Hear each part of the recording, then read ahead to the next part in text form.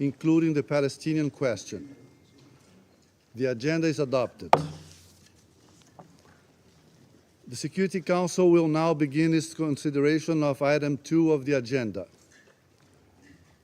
Members of the Council have before them document S/2023/773, the text of a draft resolution submitted by Brazil.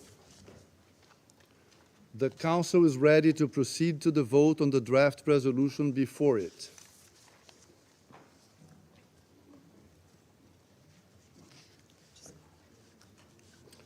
The representative of the Russian Federation has submitted amendments to the text of the draft resolution. I give the floor to the representative of the Russian Federation. Mr. President, during consultations on the 17th of October, many members of the Council sought to dissuade us to vote on our humanitarian depoliticized draft resolution.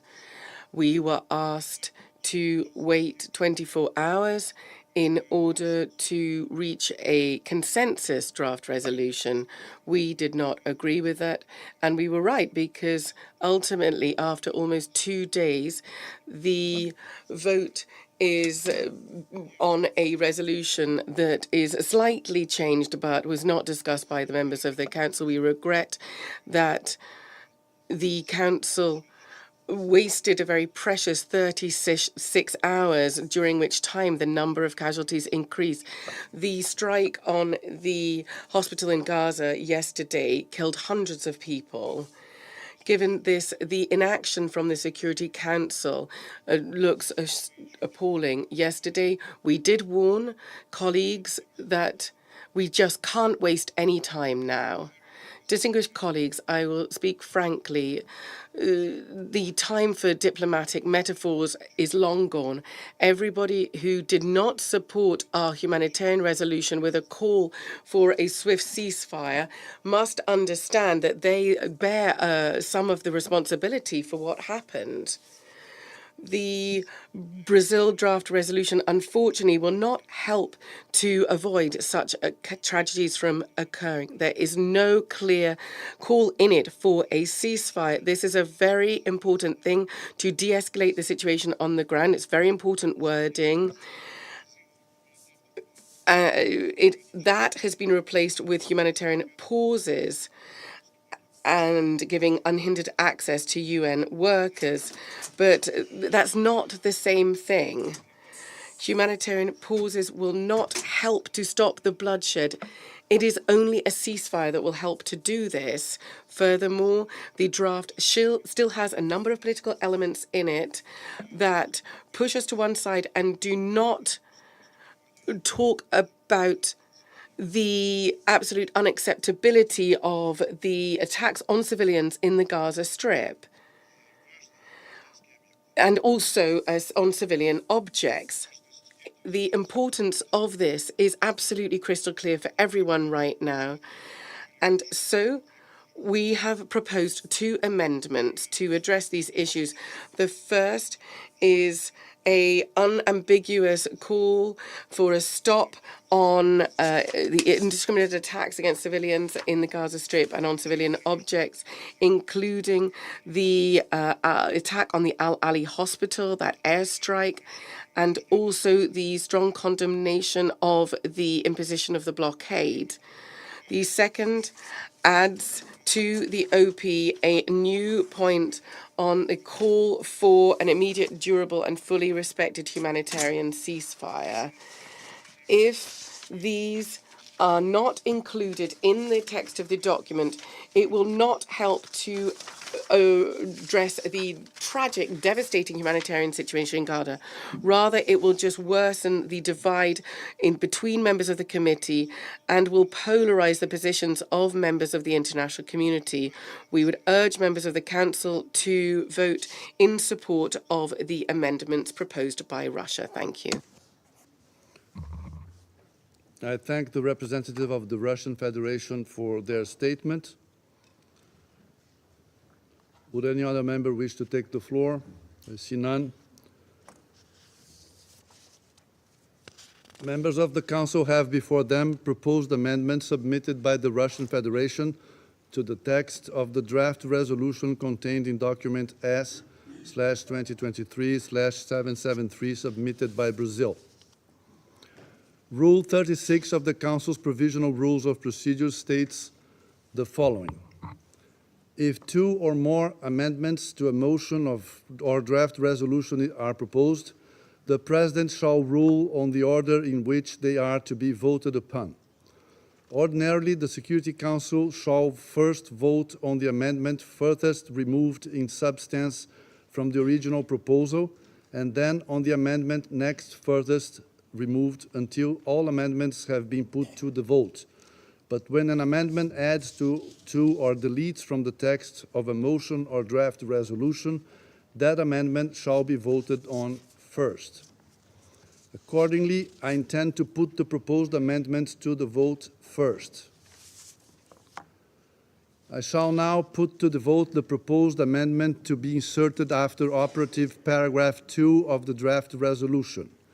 This amendment is contained in document S/2023/775. Will those in favor of the proposed amendment to be inserted after operative paragraph 2 contained in document S/2023/775 please raise their hand?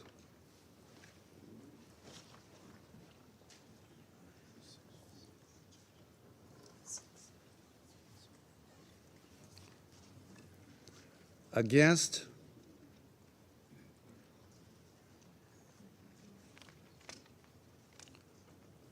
Abstentions?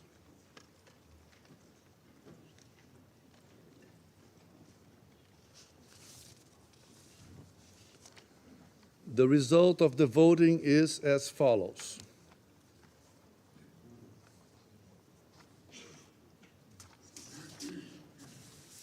Six votes in favor, 1 vote against, 8 abstentions.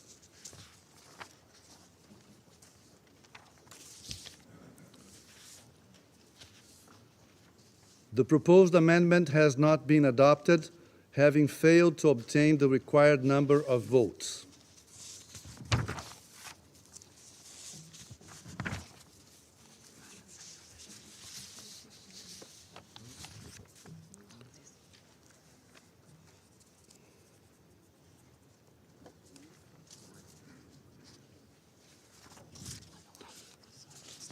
It's after. Okay. I shall now put to the vote the proposed amendment to be inserted before operative paragraph 1 of the draft resolution. This amendment is contained in document S/2023/776.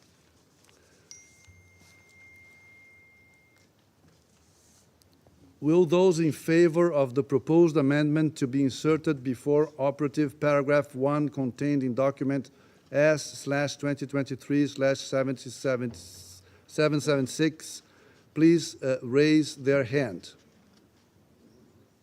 In favor.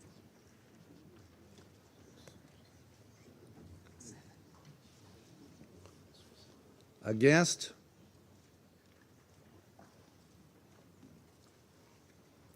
Abstentions?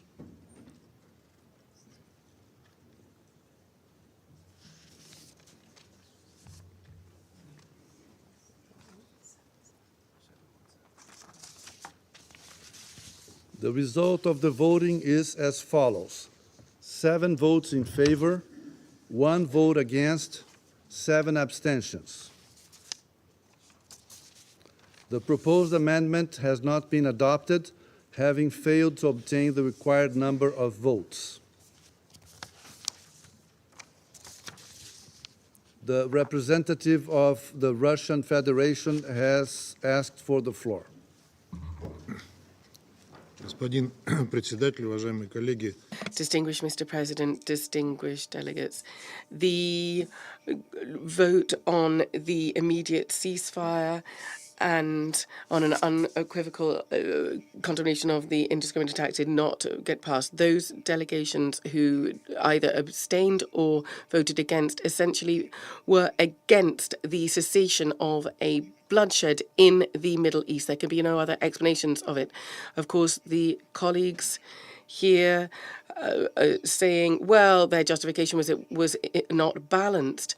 But all of these complaints are just going to be empty. You've made your choice, however, and you are going to have to bear responsibility for it to the countries, people of your countries, and to the people in the region, and the people who are living under this terrible, deadly threat. Thank you.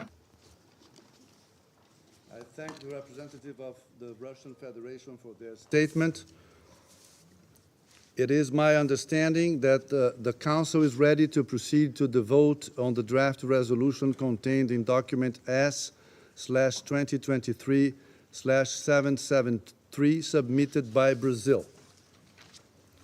I shall put the draft resolution to the vote now. Will those in favor of the draft resolution contained in document S/2023/773 please raise their hand?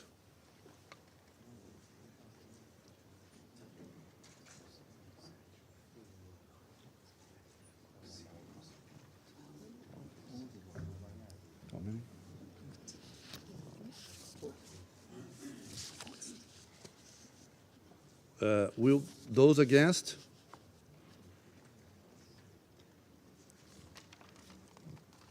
Abstentions?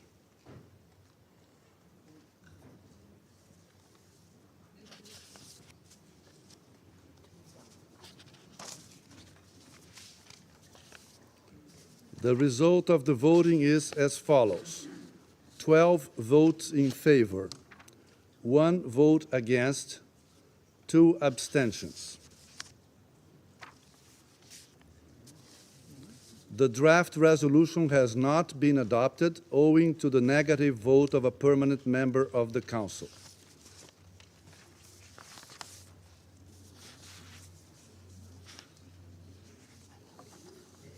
No.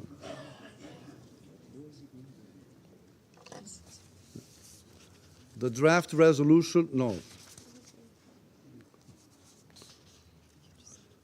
I now give the floor to those members of the Council who wish to make statements after the vote. Right.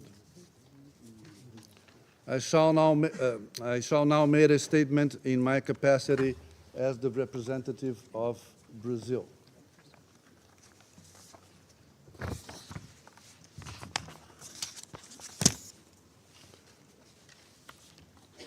Dear colleagues, at last Friday's closed consultations, Council members asked for Brazil's leadership in our capacity as Presidents in October to facilitate a Council response to the escalating crisis in Israel and Palestine, in particular its humanitarian aspects. We heeded the call with a sense of urgency and responsibility. In our view, the Council had to take action and to do so very quickly. Council paralysis in the face of a humanitarian catastrophe is not in the interest of the international community. Therefore, throughout last weekend and the following days, we worked very hard through extensive and collaborative engagement with Council members to help build a unified position. While making a good faith effort to accommodate different, sometimes opposing positions, our focus was and remains on the critical humanitarian situation on the ground. Political realism guided us, but our sight was always set on the humanitarian imperative. Exactly as in other very sensitive files on the Council's agenda in which Brazil had a special role to play, international humanitarian law and human rights law provided a clear framework for action. Our proposed text unequivocally condemned all forms of violence against civilians, including the heinous acts of terrorism by Hamas and the taking of hostages. It called for their immediate and unconditional release. It also called on all parties to strictly abide by their international legal obligations, in particular those relating to the protection of civilians, civilian infrastructure, and humanitarian personnel. The draft resolution also stressed the urgent need for humanitarian access to civilians. The text incorporated urgent and multiple calls by the UN and many other actors for humanitarian pauses to allow for the delivery of aid and the voluntary safe passage of civilians. It encouraged the establishment of humanitarian corridors and other mechanisms to facilitate the smooth delivery of aid. The draft further reflected the ethical necessity to provide civilians in Gaza with electricity, water, fuel, food, and medical supplies. The necessity to be protected from forced relocation when the prevailing conditions on the ground do not ensure a safe and secure displacement. Thus, faced with heinous terrorist acts against Israeli civilians, with the forceful reaction to such acts and an ever-growing humanitarian disaster imposed on Gaza, the Council response we proposed was robust and balanced. We are grateful to all Council members who engaged with us since last Friday and demonstrated a sincere and practical commitment to multilateralism. Sadly, very sadly, the Council was yet again unable to adopt a resolution on the Israeli-Palestinian conflict. Again, silence and inaction prevailed, to no one's true long-term interest. While we deeply regret that collective action is made impossible in the Security Council, we do hope that efforts by other actors will yield positive results. They must be prompt, effective, and substantial. Hundreds of thousands of civilians in Gaza cannot wait any longer. Actually, they have waited for far too long, to no avail. I thank you. I resume my function as President of the Council. And I'll give the floor to the Russian Federation. Mr. President, dear colleagues, we have just been witnesses once again of hypocrisy and the double standards of our American colleagues, not standing in principle in the Security Council. They really did not want to have any solution found here. So because of this, they had to just be very obvious as to what their intentions were before us here all today. Now, I'm not going to waste your time on going on about this. I think it's crystal clear what's happened, but I would just like to talk about what the head of Lockheed Martin, James Head, said yesterday, talking to the American media. He said there's no point in restraining Israel from any military actions. What is the point in the future development of our military-industrial complex, which will increase by at least 2% of GDP? There are conflicts which need to be resolved with arms, and we are prepared to provide these arms, these weapons, end of quote. As we say, no comment. Really, that is the very essence of the US's policy in the region and the Pacific region. We do hope that thanks to that, our international partners, after today's vote, will have no illusions about that and what they're intending whatsoever. Thank you. I thank the representative of the Russian Federation, and I give the floor to the representative of the United States. Thank you, Mr. President. Colleagues, as we meet, President Biden is in the region. His trip is a clear demonstration of the fact that the United States is actively engaging at the highest levels to secure the release of hostages, to prevent the conflict from spreading, to stress the need to protect civilian lives, to address the humanitarian crisis facing Palestinians in Gaza, and to demonstrate to the Israeli people that the United States stands with them in their time of sorrow and need. We are on the ground doing the hard work of diplomacy, and while we recognize Brazil's desire to move this text forward, we believe we need to let that diplomacy play out, especially when Secretary General Guterres, President Biden, Secretary Blinken, and regional actors are engaged in intensive dialogue on the very issues we are deliberating on today. Yes, resolutions are important, and yes, this Council must speak out, but the actions we take must be informed by the facts on the ground and support direct diplomacy efforts that can save lives. The Council needs to get this right.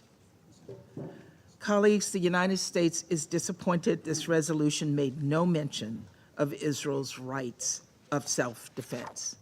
Like every nation in the world, Israel has the inherent right of self-defense as reflected in Article 51 of the UN Charter. Following previous terrorist attacks by groups such as Al-Qaeda and ISIS, this Council reaffirmed that right. This text should have done the same. Though we could not support this resolution going forward, we will continue to work closely with all Council members on this pressing issue, just as we will continue to reiterate the need to protect civilians, including members of the media, humanitarian workers, and UN officials. And when I talk about the protection of civilians, I mean all civilians. The United States is horrified and saddened by yesterday's explosion at the Ali Arab Hospital in Gaza. We mourn this tragic loss of life. On the humanitarian front, we are working with Israel, its neighbors, the United Nations, and other partners to address the humanitarian crisis in Gaza. It is critical that food, medicine, water, and fuel begin flowing into Gaza as soon as possible. Families, the elderly, and children are in dire need. Let's be clear. Hamas's own actions have brought this on, this severe humanitarian crisis in Gaza. And Hamas has caused so much needless suffering, death, and destruction. Every member state should condemn Hamas's terrorism and cruelty, and every member state should call on Hamas to cease its endless barrage of rockets against Israel. This is not complicated. It's not controversial. This is the bare minimum. Colleagues, at this difficult moment, let us all call for the protection of civilians and unequivocally condemn Hamas. Let us all affirm Israel's right of self-defense and support the urgent diplomatic efforts underway. Let us stand with the UN and other partners as they work to alleviate the humanitarian crisis facing Palestinians in Gaza. And let us all support equal measures of justice and freedom for Israelis and Palestinians alike. Thank you, Mr. President. I thank the representative of the United States, and I give the floor to the representative of Malta. Thank you, President. Malta voted in favor of the draft resolution tabled by Brazil. Malta has also abstained on the two amendments proposed by the Russian Federation. Although we have no issue with the substance, we saw no reason to alter a well-crafted resolution that rests on a delicate balance and that sought Council unity on this critical matter. We deeply regret that We deeply regret that the draft resolution was not adopted and remain gravely concerned at the highly volatile situation in Israel and Gaza. Notwithstanding this decision, the Council must critically remain seized with the matter and strive to work towards constructive steps which prioritize the protection of civilians and prevent any potential regional conflagration. Within this context, Malta unequivocally condemns in the strongest possible terms the barbaric terrorist acts perpetrated by Hamas on Israeli soil and against the people of Israel. Malta emphasizes that Israel has the right to self-defense in the face of such violent and indiscriminate attacks. It has the right and obligation to protect its territory and its people in line with humanitarian and international law and the principles of distinction and proportionality. We also reiterate our call on Hamas to unconditionally and safely release the hostages immediately. President, we deeply regret that casualties of this war have already included numerous medical, humanitarian, and UN staff. Hundreds were killed in yesterday's horrific strike on the Al-Ahli Baptist Hospital in Gaza that was sheltering thousands of displaced. Such actions are deplorable. They are a blunt breach of international law, which categorically prohibits endangering civilians, medical staff, and humanitarian establishments. This is the inevitable result of the military operations that are being conducted in Gaza, one of the most densely populated places on earth. Decisions to cut off electricity, water supply, and refuse supplies of aid and fuel are also deeply concerning and are leading to catastrophic results. The evacuation order, which displaced over 1 million people to South Gaza, has had serious humanitarian consequences. Such decisions are inconsistent with international humanitarian law and must be rescinded. Malta also stresses the crucial importance that there be a rapid, unhindered humanitarian access to Gaza and urges the immediate establishment of humanitarian corridors in this regard. At this juncture, the importance of preventing a regional spillover is critical. It is therefore imperative for all parties to exercise maximum restraint and fully comply with the norms of international law. Our efforts moving forward must be steadfast in aligning with a just and comprehensive resolution of the Middle East conflict. Thank you. I thank the representative of Malta for their statement, and I now give the floor to the representative of China. 谢谢。 Thank you, Mr. President. Mr. President, the night before last, I already gave a comprehensive account of China's views on the current situation in Palestine and Israel. In the next emergency meeting, I shall elaborate on China's position. I shall focus on China's position on today's vote, on the fact that the draft resolution failed to be adopted, and our reaction is that of shock and disappointment. The night before last, the Russian resolution focused on the situation in Palestine and Israel, focusing on the protection of civilians. And that resolution adopted received a lot of support from countries. However, some countries have chosen to cast a negative vote. The reason given at the point was that they were actually more intended to base their positions on the resolution tabled by Brazil, so as to get more time to deliberate. The colleagues from Brazil and other colleagues have agreed to that request by postponing the meeting for another 24 hours. And now it's been proposed again to this point. Over the past 40 hours, they have neither commented on nor expressed opposition to the Brazilian draft, and which led us to expect that today, hopefully, they will vote in favor of this resolution, and the Council will be able to adopt the resolution favorably. However, the final result of the vote is nothing short of unbelievable. It is also the belief of China that the Brazilian resolution still has rooms for improvement. It should send a strong message asking for ceasefire and protection of civilians so as to prevent humanitarian catastrophe. Therefore, China has proposed amendments that are intended to improve the draft, while at the same time agreeing with the Russian amendments on the Russian amendment, the fact that it failed to be adopted, we are simply very disappointed. That being the case, in view of the fact that the situation in Gaza is deteriorating rapidly, what happened yesterday, that is the airstrike on the hospital and things like that, resulted in civilian casualties in the hundreds. Therefore, the Council has to take rapid actions. China condemns strongly the airstrike against hospitals, and we urge Israel to effectively abide by the obligations under the international humanitarian law. We call for ceasefire and protection of civilians so as to prevent further civilian casualties. The draft resolution tabled by Brazil in general reflects the general view of the international community, representing the initial steps to be taken by the Council to achieve a ceasefire.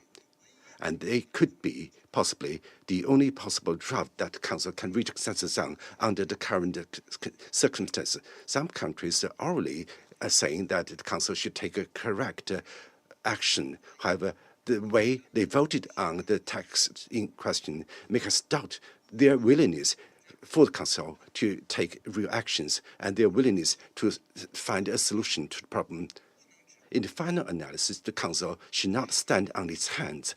The current situation in Gaza is escalating. More and more civilians are paying the prices with their lives and bearing the brunt of the conflict. And therefore, on the question of ceasefire and cessation of hostilities and protection of civilians, the Council has to effectively shoulder its responsibility and play its due role. Thank you. I thank the representative of China for their statement, and I now give the floor to the representative of Mozambique. Mr. President, Mozambique wishes to commend Brazil and your presidency for the excellent leadership in conducting this work, which is thorny but important. We also thank you for providing the Security Council with a very valuable text. We have voted in favor of the draft resolution. We deeply regret that the draft could not be adopted due to a veto. In voting in favor, Mozambique wishes to express our deep concern over the outbreak and escalation of violence and deterioration of the situation in Gaza, and consequently, the unfolding humanitarian crisis. Moreover, we are deeply concerned about the human lives that are being lost on a daily basis since the conflict erupted. The civilian population, mainly children, women, and the elderly, are suffering the most from the atrocities and grave effects of this war.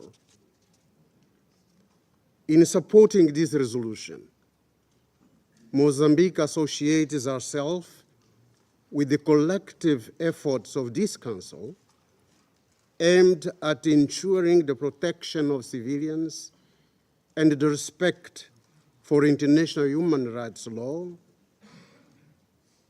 international humanitarian law, the Geneva Convention, as applied to this conflict both in Gaza and in Israel. It is our strong call that humanitarian aid must reach the needy populations in Gaza. That includes the provision of essential goods and services, as well as medical supplies.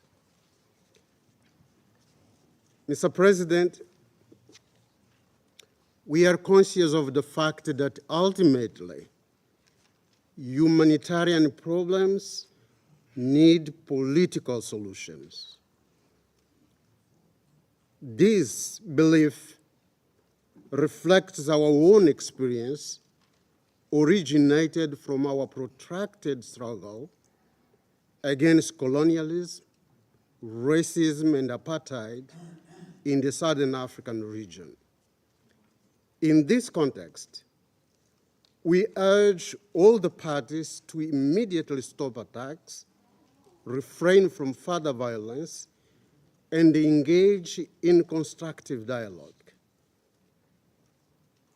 Mozambique firmly believes that Israel and Palestine can only resolve their differences through dialogue. We hold the view that peace is always possible if the conflicting parties are genuinely willing to follow the path of justice and tolerance. We therefore wish to reiterate our appeal to the members of this Council to redouble our efforts toward a sustainable solution to the Israeli-Palestine conflict.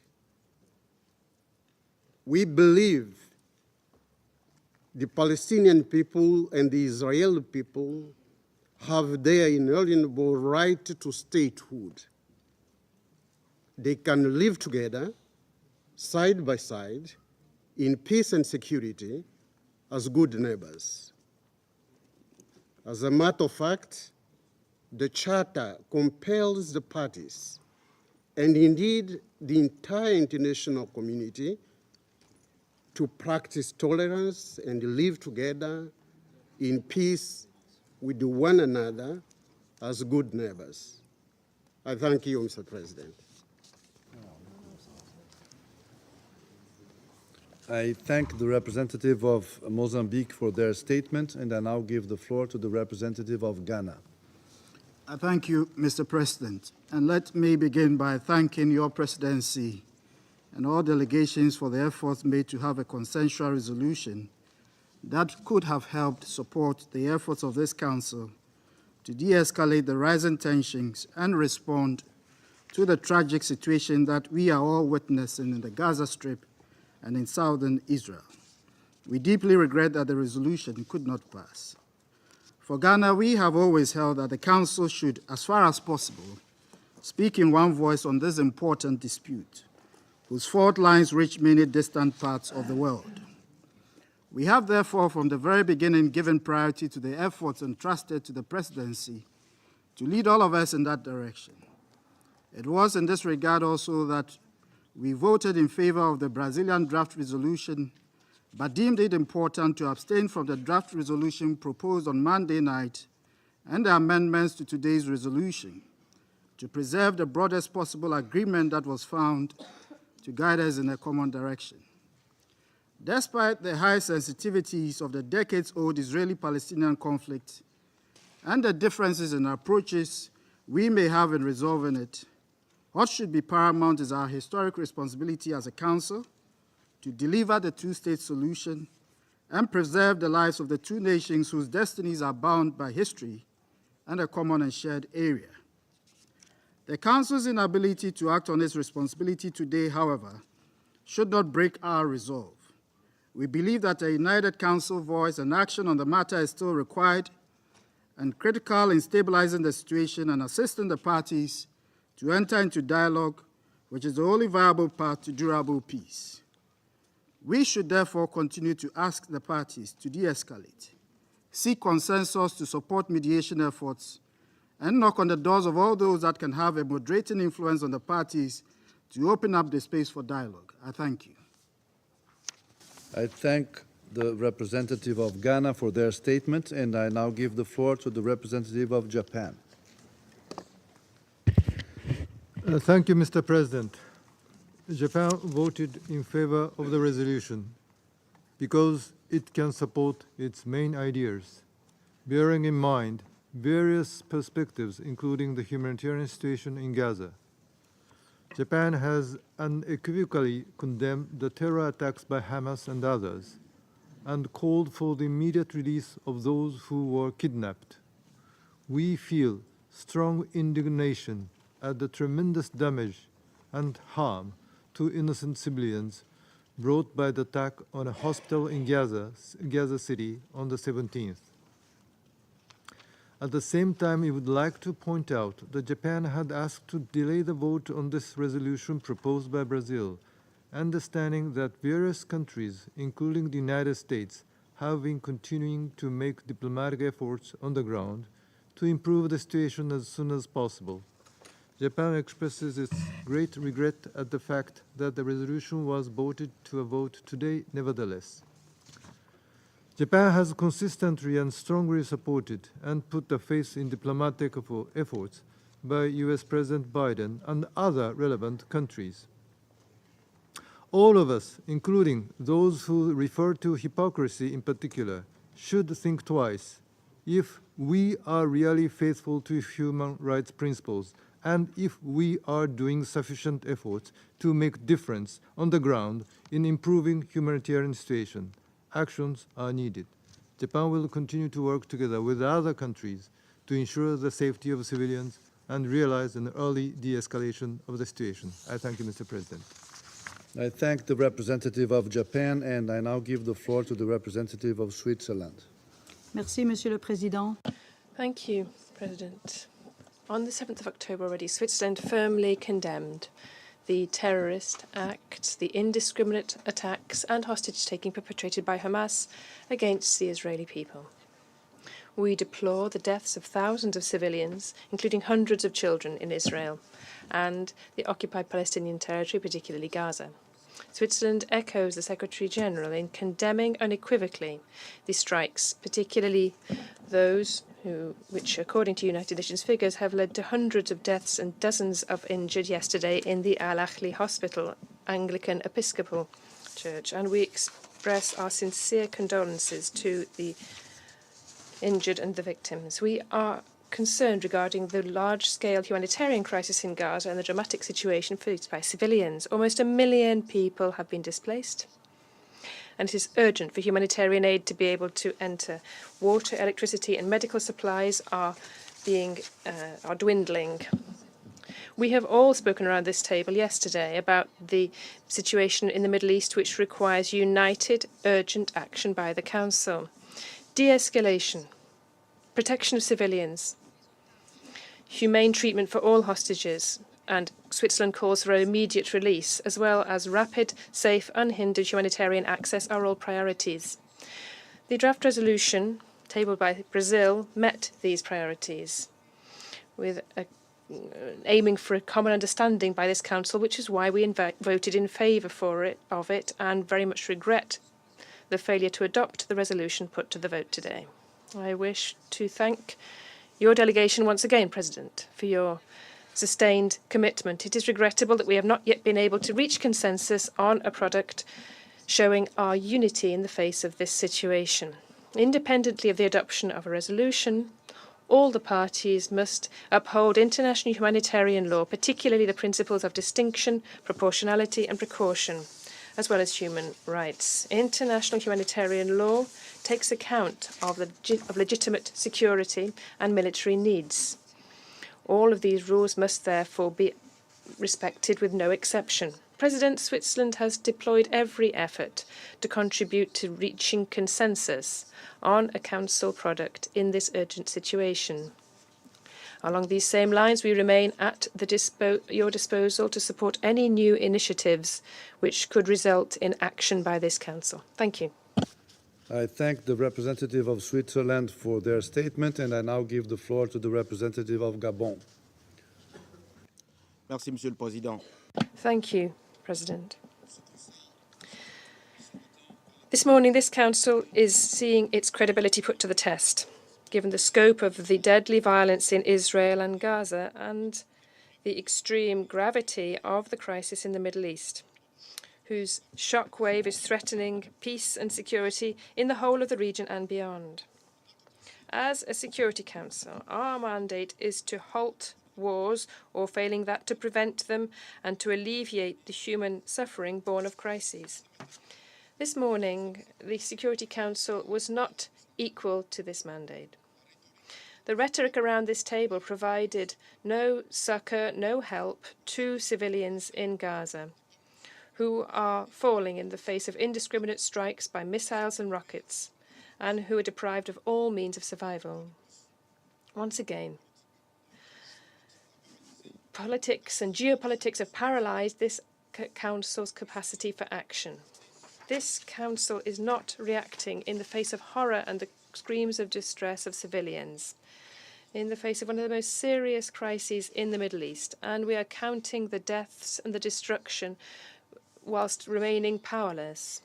This Council has not provided any coherent response to provide a glimmer of hope to the children, the women, the hostages, and the peoples of the world who were watching our deliberations for their survival and for saving them. My country voted in favour of the draft resolution tabled by the Brazilian presidency and the 2 amendments proposed, because it is crucial and urgent to act, having issued strong condemnations of the barbaric attacks against Israel on the 7th of October last, and recognised Israel's right to legitimate defence, whilst upholding the principles of proportionality and distinction with regard to combatants and civilians.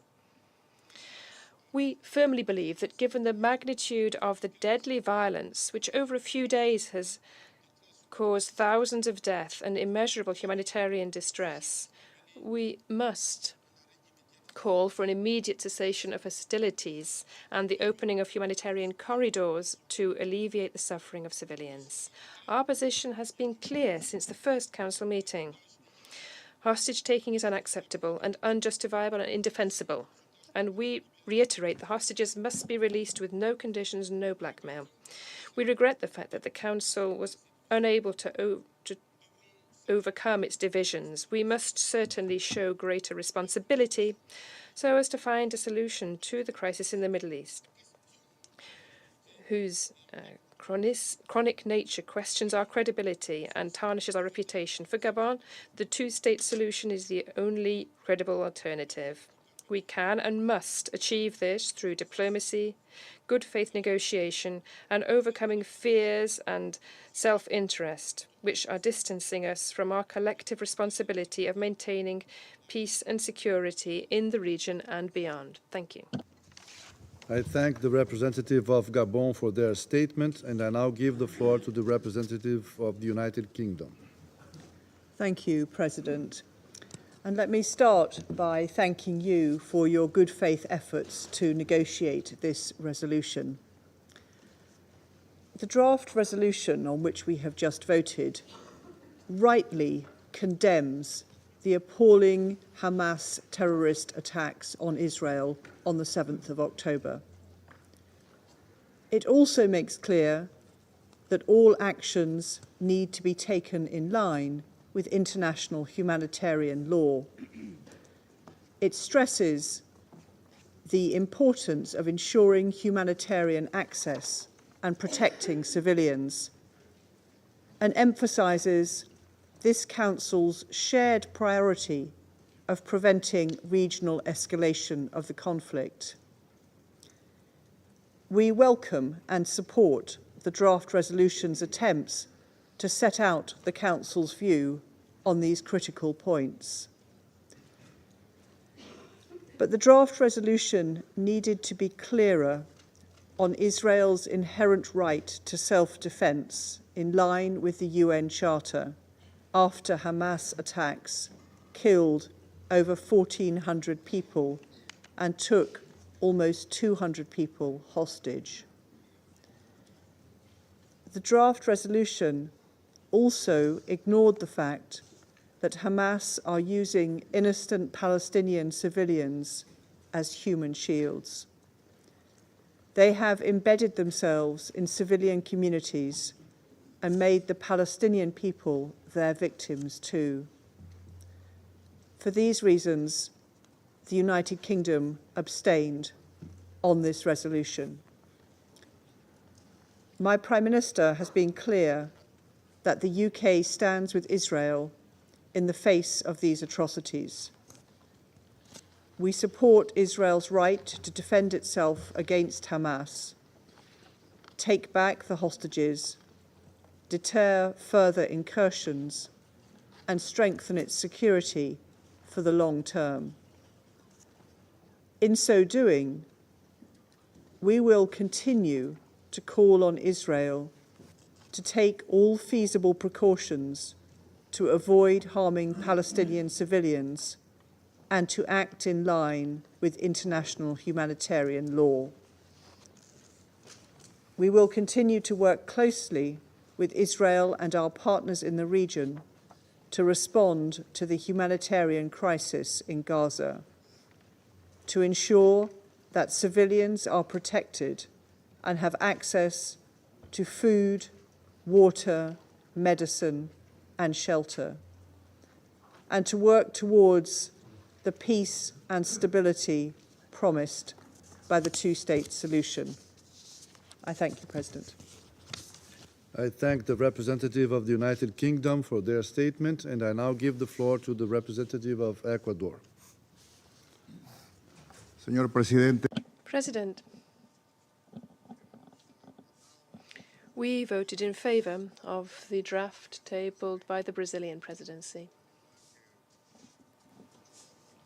as did many other members of this council. It was the result of a constructive collective negotiating process by all members of the council. And we are convinced that the collective work and negotiation in good faith are indispensable for effective multilateralism. And these are the best way to fulfill the responsibilities placed upon us. We fully believe, President, that the Council cannot continue in silence in the face of events which are clearly a threat to international peace and security, and which are already having serious humanitarian consequences. The Brazilian presidency's draft includes elements which are necessary in the face of a situation which is worsening by the minute. The credibility of the Council depends upon our decisions at times like this. In this regard, Ecuador abstained with regard to the amendments, since these are elements which are covered in the resolution. We regret the fact that once again the Council was unable to adopt a resolution through the use of the veto. But this is not the end of our efforts. We will do everything within our reach to ensure that the Council can very soon pronounce itself and act with regard to this conflict. President, on the 24th of September 1973, the Ecuadorian Chancellor Antonio Lucio Paredes spoke before the General Assembly and said, and I quote, that it is necessary for the actions of the great powers which in one way or another support the parties to the conflict in the Middle East be guided towards seeking solutions to establish constructive peace and do not hamper possible agreements and understandings. The Middle East conflict, because of its explosive nature, compels the United Nations to tirelessly attempt to bring an end to it. Close quote. These words remain valid, even though they were said over 50 years ago. Thank you very much. I thank the representative of Ecuador for their statement, and I now give the floor to the representative of Albania. Thank you, Mr. President. We thank Brazil for their efforts, the diligence in providing time, and the continued engagement with all the Security Council members. The text came at a very critical moment, not only for the conflict between Israel and Hamas, and the huge impact it's having on civilians, but also for the revived dangers for the region and beyond. Albania voted in favor because the text responded to core objectives on the issue and to our coherent and principled position. It strongly and unequivocally condemned Hamas and its indefensible terrorist attacks on Israel on 7 October 2023. It called for the immediate release of the hostages, which should remain a humanitarian priority, as the Secretary General called upon Hamas last Sunday. They should be released immediately and unconditionally. It provided for the protection of civilians in accordance with international humanitarian law and the flow of the humanitarian aid to all those in need. It also supports the regional and international efforts for a solution on the ground and embraces a diplomatic solution to the crisis. In this respect, we commend the very active engagement at every level by the United States and others to finding the best solutions on the ground. While we supported the draft, Albania reaffirms its position in full support of Israel and its right to self-defense, like every other nation under attack, which the resolution falls short to mention. I thank you. I thank the representative of Albania for their statement, and I now give the floor to the representative of the United Arab Emirates. Mr. President, it is perhaps beyond me to put into words the abject horrors we are witnessing in Gaza. That is why the United Arab Emirates fully supported the Council to take action today, and we still support that the Council does take action on this situation. For more than 140 years, the Al Ahli Baptist Hospital has provided medical care and shelter for generations of Gazans. Yesterday, more than 500 Palestinians were killed in a strike that hit the hospital. Each passing hour of this ruinous war makes a mockery of these principles of international humanitarian law. Gaza is laid to waste, and nobody feels safe. We call for a full, independent investigation into this incident, and for those who are responsible to be held accountable. As we verify information about the strike, one fact still remains indisputable. More Palestinians have died in this outbreak of violence than in any other in the history of the conflict. In less than 2 weeks of bombardment, more than 3,500 Palestinians have been killed and more than 14,000 injured. Will we continue to sit here and compare the casualties on both sides? We support no less than a full humanitarian ceasefire. We don't ask for this to be done at the expense of Israel's security, but so that people may tend to their wounded, bury their dead in dignity, and begin putting their lives back together. This ceasefire is also crucial so that vital humanitarian aid may enter and aid workers do their work safely. Mr. President, Hamas is indeed responsible for sparking this latest fire that is now engulfing the streets of Arab capitals around the region. We have called them out on this openly for the heinous attacks on the 7th of October. But make no mistake, the kindling was already there, fueled by decades of violent dehumanization, dispossession, and despair. That is why we cannot, however convenient, lose sight of the context of this crisis, the longest-going occupation in the world today of a people that do not wish to be ruled and have been let down again and again and again by all of us. Mr. President, the UAE voted for this resolution not because it is a perfect text, but because it clearly states basic principles which must be upheld and which this Council is obliged to reinforce and uphold. We really thank Brazil and its delegation for their efforts, and we remain hopeful that in the coming days we can unite behind a resolution, and that also in parallel diplomatic efforts led by the United States help lead us all off this brink that we are edging towards. As I and others said yesterday, the current escalation must drive all of us, but most importantly, Israelis and Palestinians, to the urgent work of achieving the two-state solution. Let me be clear, the only alternative to that is the violence we see right now. 3 years ago, my country established diplomatic relations with Israel. The Abraham Accords are grounded in a simple but enduring truth that peace and dialogue are better than violence and enmity. Along with our Israeli and American partners, we sought a new Middle East where coexistence and cooperation deliver prosperity, security, and peace for all. The indiscriminate damage visited upon the people of Gaza in pursuit of Israel's security risks extinguishing that hope. The region is already contending with the spillover of this crisis, and the enemies of peace are unapologetic about their aims.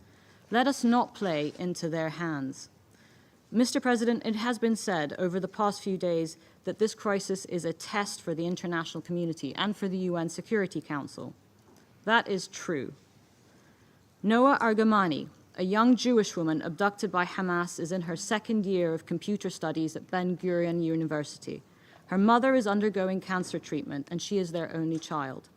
In a conversation with a journalist about the horror inflicted on this family, Yaakov recalled that in Gaza, too, families are mourning their children.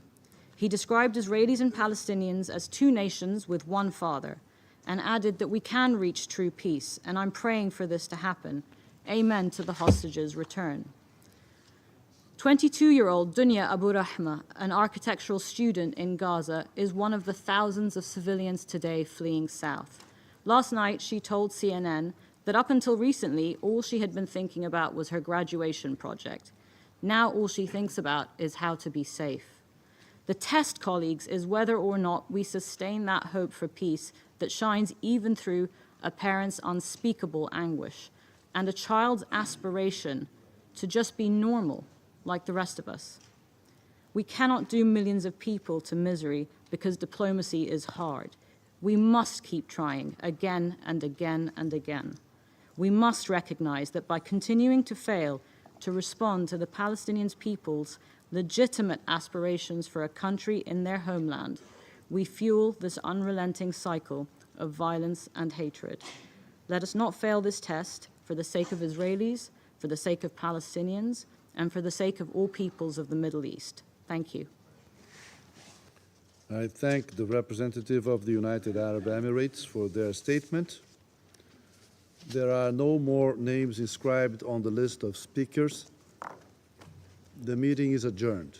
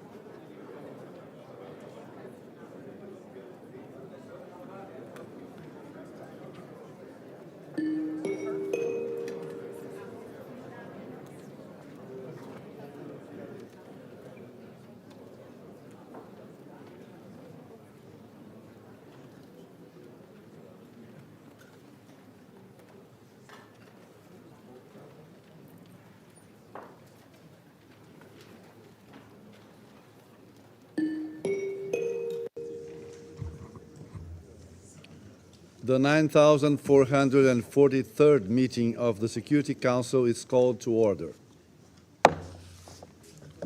The provisional agenda for this meeting is the situation in the Middle East, including the Palestinian question. The agenda is adopted. In accordance with Rule 37 of the Council's Provisional Rules of Procedure, I invite the representatives of Algeria, Egypt, Israel, Jordan, Libya, Oman, Pakistan, South Africa, Syria, and Tunisia to participate in this meeting. It is so decided. I propose that the Council invite the permanent observer of the Observer State of Palestine to the United Nations to participate in the meeting in accordance with the provisional rules of procedure and the previous practice in this regard. There being no objection, it is so decided. In accordance with Rule 39 of the Council's Provisional Rules of Procedure, I invite the following briefers to participate in this meeting. Mr. Martin Griffiths, Under-Secretary General for Humanitarian Affairs and Emergency Relief Coordinator, and Mr. Thor Wennesland, Special Coordinator for the Middle East Peace Process. It is so decided. In accordance with Rule 39 of the Council's Provisional Rules of Procedure, I also invite His Excellency Mr. Olof Skog, Head of the Delegation of the European Union to the United Nations, to participate in this meeting. It is so decided. The Security Council will now begin its consideration of the item 2 of the agenda, and I'll give the floor to Mr. Thor Wennesland. Mr. President, members of the Council, the Secretary General and I have briefed this Council extensively in private over the last days on details of the horrific and unprecedented events that have been unfolding, relaying our utter condemnation, shock and regret. I will not repeat my briefings here today, noting that I will report on the situation next week during my regular monthly briefing. My colleague Martin will brief you on the humanitarian situation.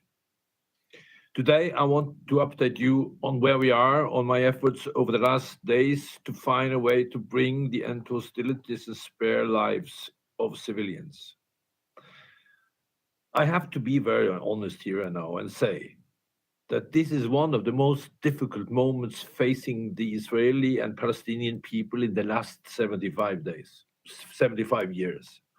The massacre and despicable acts of violence and terror perpetrated by Hamas against Israelis on 7 October are seared into our collective memories. Whole families killed, women and children abducted to the Strip and held up until this day.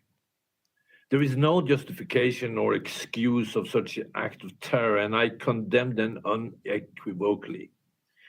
We are facing a devastating and clearly difficult challenge for the region and for the international community.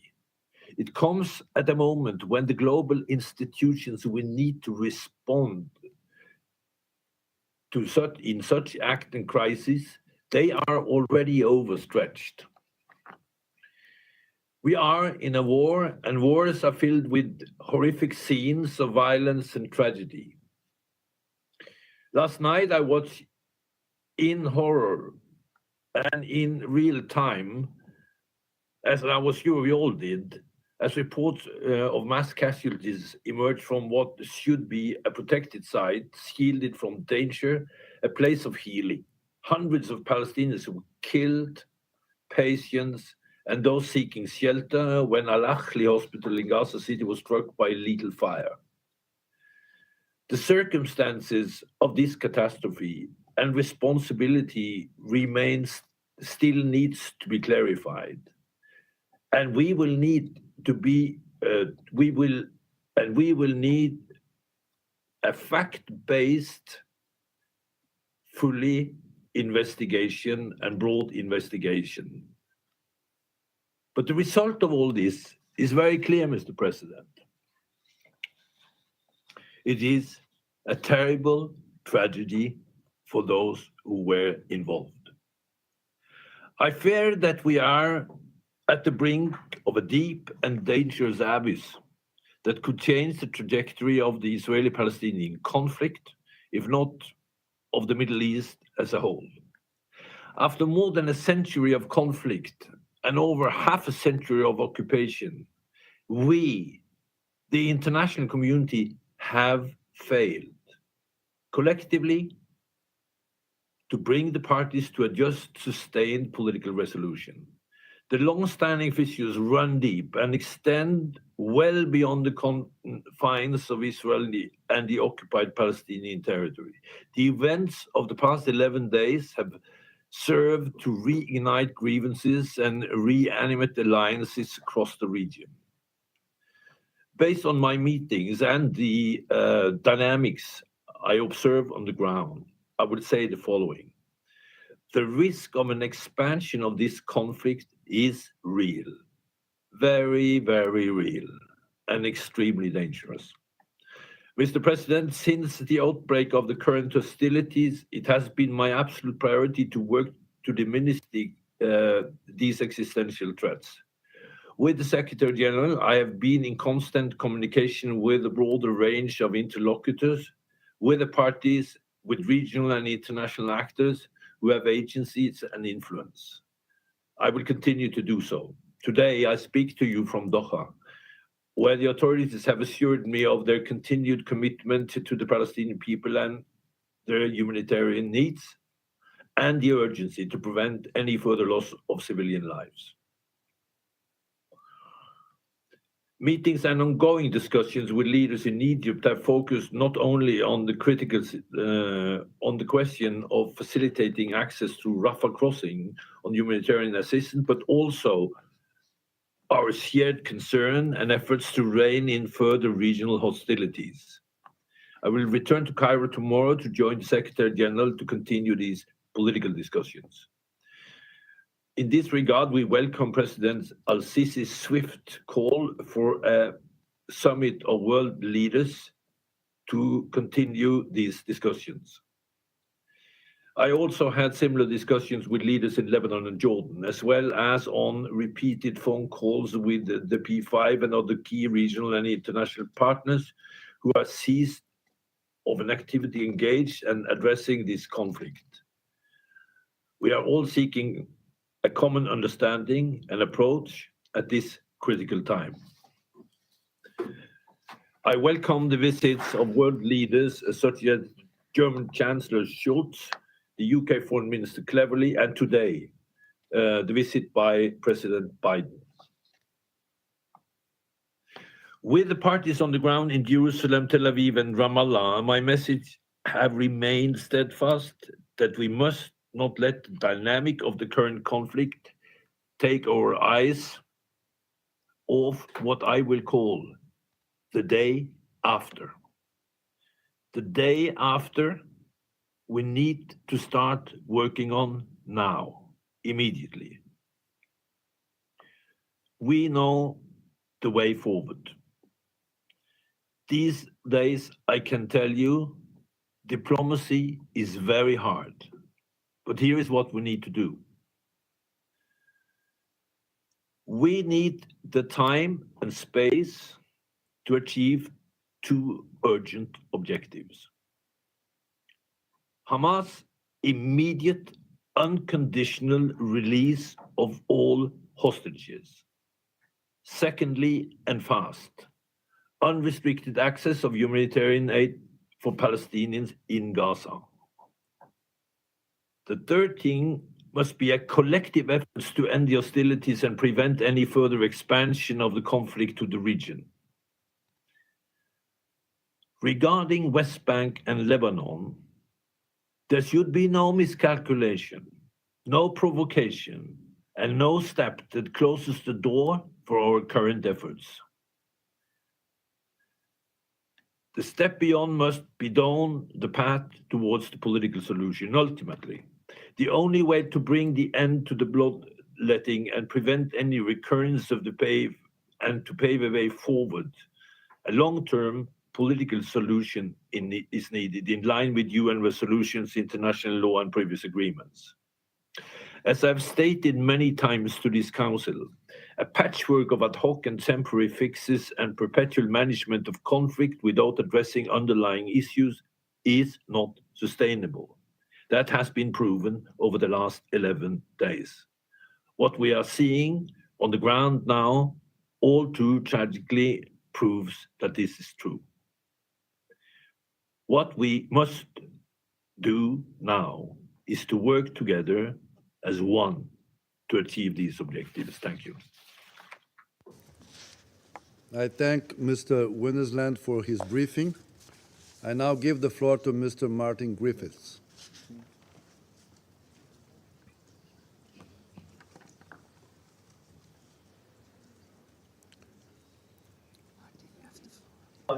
Martin, you have the floor. We can't hear you.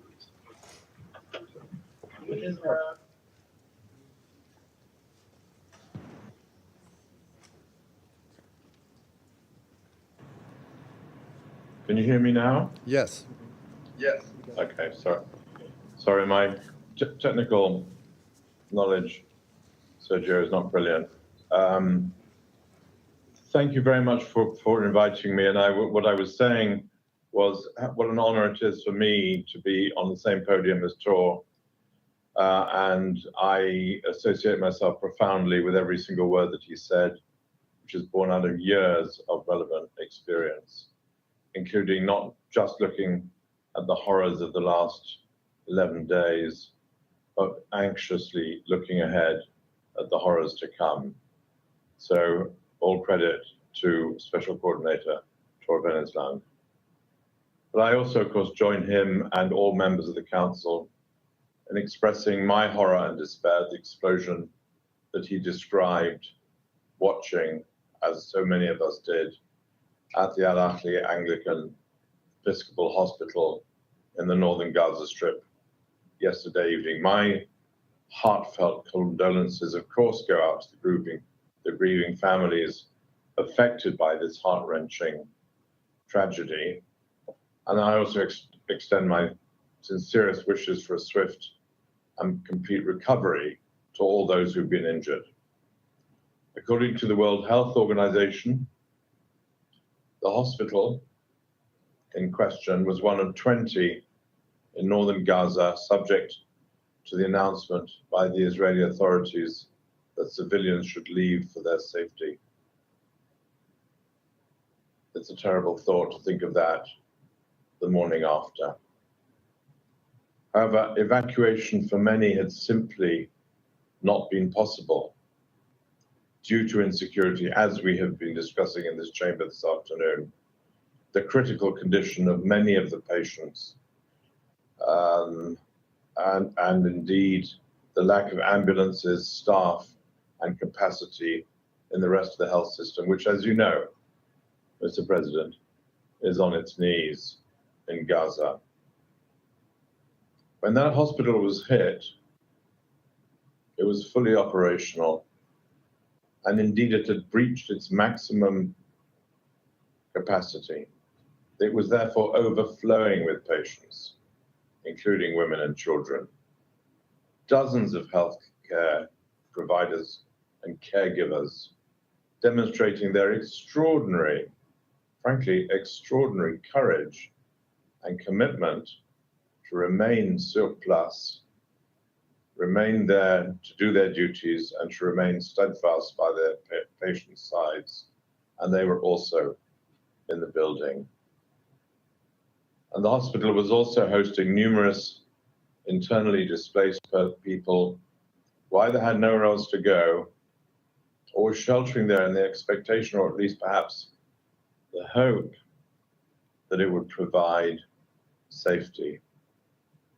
And they were wrong. So far, reports indicate hundreds of fatalities, hundreds of civilians and healthcare workers, and I associate myself with Tor's call for a fact-based inquiry to find out how this happened. Here I want to say one thing of the highest importance to all of us in the humanitarian community and those of us, all of us indeed, who are governed by the rules of war and international humanitarian law. What happened on the 7th of October in the invasion into Israel and the taking of those hostages still taken and hidden away in Gaza was simply wrong, against the law, unconscionable, unacceptable. Their unconditional release is an essential component of any return to the kind of normalcy that Lana was describing to us earlier before this session started. Since the 7th of October, 28 health workers in Gaza have reportedly been killed. 23 have been injured. There's no lack of courage. There's no lack of commitment in that population. There have been many reports of health facilities sustaining extensive damage. Indeed, the hospital itself had already been struck, as you know, on the 14th of October. Gaza's health services, as I've been hearing here in Cairo these last day or two, are being overwhelmed by the extreme challenge of meeting the healthcare needs of the rising number of wounded patients, all the while facing significant shortages of medical supplies, water, and fuel. And the destruction of that hospital yesterday heaped further pressure on this crumbling, this failing, this sad healthcare system.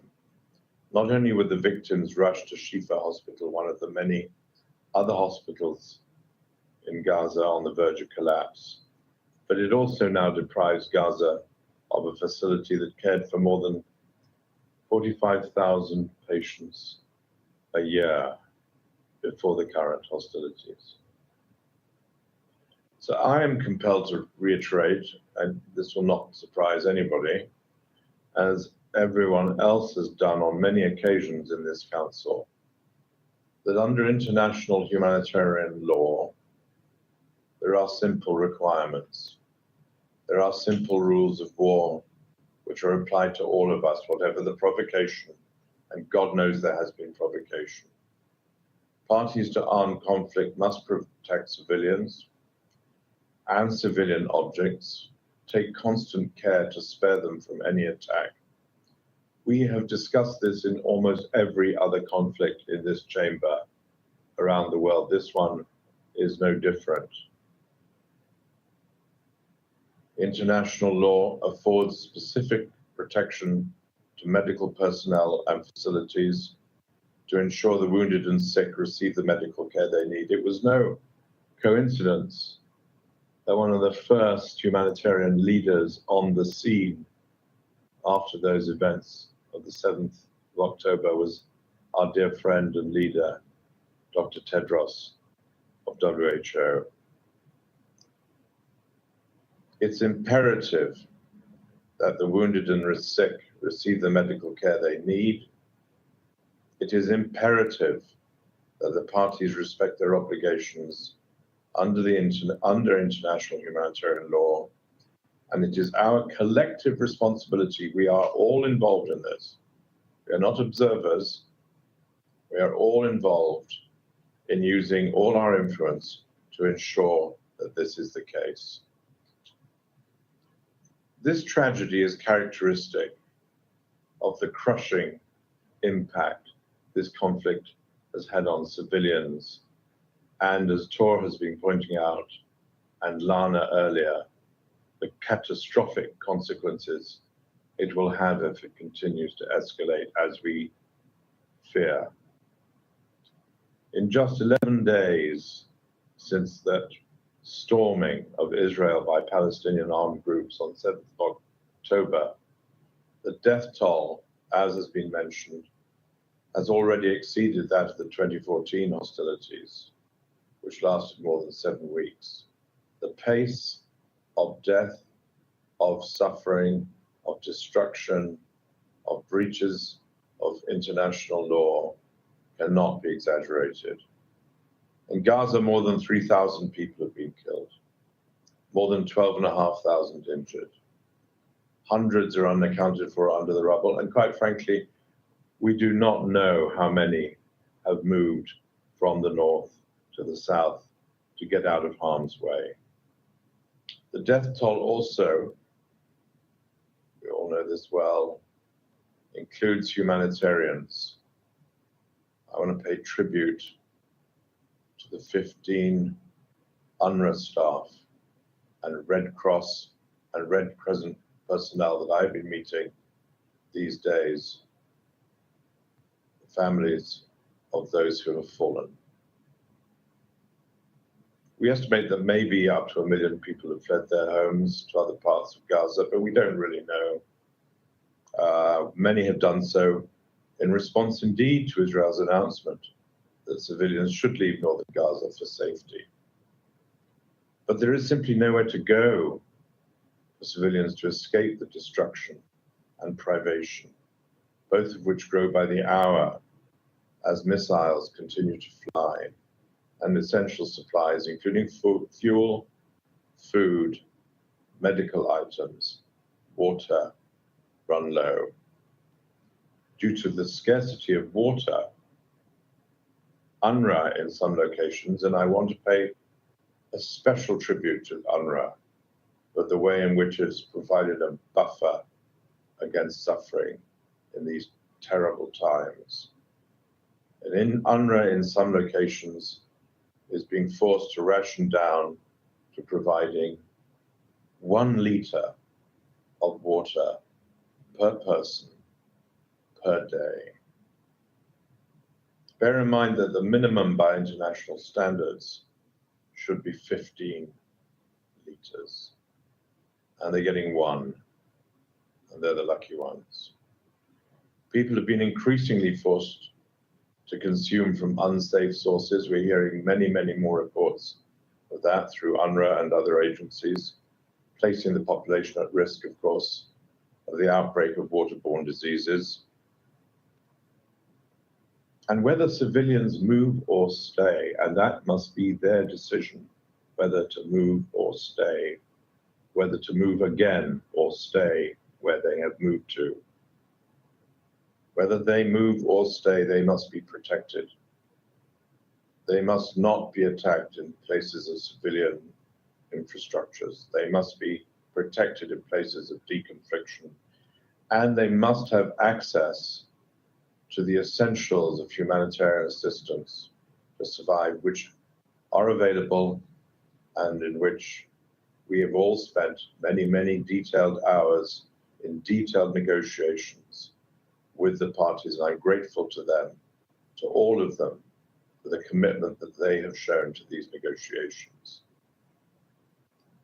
It means that the UN and the humanitarian partners, and I specifically refer to the great leadership shown, and I met their leaders today, of the Egyptian Red Crescent and the Palestinian Red Crescent, must be able to deliver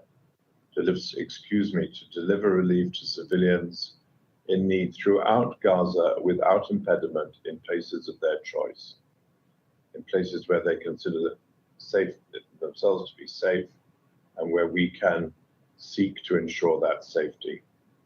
We have humanitarian supplies. We have medical teams. UNRWA has a staff of 14,000 in Gaza still bravely working under these conditions. The other agencies do. The Red Crescents, of course, have many, many, many volunteers, and they are all ready to assist the people most in need. I'm very grateful to many member states for providing very quickly emergency funding available for the immediate relief in Gaza, including from the Central Emergency Response Fund that my office runs, and the Occupied Territories Humanitarian Fund. Thank you. Thank you to all of you who stepped up so quickly. What we don't have, however, we have a lot, but what we don't have, and it's the killer, and what we desperately need is immediate safe humanitarian access across all of Gaza. And that is the burden of our discussions with key parties. We urgently need a mechanism agreed by all relevant parties to allow for the regular provision of emergency needs throughout Gaza, to get the level of distribution of assistance up to what it was before these terrible weeks of 100 trucks a day providing assistance throughout Gaza to people in need. We need to get back to that level of ambition. For that, we need additional funding for agencies like UNRWA, World Food Programme, and of course for the Red Crescents in their leadership role. And without new funding, UNRWA, already painfully, woefully lacking in funds, will not have the ability to continue to deliver core services. But as Mr. President, as Tor said, and I'm glad he did, and he made two, I think, very important points. Gaza is not the only location of concern in this deeply troubling conflict. Since the start of the latest hostilities, the situation in the West Bank has also been deteriorating, as Tor said, and he should know. Last week was the deadliest week for Palestinians in the West Bank since the United Nations started recording fatalities in 2005, while settler violence incidents also have gone up from an average of 3 incidents a day to 8. Suffering knows no borders. Widespread closures throughout the West Bank are impacting the ability of communities to access essential services, and there is a real risk of the situation spiraling out of control. What the people of Israel, Palestine, the region need, what we all need, what this Council's mandate is in existence to secure, is the sanity and humanitarian to prevail, drawing on the provisions of international humanitarian law for urgent efforts, this was Tor's second point, to arrest any further descent in this brutal calamity. Lana said it very eloquently, the worry that I suppose many of us have, where will this lead us? Where will this lead us when the fighting has taken place? Of course, we implore the parties to respect international humanitarian law. And by the way, I want to be very clear, a humanitarian ceasefire would go a long way to easing the epic human suffering. Finally, Mr. President, I know I've gone on too long. I want to conclude by expressing my deepest admiration, gratitude, and comity for the extraordinary people who are delivering life-saving and humanitarian services in Gaza, in the West Bank, as they do in so many other parts of the world. Many of whom are displaced, many have lost loved ones, many of our staff in all our agencies have had that kind of suffering. The dedication and bravery of ambulance crews, healthcare professionals, people working in hospitals and clinics, actually is a reminder of the fundamentals of humanity which drive our efforts to resolve these differences, to resolve them through diplomacy, through dialogue, through kindness, through generosity, and through accountability. I also want to express my profound personal gratitude. I have said it also already for Tor, but also to my colleague and his colleague, our Deputy Special Coordinator, Resident and Humanitarian Coordinator, somebody with a title as long as mine, Lynn Hastings, and the humanitarians who are demonstrating unwavering commitment providing essential assistance and relief. Their collective efforts, their unstinting focus on key priorities which are based on operational needs, exemplifies not just the United Nations' enduring commitment to extending hope and support, but exemplifies the commitment of the humanitarian community and its supporters, all of whom are in this room, to do the job that they have decided and resolved to choose for their lives. Sergio, Mr. President, thank you very much. I thank Mr. Griffiths for his briefing. I now give the floor to the members of the Security Council. I give the floor to the representative of the Russian Federation.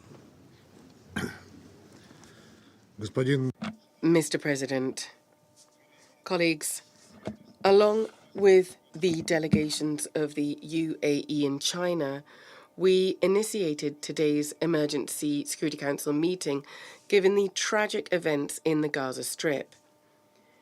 Yesterday, as a result of airstrikes, the Ali Akha hospital was destroyed in the area of Gaza City. We are deeply shocked by what occurred. The Anglican Church Hospital was one of the 20 in northern Gaza that received evacuation notices from the Israeli military.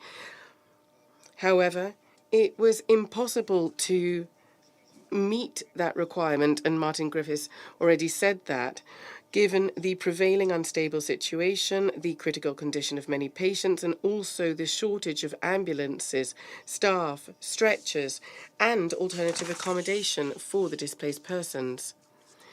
The airstrike on the hospital, according to latest reports, caused over 800 deaths and injuries. We are calling for an objective investigation to be carried out and for the perpetrators to be prosecuted. Mr. President, colleagues, this is the price of the inertia of members of the Council, many of whom have procrastinated over the past 11 days since the start of the escalation surrounding Gaza. We warned you about this on Monday when a number of members of the Council, guided by, in inverted commas, purely humanitarian considerations, but actually by purely political considerations, did not support the Russian draft on the ceasefire. Our document laid out a number of specific urgent measures designed to stop violence and civilian suffering, designed to release the hostages and to prevent the impending humanitarian disaster in that part of Palestine and avoid the conflict spilling over into other countries of the region. Given the extremely tense situation, action should have been taken very promptly. This is precisely why our draft did not contain political elements or views or a mention of any party to the conflict that might have complicated reaching agreement on it. Despite this, in full view of the international community, the UN Security Council, the primary body for the maintenance of international peace and security, was not in a position to adopt a decision that could have prevented the humanitarian tragedy in Gaza. The Council did not send a clear, robust collective signal with a call for a swift, lasting, reasonable humanitarian ceasefire. Today, we have seen the terrible fruit of this. Once again, it's become clear that the position of Washington and some other Western capitals did not allow for a natural, logical decision to be taken. This, given the current circumstances, is an absolute key humanitarian imperative, and it is the moral duty of all responsible members of the international community. Furthermore, humanitarian considerations, the norms of international law, and the root causes of why the Palestinian question has not been settled, all things we've repeatedly and insistently stressed over recent years, of course, don't count for them. Mr. President, the number of injured and dead in Israel was, or dead and injured rather, was 1,400 and 3,900 respectively. And the number of victims in Palestine was more than 2,800 and 10,800 respectively. And today, these figures are even higher. As per UN reports, 450 children have died in Gaza, and some 750 are still under the rubble of the buildings destroyed during the airstrikes. More than 2 million inhabitants of Gaza still have no water, food, medical assistance, fuel, or electricity. The only border crossing on the border with Egypt, the Rafah crossing, once again is coming under missile fire and has not been opened up for civilian evacuations or the provision of humanitarian goods. De facto, the military blockade of Gaza has held hostage 1,000 Russian citizens and members of their families. Given this very worrying situation, the UN agencies, the WHO, UNICEF, the UNFPA, with one voice condemned the strike on the Al-Ahli hospital and called for a prompt active protection of civilians and medical infrastructure. Yesterday at the briefing on the situation in Gaza, the deputy head of OCHA, Joyce Misuya, noted that the number of victims of the current escalation in the Palestinian-Israeli conflict that has gone on for 11 days has already exceeded the number of victims that were killed during the hostilities in 2014. The path to that ceasefire took some 7 weeks. This cannot fail to horrify us. Humanitarian workers are dying. The number of people forced to leave their homes in Gaza is about 1 million people. The humanitarian blockade of the Palestinian enclave is pushing the entire population to the brink. The population that de facto, right before our eyes, are being sacrificed. Mr. President, we would urge the Israeli side to prioritise international humanitarian law, at the centre of which is the lives of Palestinian citizens and critical emergency care and medical facilities. Humanitarian access should be provided without delay. We call for an immediate ceasefire and an opening of corridors to supply emergency humanitarian assistance to the affected areas of the Palestinian enclave and to evacuate civilians. An immediate cessation of violence against civilians as well, irrespective of where they live. In a number of Arab and European countries, there have been outbreaks of large-scale unrest, given the ongoing Israeli missile strikes. In this regard, we condemn the attacks on diplomatic missions in foreign countries, of foreign states. Mr. President, all that we're talking about just now is happening with the inaction of the Security Council, which is paralysed by the self-serving interests of some countries and with unilateral actions which not only have ended in complete failure but also have led to a widespread escalation of violence in the Middle East region. Mr. President, we are extremely concerned by the unprecedented scale of the humanitarian disaster in the Gaza Strip and the high risk of the conflict spillover. Assuming the UN Security Council is not able to come up with an appropriate response to these challenges, we will initiate the resumed 10th emergency special session of the UNGA on the protection of civilians in Palestine in order to have a comprehensive discussion of the situation regarding the Palestinian-Israeli conflict and ways to settle it. A letter on this for the President of the GA has already been written and it will be dispatched forthwith. Thank you. I thank the representative of the Russian Federation for their statement, and I now give the floor to the representative of Gabon.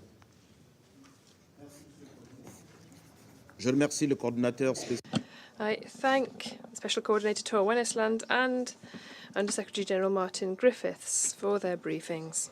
President, the airstrikes which hit the Anglican hospital in Gaza yesterday, claiming hundreds of lives and numerous injured amongst Palestinian civilians, is the reflection of the extreme brutality and gravity of the war between Israel and Hamas. Gabon firmly condemns these strikes and the responsibility for these must be established. We recall also that health units and their personnel must be protected in all circumstances pursuant to international humanitarian law. Since the barbarous, unjustifiable and unacceptable attacks of Hamas upon Israel on the 7th of October, the indiscriminate deadly violence against civilians has reached unsustainable levels. My country recognizes Israel's right to legitimate defense, which must be exercised whilst upholding the principles of proportionality and distinction between combatants and civilians. 11 days since the outbreak of hostilities, scenes of war marked by indiscriminate shelling are suffused with horror, with dramatic consequences on civilians. The dead and injured are now counted in the thousands. Atrocities against women and children and destruction are all immeasurable. In addition to the cynicism of using human shields, in addition to the rejection of hostage-taking of women and children, we at the moment are seeing millions of people under siege in Gaza, without water, food, gas or electricity, with death as their only prospect. It is time to bring an end to this deadly cycle of violence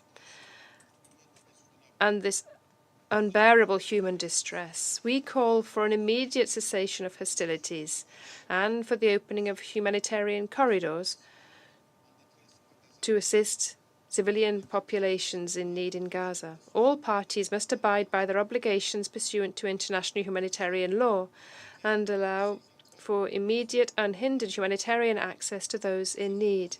I take this opportunity to pay tribute to the humanitarian personnel who are carrying out their activities courageously in difficult, hostile conditions at risk of their lives. President, the conflagration of violence between Israel and Hamas is jeopardizing peace, security and stability in the region and beyond the epicenter. The international community must exhibit greater commitment to prevent and avoid other fronts or poles of violence in the region, which would make the situation still more intractable. Exchanges of fire between Israel and Hezbollah in the south of Lebanon are, in this regard, extremely worrisome. This Council must urgently act to prevent the situation from becoming bogged down, above and beyond strategic interests for each member, above and beyond the depth of emotions.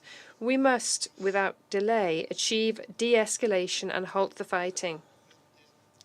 We must silence the guns. Diplomacy, dialogue and negotiation, which are at the heart of the United Nations, are the inescapable channels to achieve a solution which guarantees the rights and interests of the parties. And for Gabon, the two-state solution still has no credible alternative. Thank you. Representative of Gabon for their statement, and I now give the floor to the representative of China. 谢谢。 Thank you, Mr. President. Mr. President, I wish to thank USG Griffith and Special Coordinator Westland for their briefings.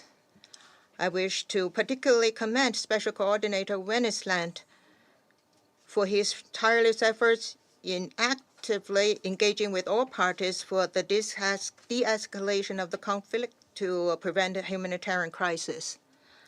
Together with UAE and the Russian Federation, China also requested this emergency meeting. The Al-Ahli hospital in Gaza was attacked, which claimed the lives of hundreds of innocent civilians. China is shocked by this heinous attack and strongly condemns it. The protection of civilians in armed conflict is a red line under international humanitarian law.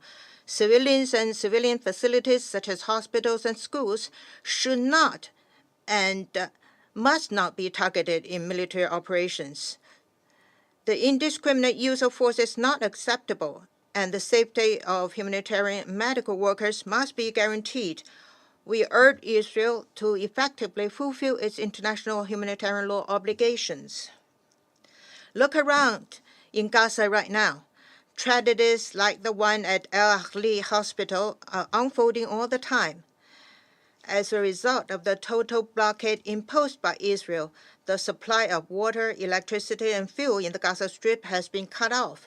The basic supplies, such as food and medicine, are dwindling and urgently needed. Tens of thousands of Gazans have been forced to move south because of the emergency evacuation order issued by Israel, but have suffered from airstrikes in the south as well. From the north to the south, Gaza is full of frightened children and desperate mothers. Under the current circumstances, there's no time to lose in protecting the safety of civilians, carrying out humanitarian relief, and preventing a humanitarian crisis. We call on Israel to lift the full blockade of Gaza, rescind the emergency evacuation order, and stop the airstrikes around the Rafah crossing.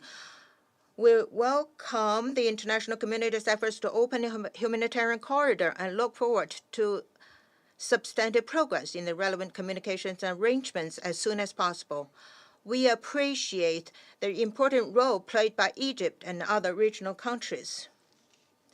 Mr. President, development over the past few days have amply demonstrated that an immediate and comprehensive ceasefire must be the overriding priority. As long as the war continues, more violations of international humanitarian law are inevitable. Without a comprehensive ceasefire, any amount of humanitarian assistance will be a drop in the bucket.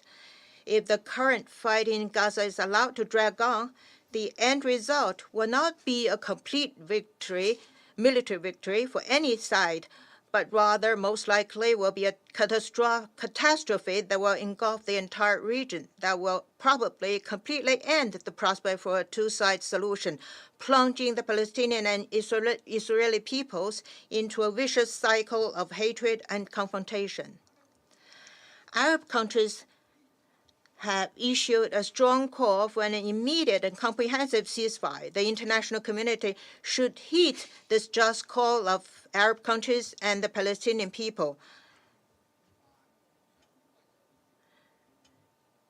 We should unite all current diplomatic efforts towards this goal. China welcomes any initiative that is conducive to easing the humanitarian crisis and reducing the suffering of civilians, and supports all efforts aimed at de-escalating the conflict and restoring peace. We hope that all parties concerned will maintain impartiality, actively leveraging their influence on the parties concerned to promote calm and restraint and work for the cessation of hostilities as soon as possible. Under the current circumstances, all diplomatic efforts should work to send a unified signal. First, there are no winners in wars. Violence for violence can only lead to more serious crises. There must be an immediate ceasefire, abundant military means, and return to the track of dialogue and negotiation.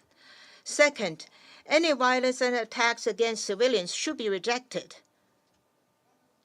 Both the Palestinians and the Israelis have the right to be free from fear, and their security should be equally protected. Third, international humanitarian law must be followed. The basic needs of the people of Gaza must be ensured. The humanitarian corridor must be opened immediately, and the hostages must be released. Fourth, the fundamental solution to the Palestinian-Israeli question lies in the implementation of the two-state solution based on relevant UN resolutions and other international consensus to achieve a comprehensive, just, and lasting settlement so that Palestine and Israel can live side by side in peace.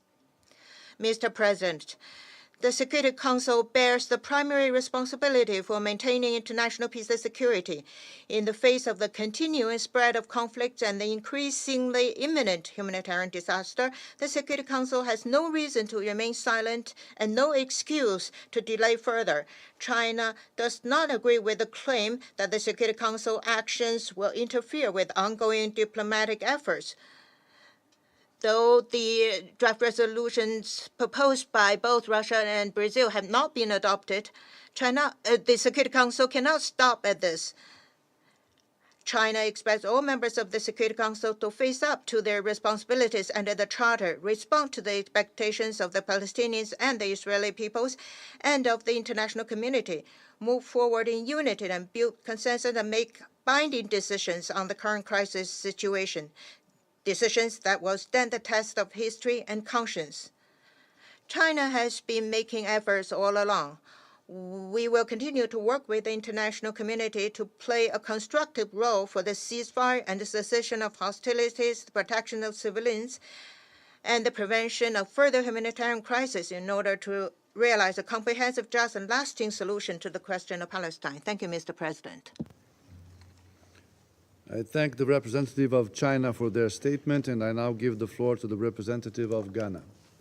Thank you, Mr. President. And we have listened carefully to the sobering briefing by Special Coordinator Tor Wennesland and USG Matthew Griffiths.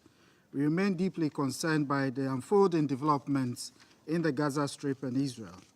At the outset, whilst reiterating our strong condemnation of the present hostilities initiated by the Hamas militia on the 7th of October 2023, we are profoundly distressed by the attack on the Al-Ali hospital in Gaza that was also sheltering civilians at the time it was hit. We condemn the attack, which adds to the growing frustration and human tragedy of this conflict, and we call for a full and transparent investigation of the incident and the establishment of accountability. Since 7th October, the world has witnessed unimaginable horror in southern Israel and in the Gaza Strip. Many lives have been lost, and many more will be lost if the fighting does not stop. We deeply regret the high civilian cost arising out of the present hostilities and express our solidarity and sympathies to all the families who have lost loved ones to the violence in both Israel and Palestine. Mr. President, Ghana believes that as a council and at this time, our foremost responsibility alongside that of the wider international community should be saving lives, all lives. In this regard, we call on Hamas to immediately and unconditionally release all hostages and concurrently urge both sides to halt the firing of rockets and missiles. We further urge Israel to restore essential services such as electricity and water supply to Gaza and permit humanitarian access of food and medicines to the vulnerable populations in Gaza. We note the efforts of the United Nations and other humanitarian partners committed to operating in the unfolding difficult circumstances and urge funding for the emerging humanitarian needs and for the flash appeal. In making these calls, however, we do not ignore the dictates of international law and the charter of this organization, including relevant resolutions which affirm the right of guaranteed territorial inviolability for the states in the region, including Israel, as well as their right to self-defense, nor deny the necessity of accountability for those most responsible for the egregious, horrific, and heinous incidents committed since Hamas initiated its attacks against Israel on 7th October. For many member states reborn into modern statehood in the last century, we cannot cease to underscore the importance of respect and adherence to the established principles of international law and international humanitarian law. Civilians and civilian objects must be protected at all times, and international law, which has been instrumental in the achievement of our respective statuses, must be upheld by all, even in conflicts, to protect innocent lives, to safeguard security, and facilitate the aspirations for statehood. The deterioration of the security situation and the upward spiral of the violence poses the risk of a further spread and a danger to international peace and security. We therefore strongly urge a stop to the fighting, accompanied by the exercise of maximum restraint in good faith by all sides, to enable mediation to play its role in releasing the hostages and addressing all immediate concerns, including the growing humanitarian needs of the civilian population in Gaza. We must all make every effort to reverse the downward spiral and provide a horizon of hope for the people of the two nations. I conclude by reiterating Ghana's enduring commitment of support for achieving durable peace between Israel and Palestine. We believe that reinvigorating the Middle East peace process presents the most viable path for the international community to end the cycle of violence. The vision of a region where Israel and Palestine live side by side within secure and recognized borders should not be diminished even in this darkest of hours. I thank you. I thank the representative of Ghana for their statement, and I now give the floor to the representative of Switzerland. Merci, Monsieur le Président. Mr. President, thank you. Thank you very much for having convened this emergency meeting. I would also like to thank the Undersecretary General, Mr. Martin Griffiths, and Special Coordinator Tor Venesland for their very sincere descriptions of a very, very bleak situation.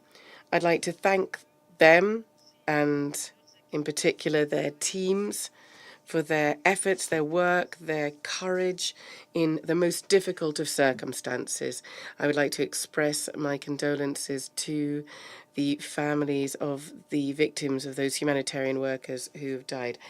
As early as the 7th of October, Switzerland very strongly condemned the acts of terror, the indiscriminate attacks and hostage-taking perpetrated by Hamas against the Israeli population. We call for all, that is, all hostages held in Gaza to be treated humanely and released immediately, and our thoughts are with them. Switzerland joins the Secretary-General also in unequivocally condemning yesterday's strikes, in particular the one that, according to the United Nations, left hundreds dead and dozens injured at the Al-Ahli Anglican Hospital. We extend our deepest condolences to the families of the victims. This incident must be thoroughly investigated so that the facts can be clarified. Mr. President, we can but repeat it over and over again. The civilian population and civilian objects must be respected and protected. International humanitarian law also requires that hospitals, clinics, and the people who are treated there, as well as the medical staff who work there, be protected. The same applies to UNRWA schools, which are civilian facilities of the UN. At the same time, the humanitarian situation in Gaza continues to deteriorate rapidly. Water and power cuts are causing a serious health crisis. Nearly 1 million Gazans have had to flee their homes to take refuge in the south. The Gaza Strip is under complete siege. UNRWA schools act as vital shelters for the 400,000 displaced persons, many of them children. The capacity of these schools, as well as those of the hospitals, has been exceeded. All parties must allow the safe, rapid and unimpeded delivery of humanitarian aid. We urge them to immediately observe pauses in hostilities and, as the Secretary-General has called for, a humanitarian ceasefire. Mr. President, as we repeated after the vote this morning, all parties must exercise the utmost restraint in the conduct of hostilities. They must respect international humanitarian law, in particular the principles of distinction, proportionality and precaution, and human rights. All possible measures must be taken to avoid the impact of hostilities on the civilian population and civilians. As international humanitarian law takes account of legitimate security and military necessity, all its rules must be respected without exception. We stress the need to investigate all violations of international law so that the perpetrators can be brought to justice. The respect for international humanitarian law can also curb a spiral of violence that could ignite the entire region. Mr. President, Switzerland underlines the importance of the good offices of the United Nations in this crisis. We'd like to thank them. We welcome the Secretary-General's visit to Egypt and the region. As Under Secretary-General Martin Griffiths and UNRWA Commissioner General, Philip Lazzarini said yesterday in a joint statement, and I quote, "Humanity must prevail in Gaza. Humanity must prevail everywhere. De-escalation must remain the priority. As members of the Security Council, we must redouble our efforts to contribute to this and exert our influence on the parties, individually and collectively, to do the same." Thank you. I thank the representative of Switzerland for their statement, and I now give the floor to the representative of Ecuador. Señor Presidente. President, we are grateful to the briefings of this morning and for convening this emergency meeting in the face of tragic news which exacerbates the escalation of violence which began on the 7th of October. I wish to express our deep sadness and condemnation in the strongest terms of the death of hundreds of civilians in the Al-Ahli hospital in Gaza.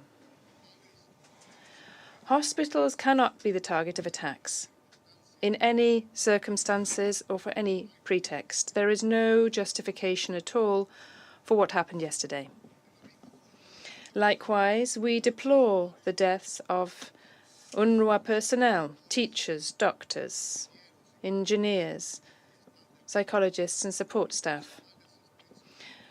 Humanitarian assistance staff must always be protected. President, since this is the first time I will be referring to this publicly, above and beyond the explanations which we provided this morning with regard to the vote, I wish to reiterate our absolute unequivocal condemnation of the unjustifiable terrorist attacks perpetrated by Hamas. We also express our condolences to the families of the victims of these heinous acts and our solidarity with the people of Israel and other countries whose citizens were affected, including Latin American citizens. We demand that hostages taken by Hamas be released immediately and unconditionally. There is no possible justification of any kind for attacks against innocent civilians, and this is still worse if they are being used as human shields. Hamas's terrorist attacks do not represent the Palestinian people. They do not represent the Palestinian people, nor their inalienable right to self-determination, nor their legitimate aspirations to live in security, liberty, justice, opportunities, and dignity. At this time, painful and unacceptable deaths of innocent civilians are still happening, including women and children in Palestine. We reiterate our solidarity with their families and the peoples. We recognize Israel's right to defend its people, its population, and we recall that by exercising legitimate defense at all times, the principles of international humanitarian law must be upheld, as well as necessity, proportionality, distinction, and humanity. There can be no justification, President, for causing death and pain amongst innocent civilians. So all efforts must be deployed to avoid affecting civilians in this way. We therefore support the call by the Secretary-General to allow for rapid, unimpeded humanitarian access for vital products to Gaza, such as water, food and fuel. We recognize those who are making efforts to ensure that this is possible. Failing to achieve this would lead to an even greater tragedy. In this regard, we call upon all actors to exhibit restraint to avoid exacerbating tensions and prevent an expansion of violence to other zones. As my delegation has said on numerous occasions, the only way to end this conflict is through a negotiated, definitive and just solution for the parties, with the two-state solution, Palestine and Israel, upon the basis of 1967 borders and the relevant resolutions. Thank you very much. I thank the representative of Ecuador for their statement, and I now give the floor to the representative of France. Monsieur le Président. President, I thank Mr. Griffiths and Mr. Wennesland for their briefings. The situation in Gaza and the region is getting worse since the terrorist attack against Israel by Hamas on the 7th of October. It is regrettable that the Security Council was unable today, 11 days since the attack, to react and to act.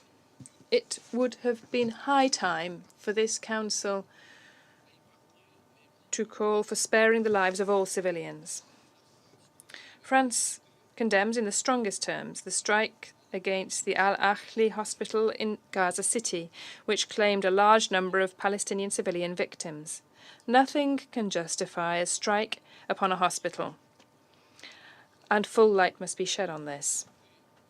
It would have been high time for this Council to unambiguously condemn the Hamas's terrorist attack against Israel. Through the President of the Republic, France did that on the very day, by assuring Israel of our solidarity. It is for these reasons that France voted in favour of the resolution put to the vote today by Brazil. This draft unambiguously condemned acts of violence and terrorism against civilians and called for the urgent opening of humanitarian access to Gaza. Civilians who wish to be able to leave must be able to do so, and Hamas must not prevent them from this. France thanks Brazil for its initiative and its coordinating role. President, Israelis and Palestinians deserve to live in peace and security.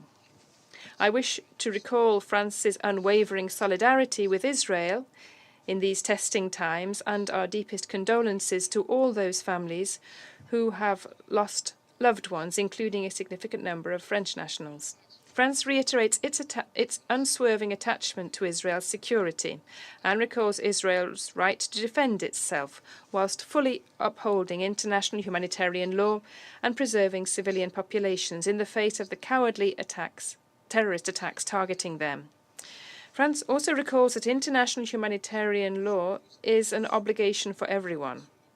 The protection of civilian populations must be ensured. Humanitarian access to the Gaza Strip must be open without delay, and this means that the security of civilians must be fully guaranteed by humanitarian pauses. With this resolution, the Security Council could have recalled the urgent obligation to allow for the provision of vital supplies to the population of Gaza: water, food, electricity, fuel, medicines. The Council could have called for safe, unhindered access for United Nations and ICRC humanitarian workers to Gaza. With our partners, France is taking every measure to support the United Nations humanitarian operations in Gaza. We call upon members of this Council to do the same. In the face of the humanitarian emergency, France has mobilized €10 million of supplementary humanitarian aid for the population of Gaza, which will in particular finance actions by United Nations agencies such as UNRWA and the World Food Programme, as well as humanitarian NGOs. President, only a resumption of dialogue will allow for an end to the relentless violence.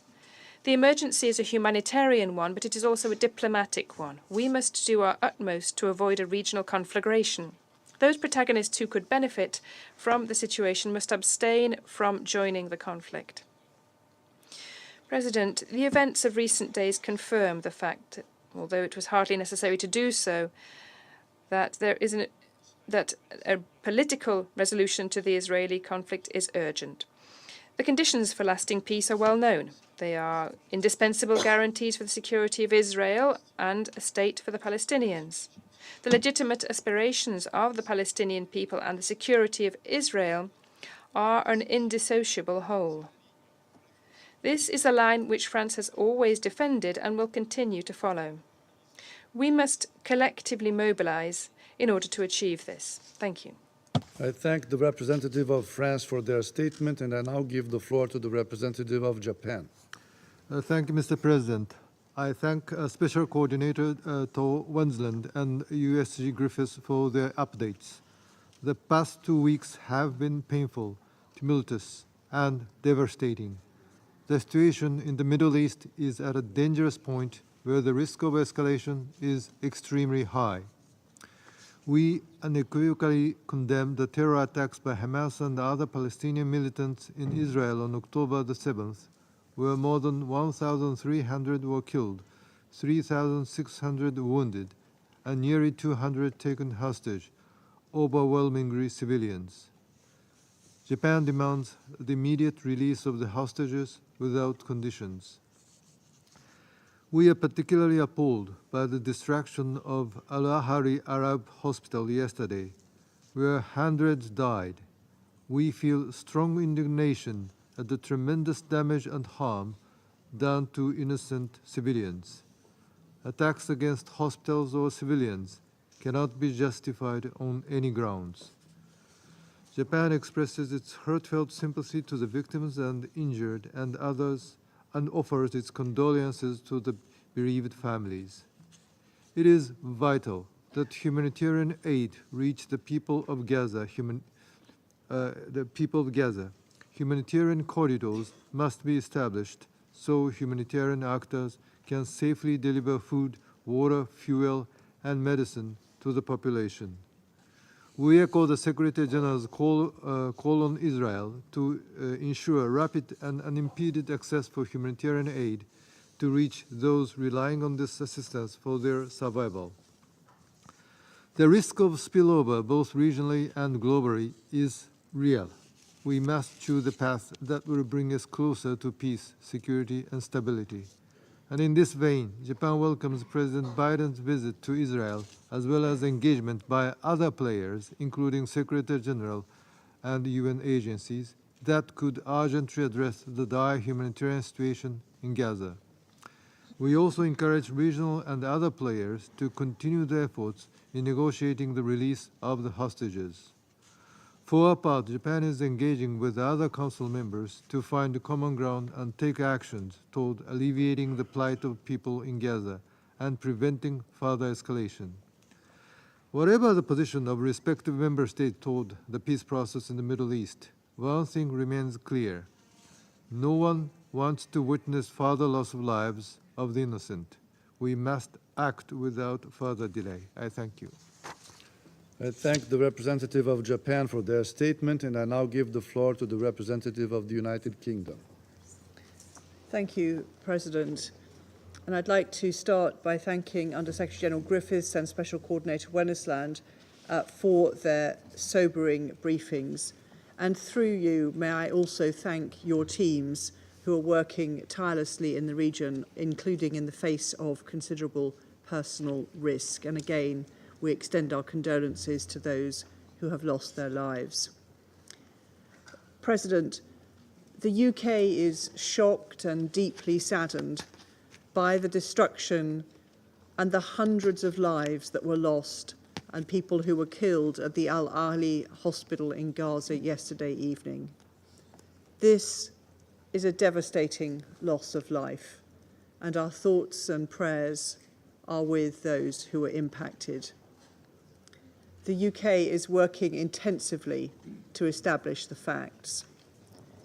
But fundamentally, hospitals are protected under international law and should not be targeted.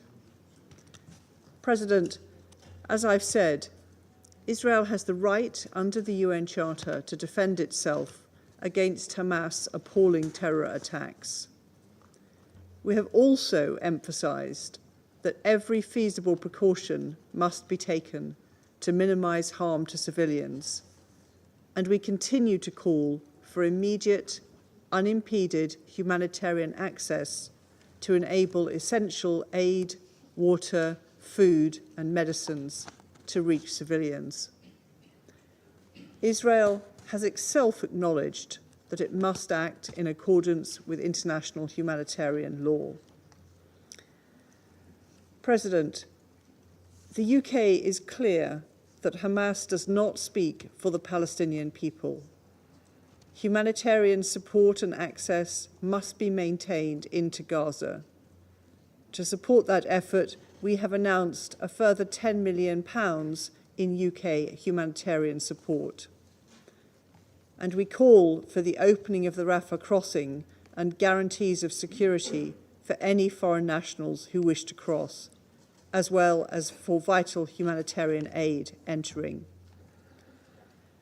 President, we're also clear that we must avoid further escalation of any conflict in the region.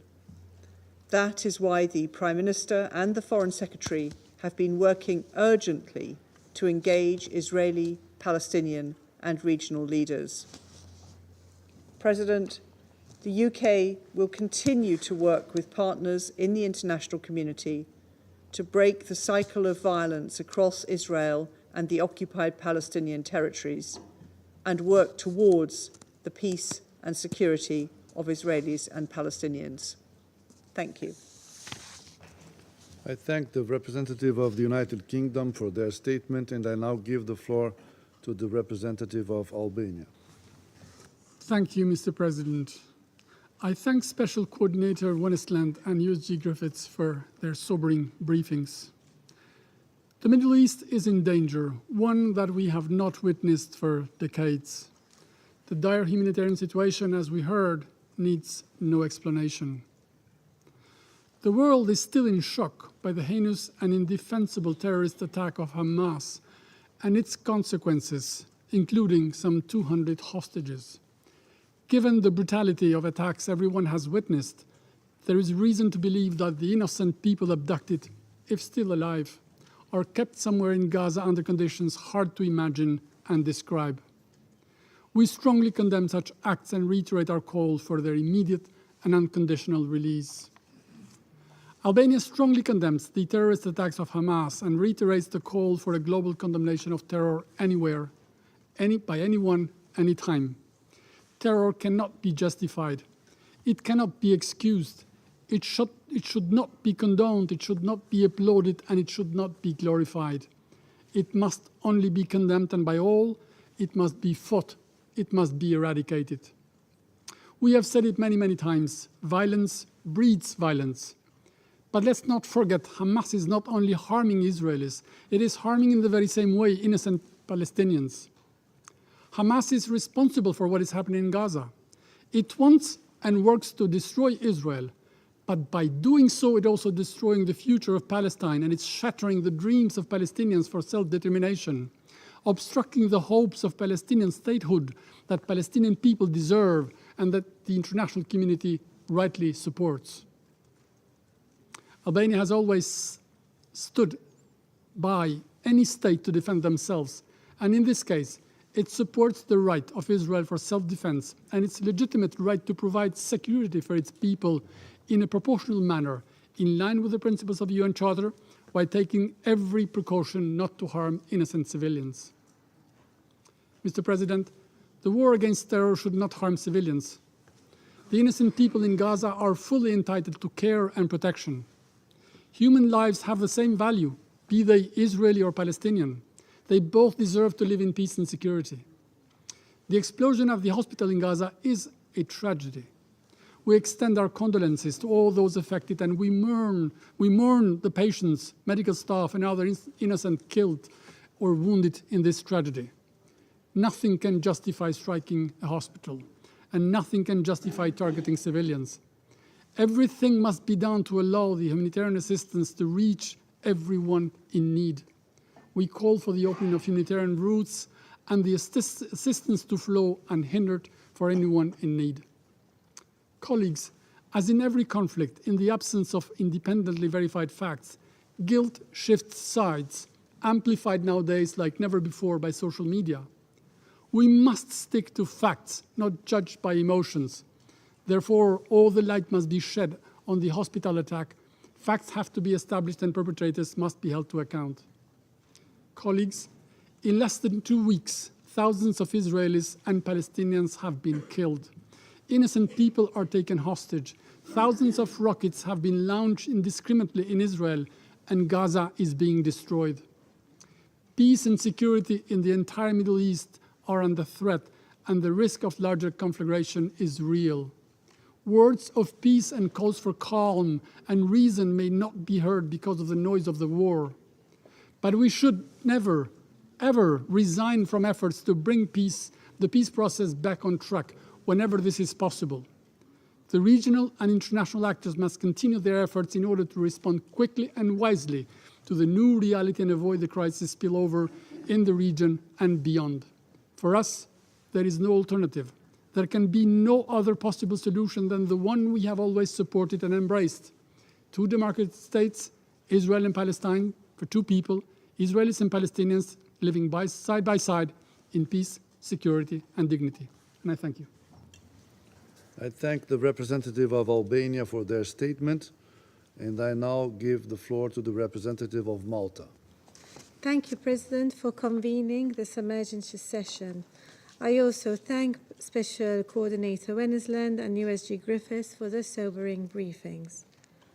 All words will fall short as describing the horror that befell the Ali Baptist Hospital and the people of Gaza yesterday.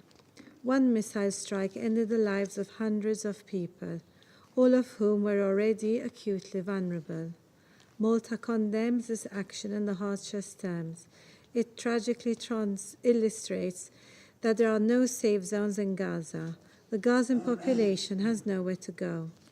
Many women and children, believing hospitals to be sanctuaries, have sought refuge within their confines, trusting in their status as protected spaces.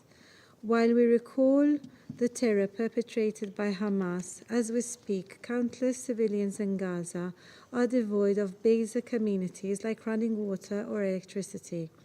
There is growing concern of dehydration and waterborne diseases, given the collapse of water and sanitation services.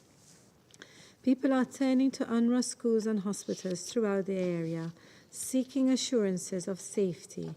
It is imperative that this safety is assured. Safe zones must be immediately established and respected by all parties. The scale of the tragedy unfolding is a direct result of the chaos and devastation that permeates a conflict when international rules and norms are trampled upon. It is the international community's responsibility to make sure that these rules that are enshrined in international law guide our way forward. We stress that those with influence over the parties must underline the importance of respecting international humanitarian law. In this regard, Malta urges for an immediate humanitarian pause to take place. Humanitarian corridors also desperately need to be established to ensure that millions of civilians in Gaza are met with core necessities, including water, food, and medicine.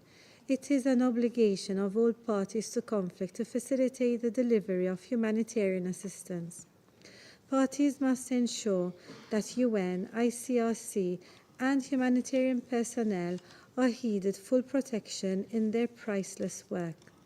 We are distressed to learn that since 7th October, several aid workers have lost their lives to this war. We call for the establishment of an effective humanitarian notification system to be established in Gaza to protect civilians and aid workers alike. We cannot fail to underline the heroic work being undertaken by UNRWA. The agency operates in highly dangerous situations, going over and above their operational capacity. Malta condemns the deadly attack on an UNRWA school in Al-Maghzi, which also took place yesterday. Malta will be doubling its contribution to UNRWA, and we call for donors to step up their contributions, as many have done already. President, Malta is gravely alarmed at the growing risks of regional escalation due to this unprecedented war. It is critical that we prevent a regional spillover which would destabilize the entire region. We are concerned at the upsurge of violence in the West Bank, where over 60 Palestinians, including 16 children, have also been killed since 7 October. Dangerous skirmishes along the blue line between Lebanon and Israel are also deeply worrying and need to cease immediately. We call for all parties to exercise the utmost restraint and commit to a full de-escalation to avoid further human suffering and devastation. In the midst of this dark period, it is our responsibility to remain determined in ensuring that a just and comprehensive resolution to the Middle East conflict encapsulates all our efforts moving forward. We remain firm in our belief that this can only be achieved through a just and comprehensive resolution based on a two-state solution along the pre-1967 borders, addressing the legitimate aspirations of both sides, with Jerusalem as the future capital of two states, living side by side in peace and security. in line with the relevant Security Council resolutions and internationally agreed parameters. It is crucial for the Israeli and Palestinian peoples and for our shared humanity. Thank you. I thank the representative of Malta for their statement, and I now give the floor to the representative of the United States. Thank you, Mr. President. And thank you, Special Coordinator Winsland and Undersecretary General Griffiths, for your sobering briefings. Colleagues, President Biden just spoke to these issues in Israel, and he has made clear the United States is outraged and saddened by the explosion at the El Ali Hospital in Gaza. We mourn this terrible loss of life. We mourn all the innocent civilians killed or wounded in this tragedy. Today, all of our hearts are heavy. My heart is heavy, and it is with the victims and the victims' loved ones. I cannot imagine the pain, the grief, the anguish they are going through. Last night, President Biden directed his national security team to continue gathering information about what exactly happened. While we continue to collect information, our current assessment, based on analysis of overhead imagery, intercepts, and open source information, is that Israel is not responsible for the explosion at the hospital in Gaza yesterday. Colleagues, the President has made clear, as I have in this Council, that we stand unequivocally for the protection of civilian life during conflict, unequivocally, in this conflict and in any conflict.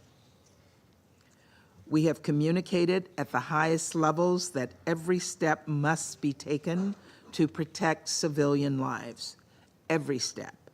In the face of this horrific tragedy, we stand with Palestinians in Gaza who are suffering through no fault of their own. Let us not lose sight of the fact that Hamas bears responsibility for this war. By slaughtering Israeli civilians and continuing to attack Israel, Hamas has wrought misery and destruction on Palestinians and the region, and it has done so for decades. Colleagues, as you know, Secretary General Guterres is on his way to the region, and President Biden and Secretary Blinken are on the ground and are deeply engaged on this issue.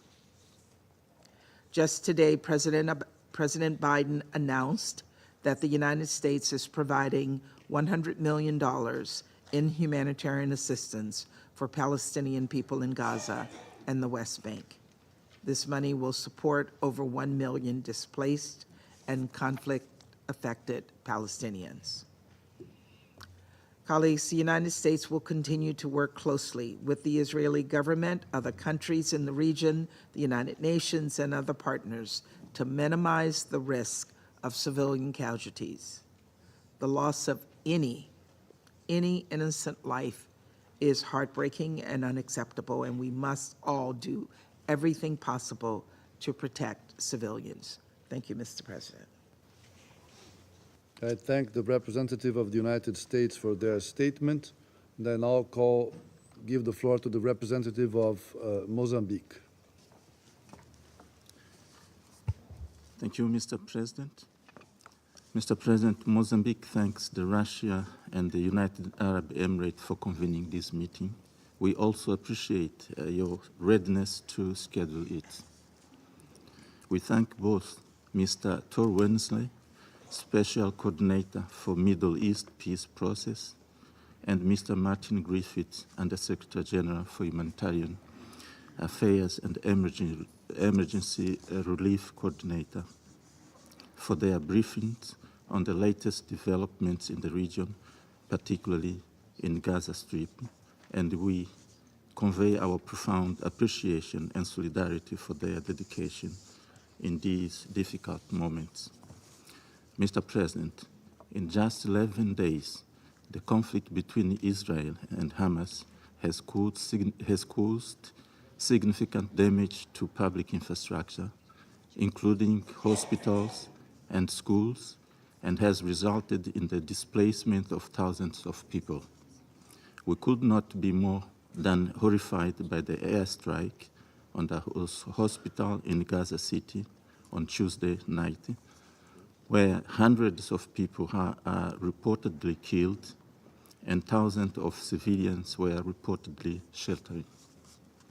Furthermore, attacks to those who have the responsibility to take care of others, such as medical personnel, is a flagrant violation of the international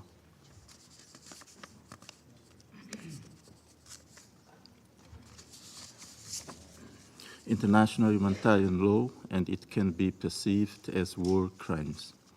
Needless to say that the situation has been further exacerbated by Israel's blockade of the Gaza Strip, leading to a shortage of basic necessities such as food, water, medical supplies, just to mention but a few.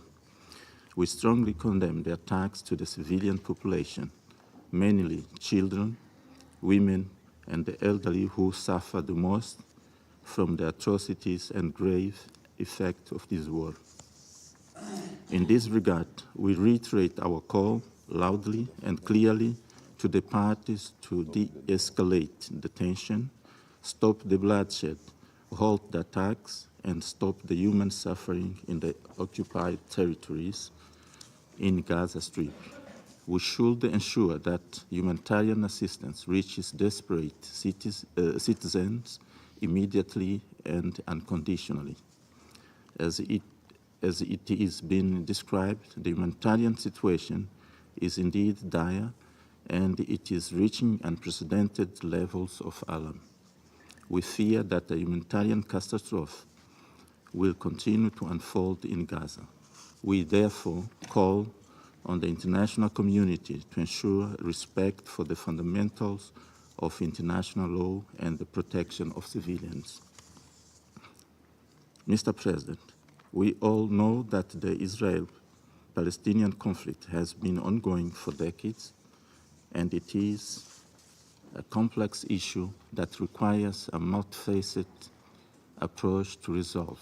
In fact, there have been many grassroots peace-building efforts between Israelis and Palestinians which have shown promise in fostering peaceful coexistence.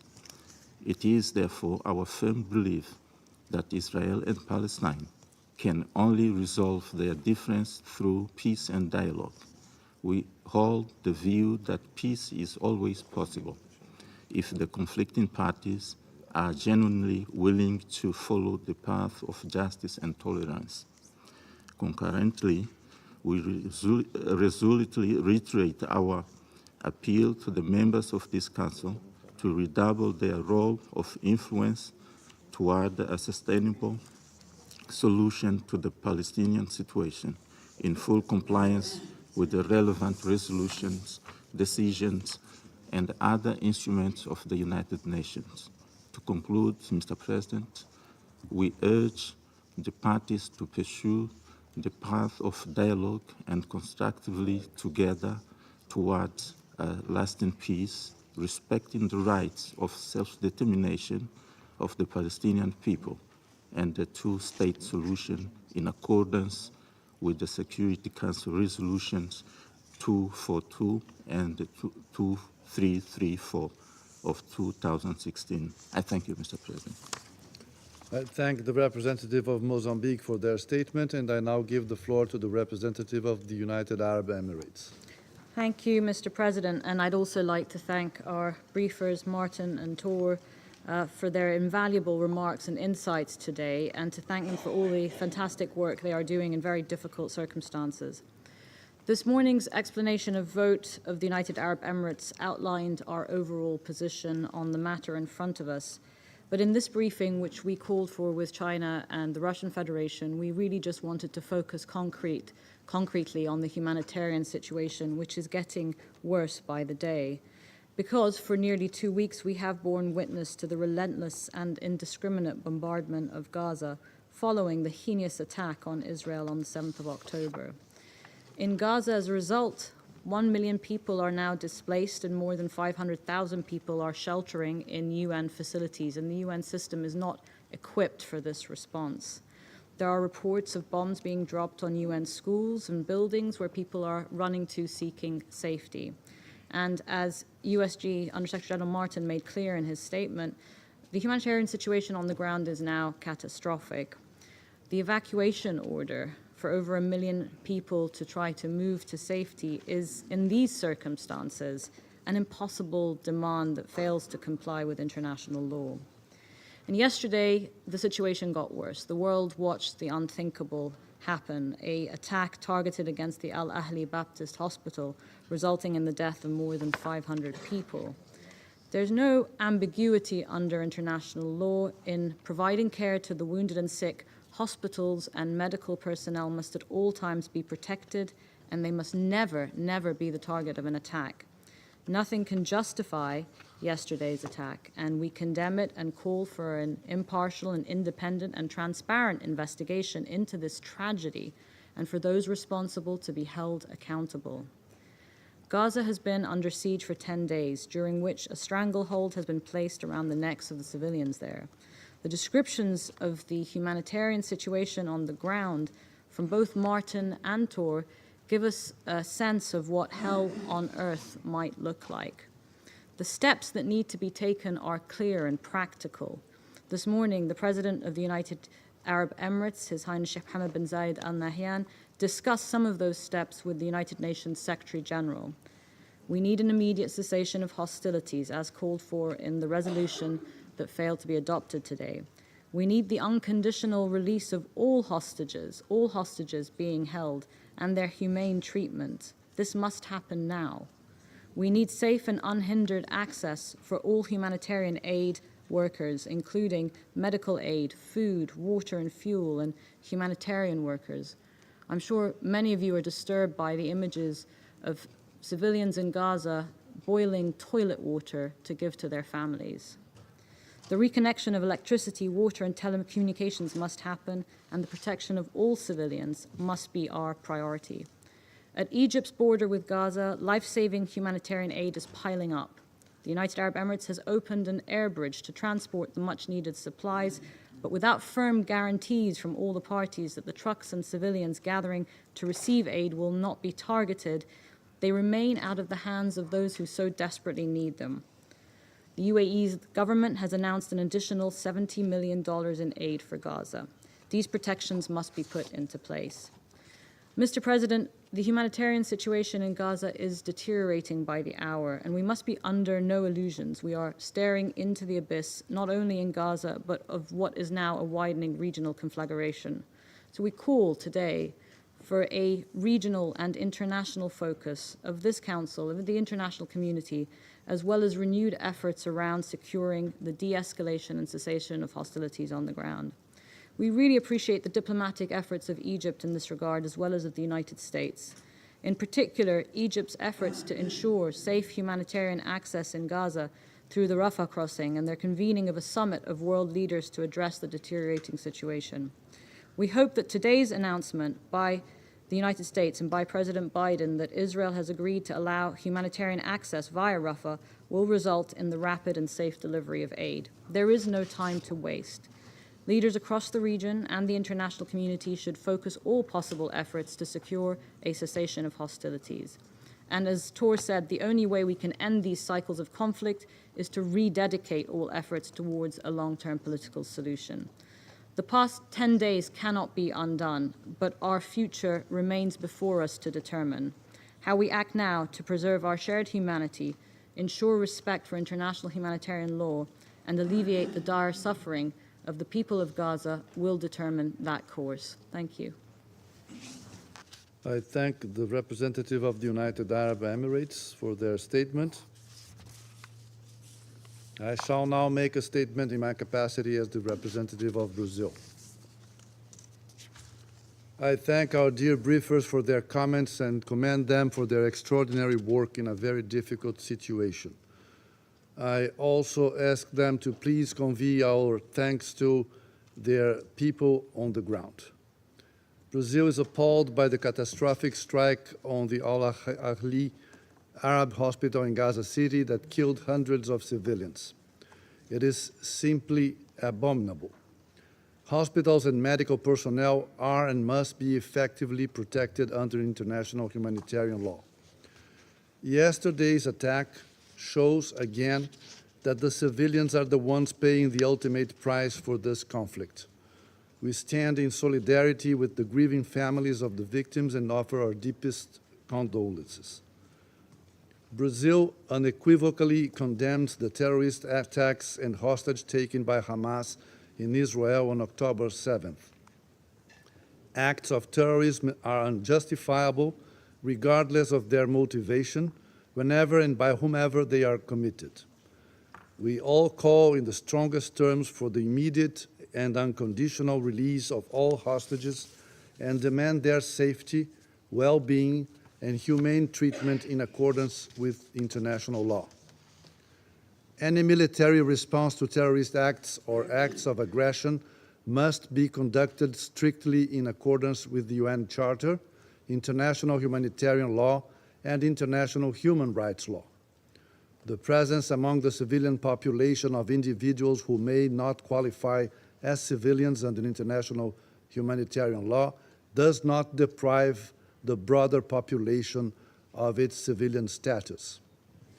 In addition to hospitals, airstrikes and the reckless use of heavy weapons such as missiles and shelling have also hit schools such as the UNRWA facility in Al-Maghazi refugee camp, resulting in tragic loss of life. The targeted UNRWA school had sheltered at least 4,000 people since October the 7th. This is unacceptable. Brazil urges the protection of civilians, humanitarian workers, including UN staff and assets and health facilities. We also condemn actions and decisions that have deprived the civilian population of Gaza of essential means of survival in violation of international humanitarian law. We urge the cessation of actions that result in the forcible transfer of civilians and actions that are inconsistent with international law. The imposition of such measures, particularly in conflict zones, only exacerbates the humanitarian crisis and further endangers lives, and it will fuel the conflict even more. The immediate objective is clear and urgent: to prevent further bloodshed and loss of life, and to try to ensure urgent and unimpeded humanitarian access to the affected areas. A humanitarian pause is urgent. Efforts should aim at a cessation of hostilities that would help to ensure the protection of civilians both in Israel and Palestine. To save succeeding generations from the scourge of war are among the very first words of the United Nations Charter, and these words were the primary motivation for the creation of the United Nations. How the United Nations, and the Security Council in particular, deals with the current humanitarian catastrophe will say a great deal about the future of the United Nations and multilateralism as a whole. Thank you. I resume my function as President of the Council. I now give the floor to the permanent observer of the Observer State of Palestine.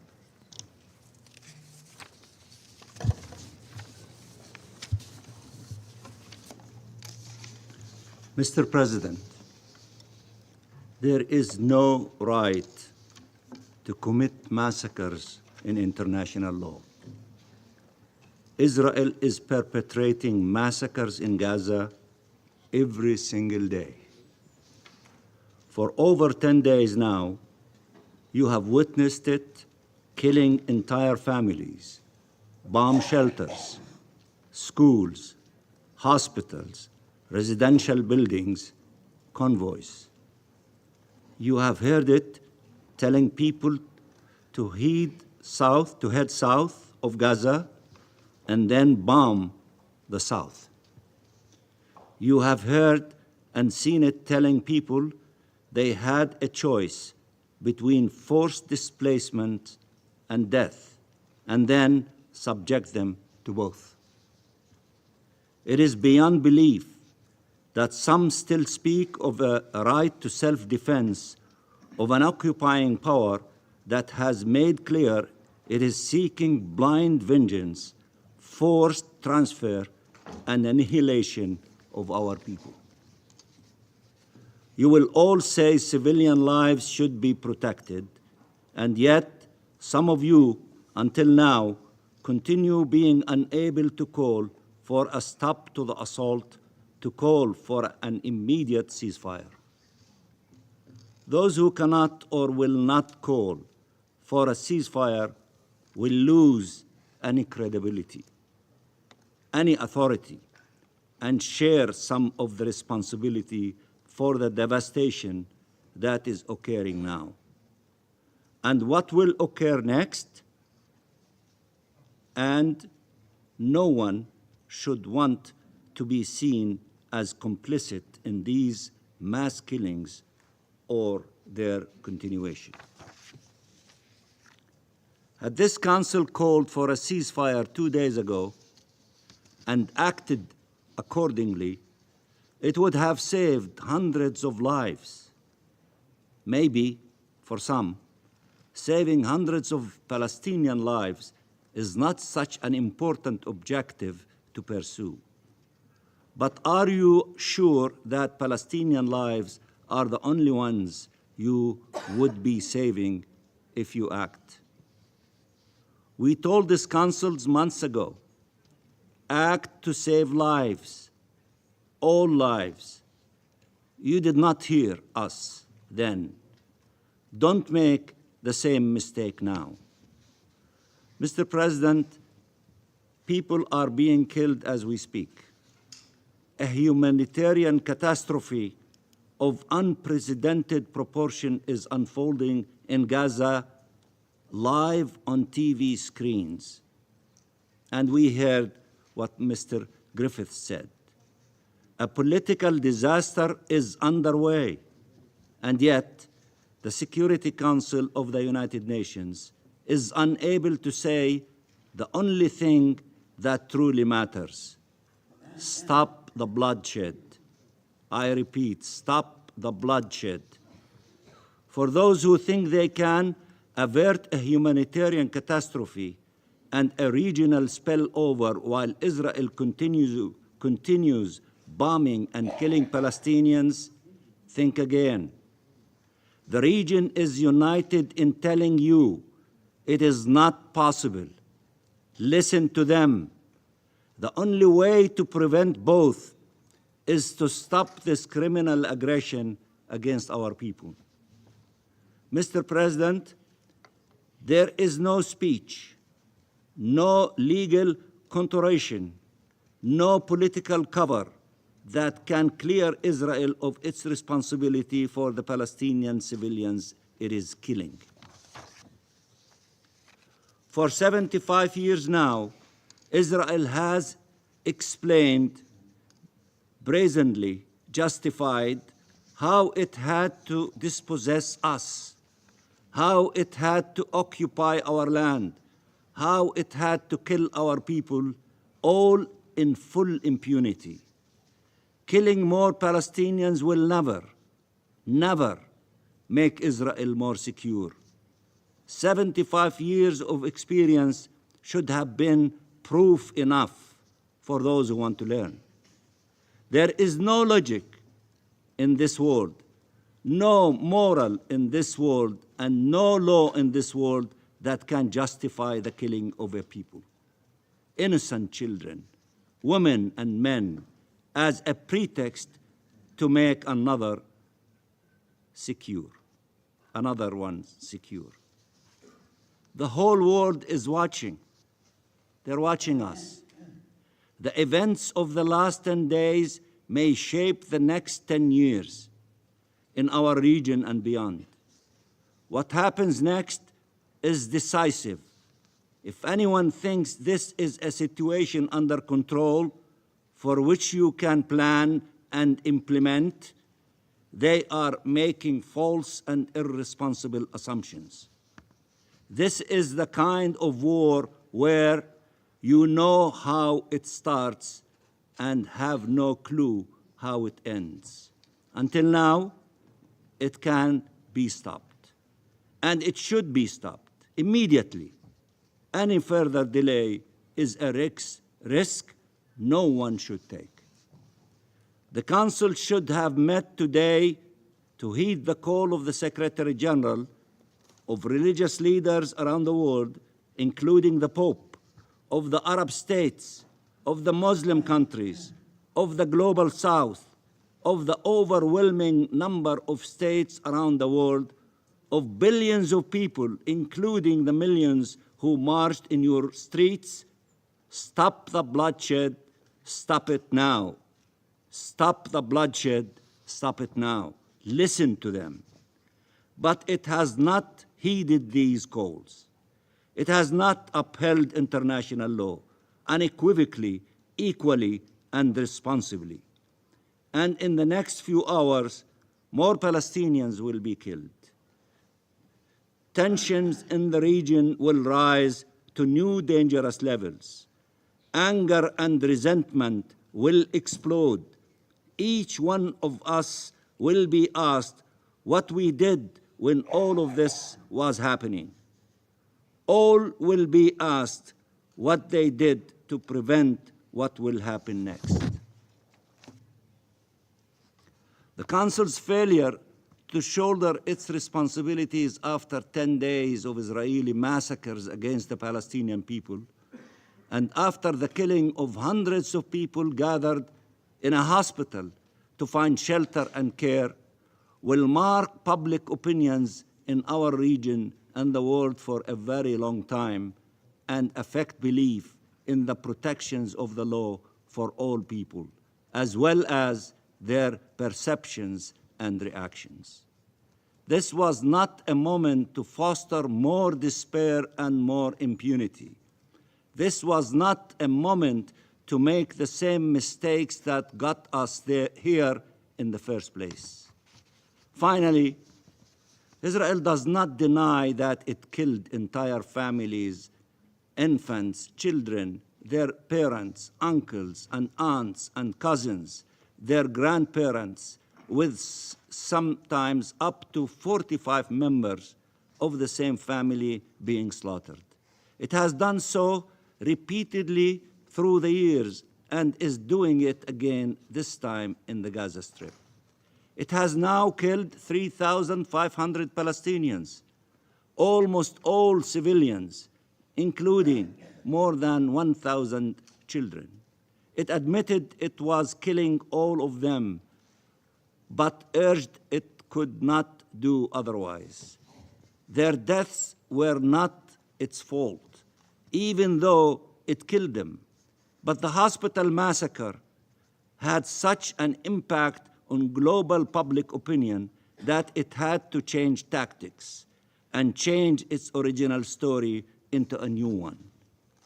So Israel will deny responsibility for the massacre in the Baptist Hospital Al-Ahli, just as it made every effort to deny its responsibility in the killing of Shireen Abu Akleh and Muhammad al-Durra, and in the many massacres it had perpetrated over the decades, despite overwhelming evidence to the contrary. It will blame the Palestinians for their own death, as it has always done, and it will attempt to present evidence to that effect to this Council. Remember, the last time somebody presented evidence in this chamber to justify war. Do you remember that? Somebody came with technological devices and pictures and what have you to convince you of evidence. Remember the last time somebody presented evidence in this chamber to justify war. I am sure the Council, the media, and the world will not be fooled by such theater again. These are serious times. They require serious and responsible leadership, one this Council has failed to provide. Some members here are losing an opportunity to change our region for the better. Whatever their calculations, they are wrong. May they change course before it is too late. Reality on the ground will overtake any plans you may have. Shaping it or enduring it is a decision that needs to be made now. Thank you, Mr. President. I thank the permanent observer of the Observer State of Palestine for his statement. I now give the floor to the representative of Israel. Thank you, Mr. President. Distinguished Council members, what is going on here? I'm truly shocked. I'm horrified. I truly don't understand what is going on here. The most barbaric and wide-scale terror attack in decades, bigger than 9/11, was perpetrated 11 days ago, and it seems like this Council has already forgotten. The pictures and footage from the October 7th pogrom are seared into my brain, in every Israeli's brain, forever. But it seems that I must remind some of you of what happened. Thousands of barbaric Hamas Nazis invaded Israel and brutally murdered 1,400 innocent Israelis as they slept, celebrated, hugged their families in fear, and cried for mercy. Some were raped, others beheaded, and some were burned alive while bound and gagged.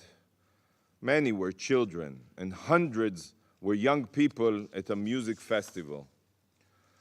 There were many paramedics, talking about medical teams, there were many paramedics who were murdered on their way to treat the wounded, mothers who watched as their babies were slaughtered, and elderly Holocaust survivors who endured the Nazis only to be executed in their own living room. This was planned and carried out deliberately by the terrorists that rule Gaza today, as we speak. Not by accident, not by mistake, but deliberately. 200 innocents were violently taken hostage, many of which are nationals of your own countries. I read Hamas's charter aloud to you just 2 days ago.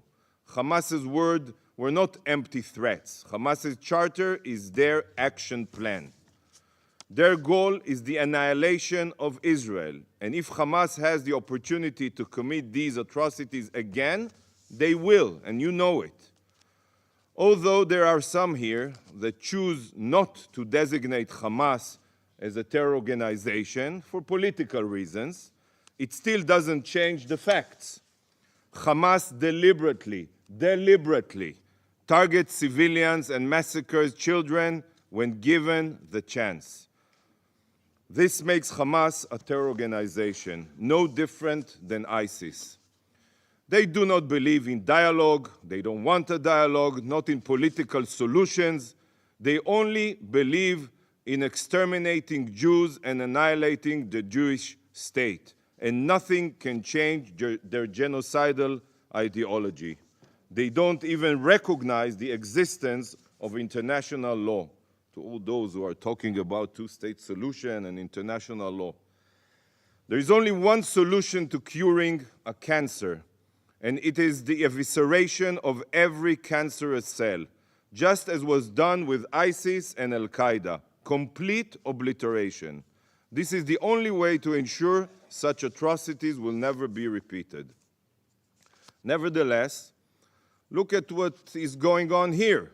11 days after ISIS-like Hamas terrorists attempted to carry out another Jewish genocide, this council is not even focused on their heinous crimes.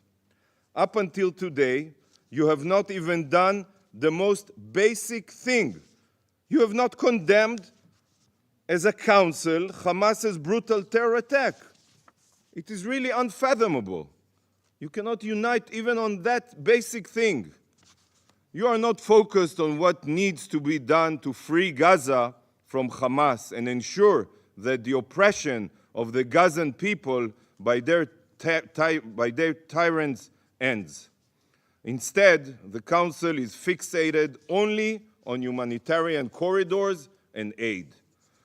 These are important and noble causes, but they are certainly not a solution to prevent Hamas's next atrocious massacre. How is it possible that you are only dealing with resolutions like the one that was voted upon today? It's tragic to say, but this council is playing the exact role that Hamas was written for it in their script of death and terror. And I will explain. Israel unilaterally withdrew from Gaza 18 years ago. Hamas was then elected by the people of Gaza. I hear a lot that they do not represent them. Elected. And after murdering the Palestinian Authority officials by throwing them off rooftops, Hamas proceeded to convert every inch of the Gaza Strip to a war machine. Where was the council then? Where was the council when Hamas exploited the billions of dollars in international aid to embed terror infrastructure within and below densely populated residential areas? Where were you? Where was the UN? The UN knew all of this, but it remained silent. Hamas then spent the following 17 years terrorizing Israel by firing tens of thousands of rockets indiscriminately at Israeli towns and cities, while hiding behind their own civilians. Where has the council been? As we speak, right now, sirens are wailing. Millions in Israel are running to find shelters. Hamas does this so that once Israel strikes back, they can parade the bodies of the civilians in Gaza that they hid behind. Their strategy is to exploit their civilian casualties as propaganda, to leverage the international community to tie Israel's hands. Their goal is to increase civilian casualties in Gaza. This is part of their script. They know that they cannot beat Israel on the battlefield. Of course they know it. So they want to terrorize our citizens deliberately, only citizens, and then weaponize the UN to prevent Israel from obliterating them, so they can rebuild, rearm, and continue terrorizing Israelis. They have a lot of patience while working towards annihilating Israel, a lot of patience.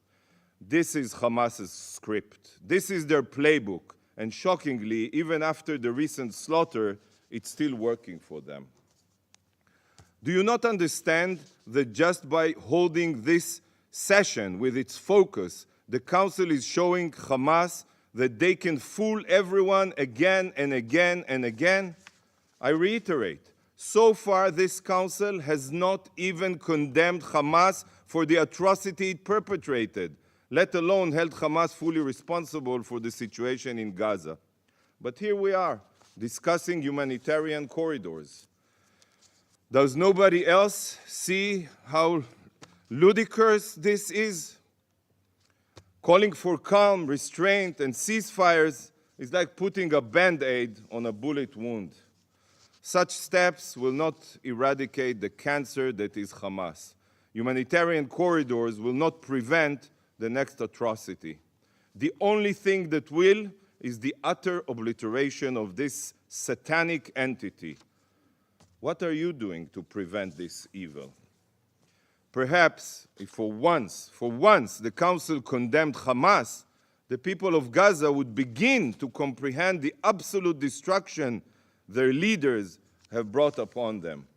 Perhaps they would stand up to these barbaric savages.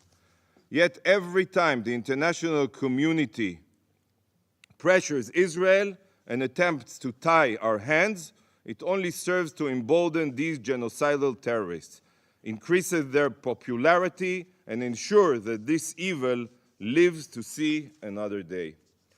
Distinguished Council members, perhaps the most fundamental part of this issue is that some have still not internalized what Hamas truly is. This emergency session and the resolution voted upon were triggered, we all know it, by the propaganda of savage jihadists. Let that sink in. Claims made by baby-killing terrorists were accepted here and repeated today, by the way, at face value, without a second thought. And this is what triggered this session. Every piece of information that comes out of Gaza cannot be trusted. Hamas runs Gaza. Hamas runs all Gazan institutions. So whatever comes out of the Strip is not the truth. It is what Hamas wants you to hear. Sadly, transparency and the truth are not central values for genocidal terrorists. In August 2022, Sarah Mascroft, the former head of office for OCHA in Gaza, tweeted a condemnation of the Palestinian Islamic Jihad for their indiscriminate rocket fire at Israeli civilians. August 2022, you can check. Almost immediately, Ms. Mascroft, the head of OCHA, was removed from her post and deleted her tweet. This made Israel very upset, obviously. So I asked her boss, I hope he's still with us, Under-Secretary General Griffith, why the UN would remove an official from their post for condemning acts of terror that deserve UN condemnation. Do you know what he told me? He said that Ms. Mascroft was transferred because, according to UN information and assessments, there was danger to her life. Danger to her life. If a UN official received death threats for telling the truth about the terrorists, try to imagine how any Gazan feels about telling the truth. Not only are official Gazan sources absolutely unreliable as they are terrorists, they would also be immediately murdered if they say something that Hamas doesn't like.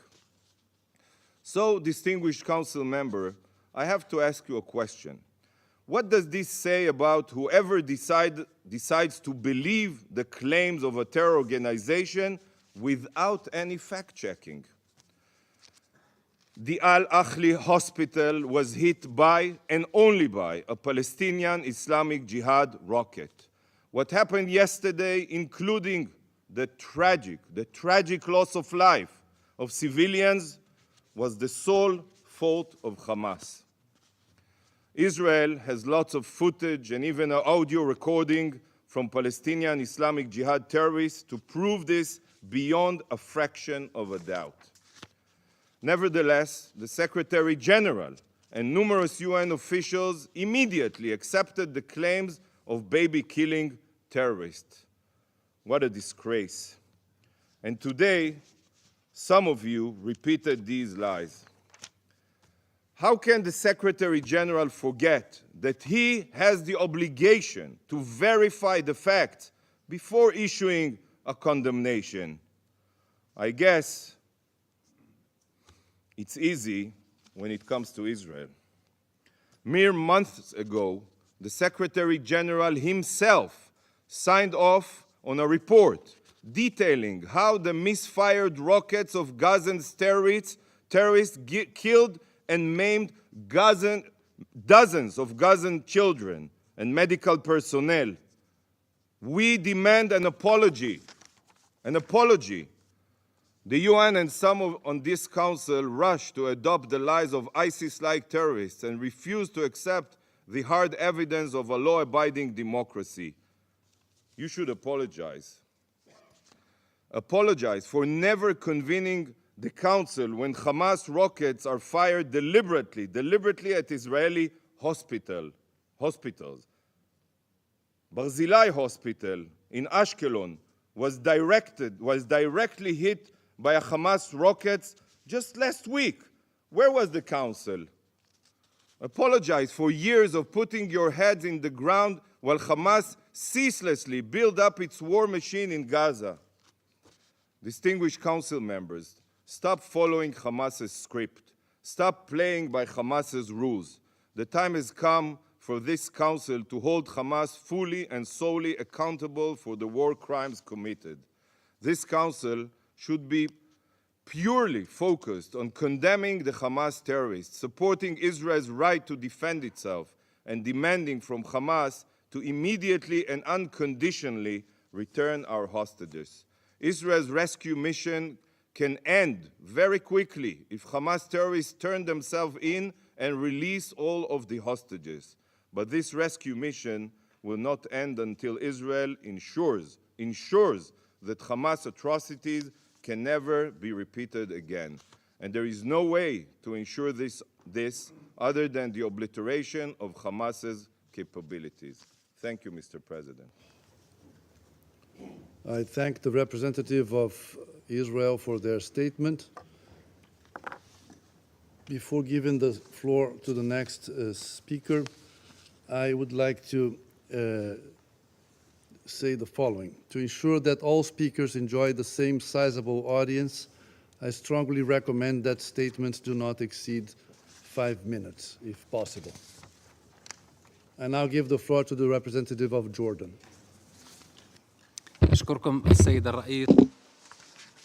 Thank you, Mr. President. I make this statement on behalf of the Arab group against the backdrop of the tragic events in Gaza, where we lack the fair voice of the international community and any active and effective international action to protect the Palestinian people in Gaza. The Arab group condemned in the strongest words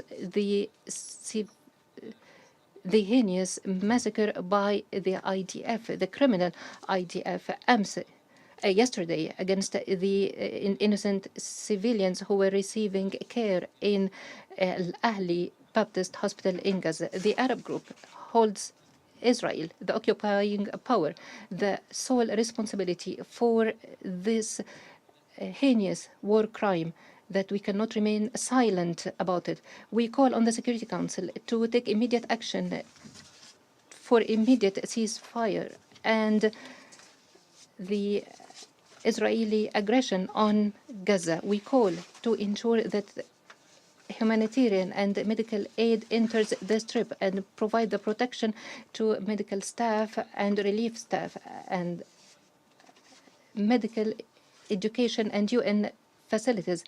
And we also call for preventing the forcible displacement of the people of Gaza. Mr. President, the heinous crimes of the occupation are contravening with rules of international law, in particular Geneva Fourth Convention in relation to the protection of civilians during armed conflicts. That's in addition to the provisions of the UN Charter and international legitimacy. We recall the Security Council Resolution 2286 that provides that those working in the medical field and healthcare should not be targeted, and it condemns all attacks against the medical staff and calls for providing the adequate protection. Mr. President, the Arab group calls for holding Israel accountable, Israel, the occupying power, for the massacres and crimes it continues to commit against the defenseless Palestinian people.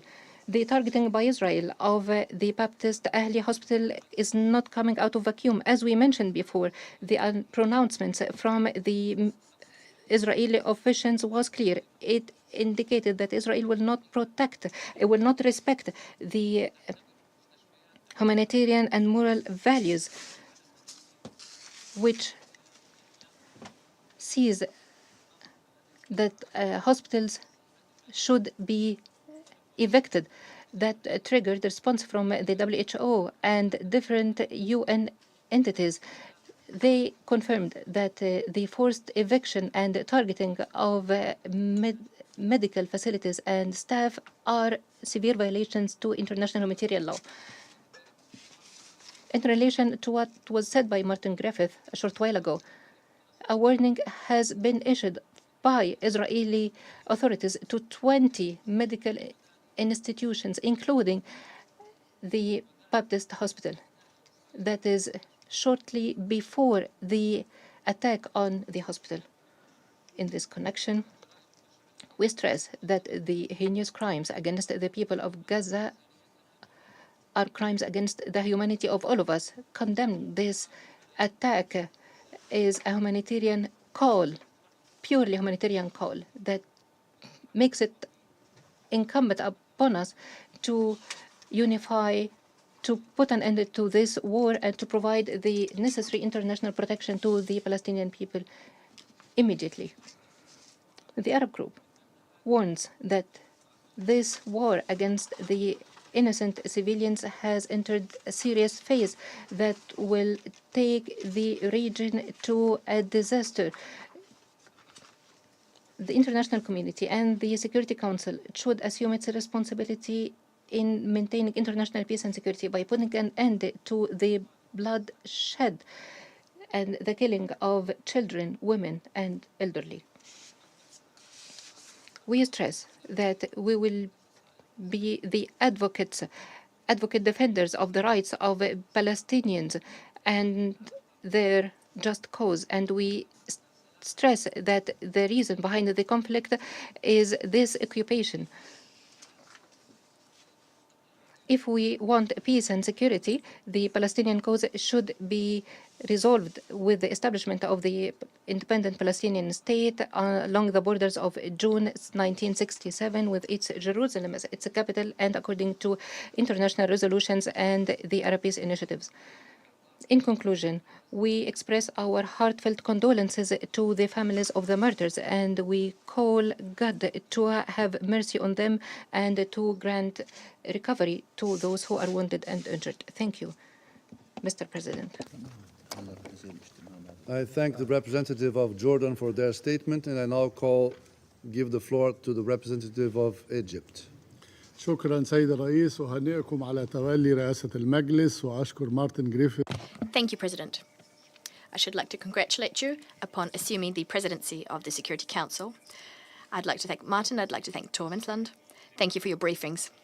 Furthermore, thank you the UAE and the Russian Federation, which asked for this emergency session of the Council to be convened in light of the Israeli bombing of the Baptist Hospital, Al-Ahli Hospital, in the Gaza Strip. This was part and parcel of an attempt to uproot the Palestinian people, forcing it to leave its territory. This crime committed on the 17th of October is a new chapter in a long series of violations, which did not begin on the 8th of October. They began much earlier than that. They began when the occupation began. This requires the international community to put an end to its current policy and begin to hold to account in a legal, political session everyone who commissioned, participated, called for, and ordered these crimes, the crimes committed yesterday included. The events underway in Palestine call on us to shoulder our responsibility. And we're all well aware that our friends, Brazil, will be able to shoulder its responsibility and fulfill these duties as part of their presidential duties. And this is necessary because what's going on, it poses unimaginable risks to the region and to international peace and security.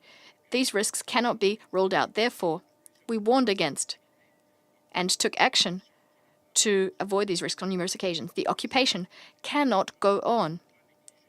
These crimes cannot be overlooked. Unilateral measures taken, specifically the broadening and extending of the illegitimate, illegal settlements, the crimes being committed, the desecration of holy sites, the political deadlock owing to Israel's intransigence, the condescending fashion with which Israel treats international law, all of this is fuel to the fire. We must ensure that no one uses what we've just said as a pretext. They shouldn't recycle narratives accusing us of terrorism. We'd like to, therefore, reiterate, speaking before you, speaking before this august assembly, speaking before the world, our categorical rejection and direct condemnation of all acts which involve taking of civilian hostages. This is a position which we expressed. We did this clearly. And all Arab states have, in fact, expressed their position very clearly at the ministerial meeting of the Council of the League of Arab States earlier this year. Mr. President, we condemned civilians being targeted. We've condemned this, and we also have condemned the double standards we've seen. We condemn civilians being targeted, our brothers in occupied Palestine being targeted. We'd like to reiterate our condemnation and staunch rejection of all crimes being committed by Israel against the Palestinian people. The latest such crime is the targeting of Al-Ahli Baptist Hospital yesterday. We'd like to reaffirm our rejection of Israel's attempts to evade responsibility and attempts taken by certain international parties to cover for Israel by providing false excuses.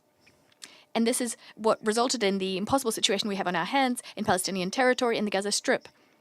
We see civilians being bombarded in their homes, in hospitals, because of the ongoing refusal to adopt initiatives geared towards ensuring calm and political initiatives as well. Unless the international community shoulders its share of responsibility in full, unless this august council shoulders its full share of responsibility vis-à-vis this explosive situation, we won't have a clear vision of the procedure that's required. And we do have a clear vision. We need an immediate and unconditional cessation of hostilities. And we are surprised. This is the ordinary procedure which applies in all armed conflicts. Nevertheless, we don't see the same level of commitment geared towards achieving this in Gaza, despite the risk of the conflict spilling over. There are some states which have not done their utmost to achieve a ceasefire, but we must say that they will not necessarily be spared these risks. This might fuel the flames of conflict. Second, we need to guarantee the protection of civilians. We need to furnish humanitarian assistance to civilians. We were equally taken aback to see that this principle, which is one of the most fundamental principles of humanity, the fact that we're debating this principle, the fact that it is controversial when the protection of civilians in armed conflicts is one of the pillars of international law. It is, in fact, one of the pillars of humanity. We must therefore immediately cease targeting medical institutions, which is something that's been condemned by various UN Security Council resolutions, such as Resolution 2286, which condemns all violence and acts committed against hospitals and other medical facilities. We also need to immediately abolish the evacuation order. That's what Israel calls it. This is one of the most abominable instances of forced transfer of populations in the modern era. This is a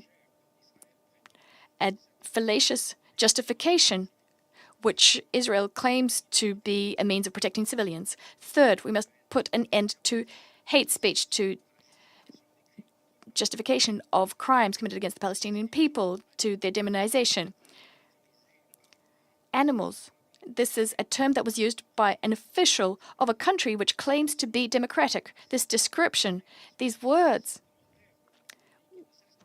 were not commented on by other states which continuously talk about the principles of humanity. This kind of speech poisons our minds and fuels conflict. Fourth, we need to do our utmost, deploy all efforts to free detainees, hostages, and ensure they're treated in keeping with international law and the principle of humanity. Mr. Chairman, Egypt, ever since the latest conflict began, has been working as part of its historic role to help the Palestinian people and restore peace. We're working with this vision in mind. We want to establish a ceasefire by taking measures to uphold and guarantee humanitarian access to the Gaza Strip and to mobilize sufficient aid. Egypt also called for the convening of an emergency humanitarian summit in Cairo on the 21st of October with the participation of all international parties and regional parties affected by the crisis. Under these very pressing circumstances, given the risk of escalation, in order to overcome this crisis and somehow pave the way for a lasting, comprehensive and fair solution, we stand convinced that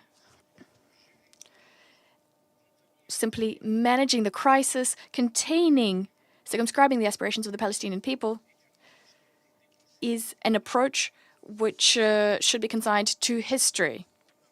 Mr. President, Egypt, the Egyptian people all over the world have their eyes on you. The eyes of the world are on you, on the Security Council, so that the Security Council shoulders its responsibility, puts an end to this war which was waged by Israel against Palestinian territories and against an innocent, unarmed people. And all this people wants is to enjoy its fundamental rights to freedom and to live in dignity in an independent state like all other peoples of the world. Thank you, Mr. President. I thank the representative of Egypt for their statement.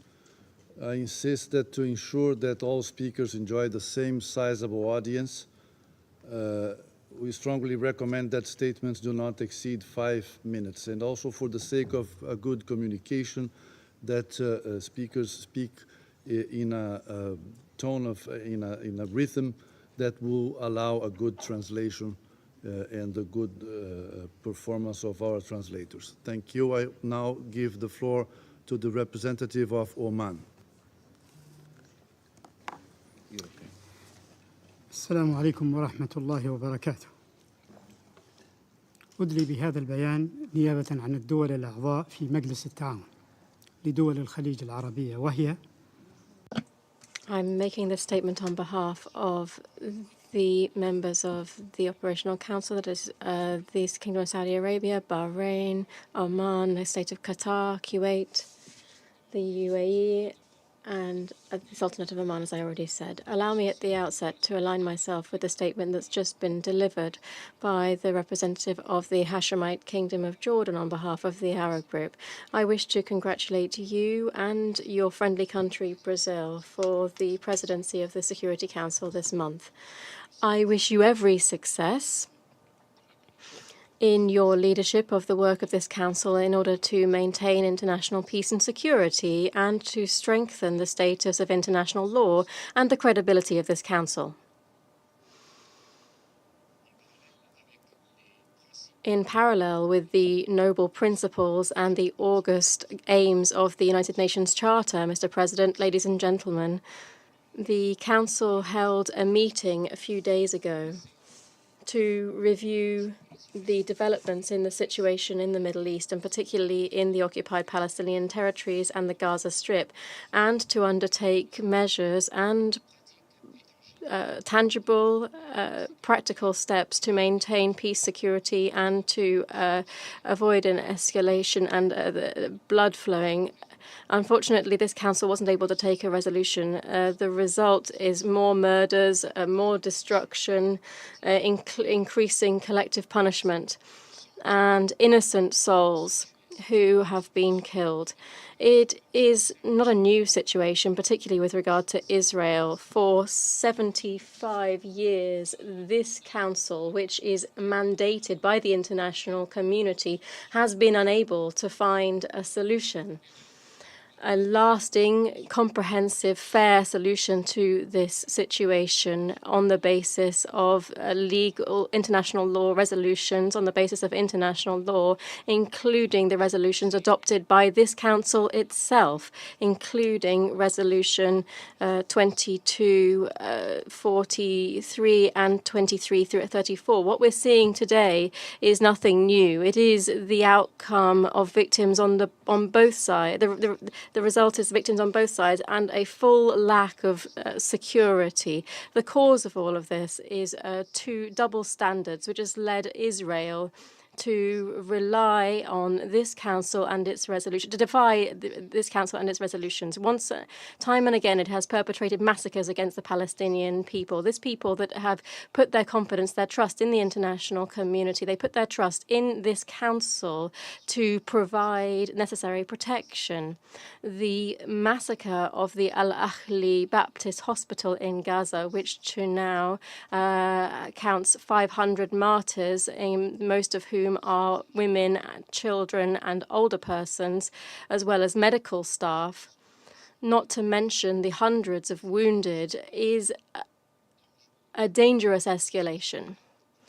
Isn't this a violation of international law? Isn't this a violation of international humanitarian law, including the Geneva Conventions of 1949?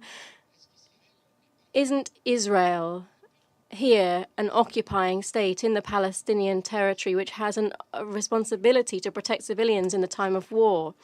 Haven't they killed this unimaginable number of human beings, torn them to pieces before the eyes of the world? Isn't this a criminal terrorist act, a flagrant violation of international law? Allow me now to refer to what was already mentioned by the Euro-Mediterranean Observatory for Human Rights.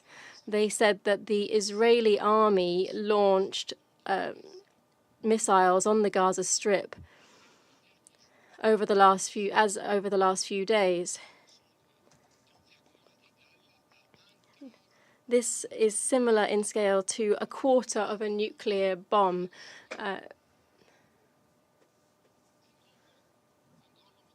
Killing many Palestinians every hour. This is a pursued cycle of violence that has destroyed 17,000 residential buildings, more than 87,000 residential units. Added to that, we see the destruction of schools, 18 mosques, 165 other holy sites, and the number continues to increase. If this isn't a violation, if it isn't a massacre perpetrated against the Palestinian people, allow me to ask you then, when will the international community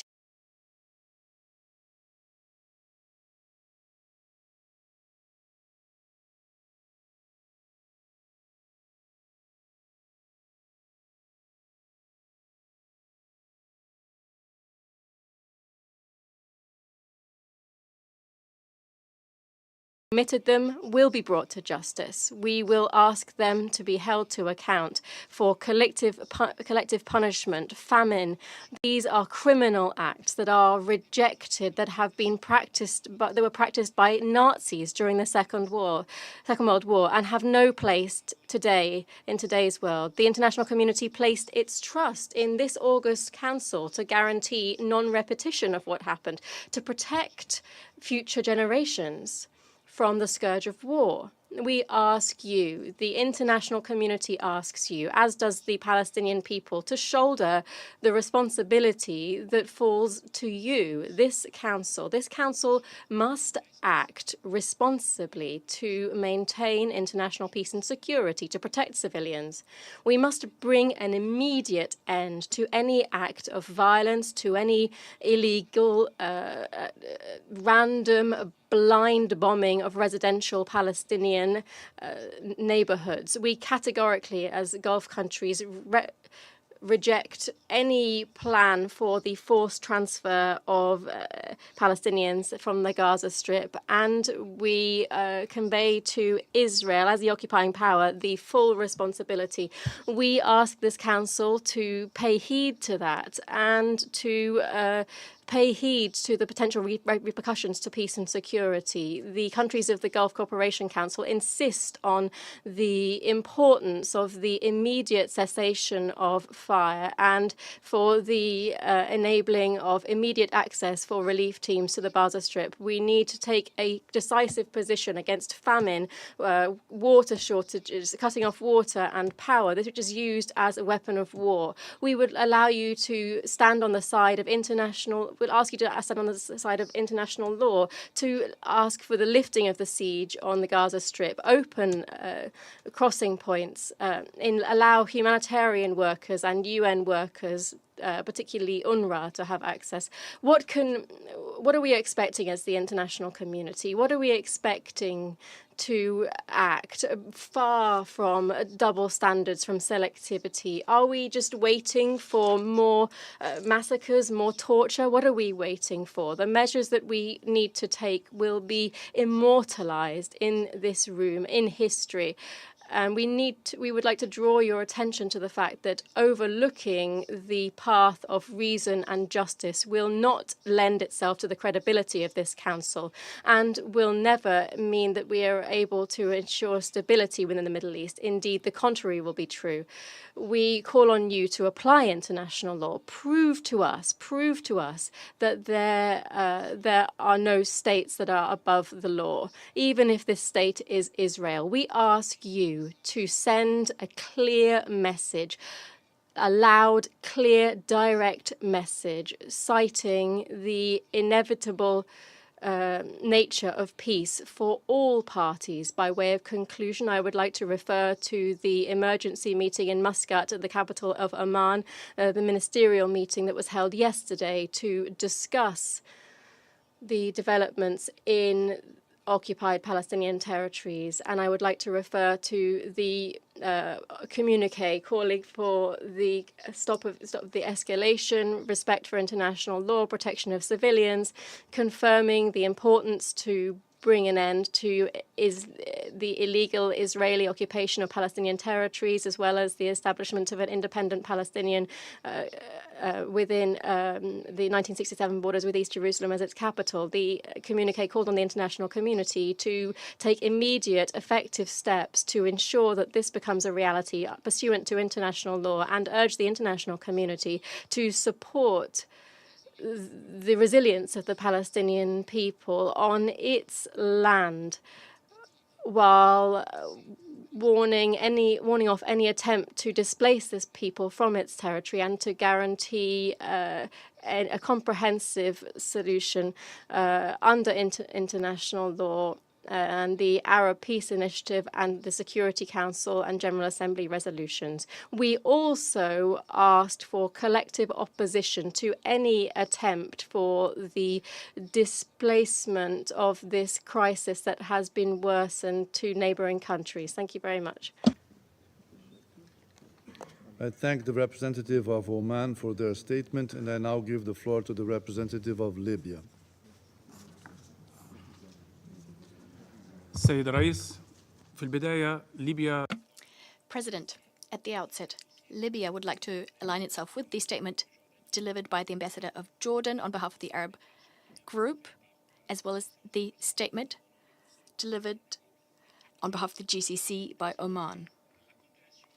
We should like to express Libya's condemnation of the state and the people, and in the strongest possible terms, our condemnation of the atrocities, the atrocious aggression committed against the Baptist Hospital in Gaza City yesterday. This is a murderous machine which is boasting about its power, the support it has garnered. It has taken hundreds of innocent martyrs, women and children, the sick, as well as medical personnel. This is a new chapter in a series of crimes to which the people of Gaza have been subjected. The question today is this a collective punishment, perhaps, which might constitute a crime against humanity? It seems that you're waiting for another Rwanda, in contravention of the principles of humanity and international humanitarian law. Unfortunately, Mr. President, Western countries about human rights and international law. What message are you sending today to the world? The people of the world are not ignorant. So stop this double standard and stop this hypocrisy. سيد الرئيس, لقد تحول. President, this council is tasked with upholding international peace and security. It is now engaged in a political competition.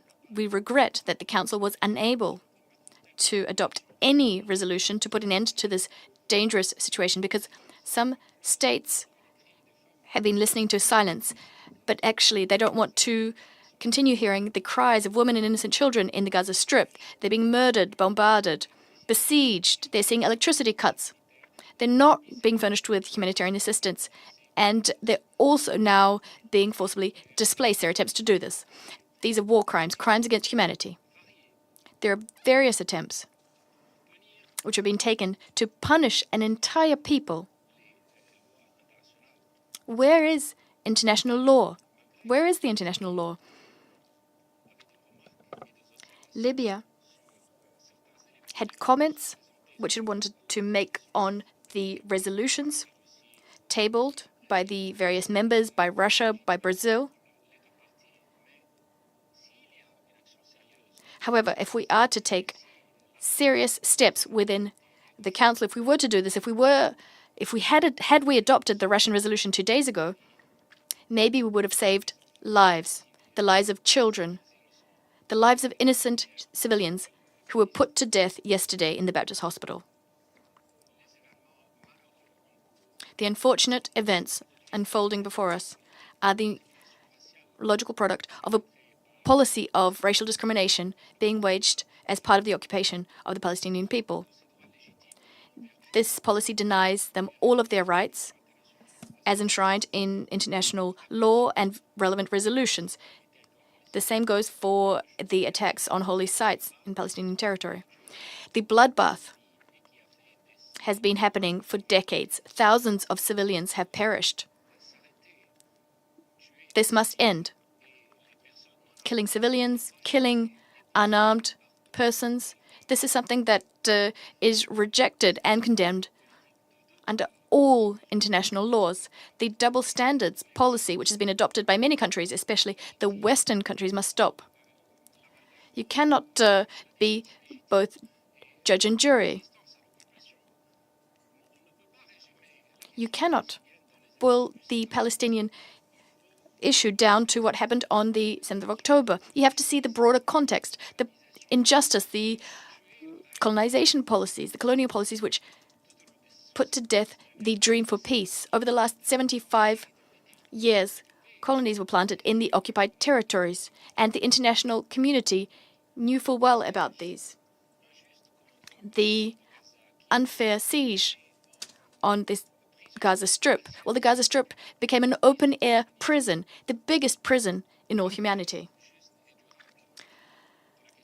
Fair and lasting peace for the Palestinians is the only way to uphold international peace, security, and stability for the entire region and its people. We'd like to reiterate once again that we support the Palestinian people in their fight for resistance so that they can live in their territory. We abhor all territories, abhor all attempts to take action outside the territory, especially the pressure that is being exerted. We do not want another Nakba. Israel expressed its unwavering unified position vis-à-vis the Palestinian cause. This is an issue which the Libyan people believe to be a cause for the entire nation. We see no solution aside from justice and the enjoyment of their rights by the Palestinian people with a Palestinian state with Jerusalem, East Jerusalem as its capital. Thank you. I thank the representative of Libya for their statement, and I now give the floor to the representative of Tunisia. Thank you, Mr. President.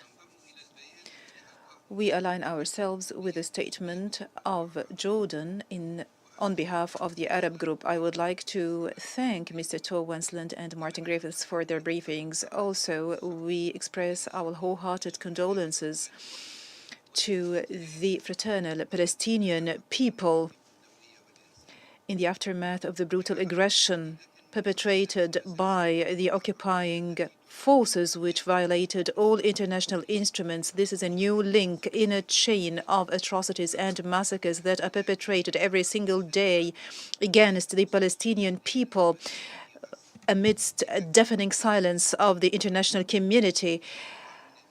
The occupation forces perpetrated an atrocious and heinous crime by bombarding the National Baptist Hospital. This is a barbaric carnage that claimed the lives of hundreds of innocent civilians, including women, children, medical and paramedical personnel. We do stress again that This is yet another example of the contempt by the occupying power of all international and humanitarian instruments.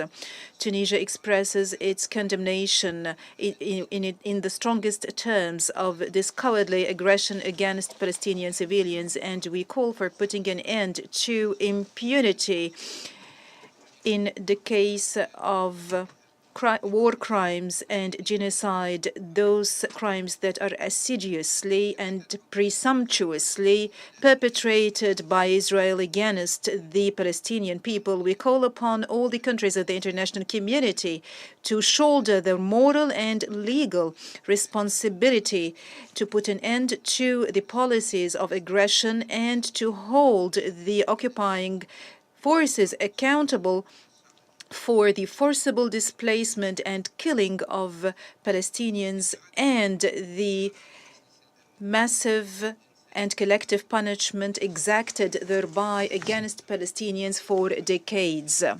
The failure by the Security Council to adopt a resolution regarding the humanitarian situation in Gaza proves yet again that the international community has failed to take a stance regarding the perpetration by the occupying power of all those carnages.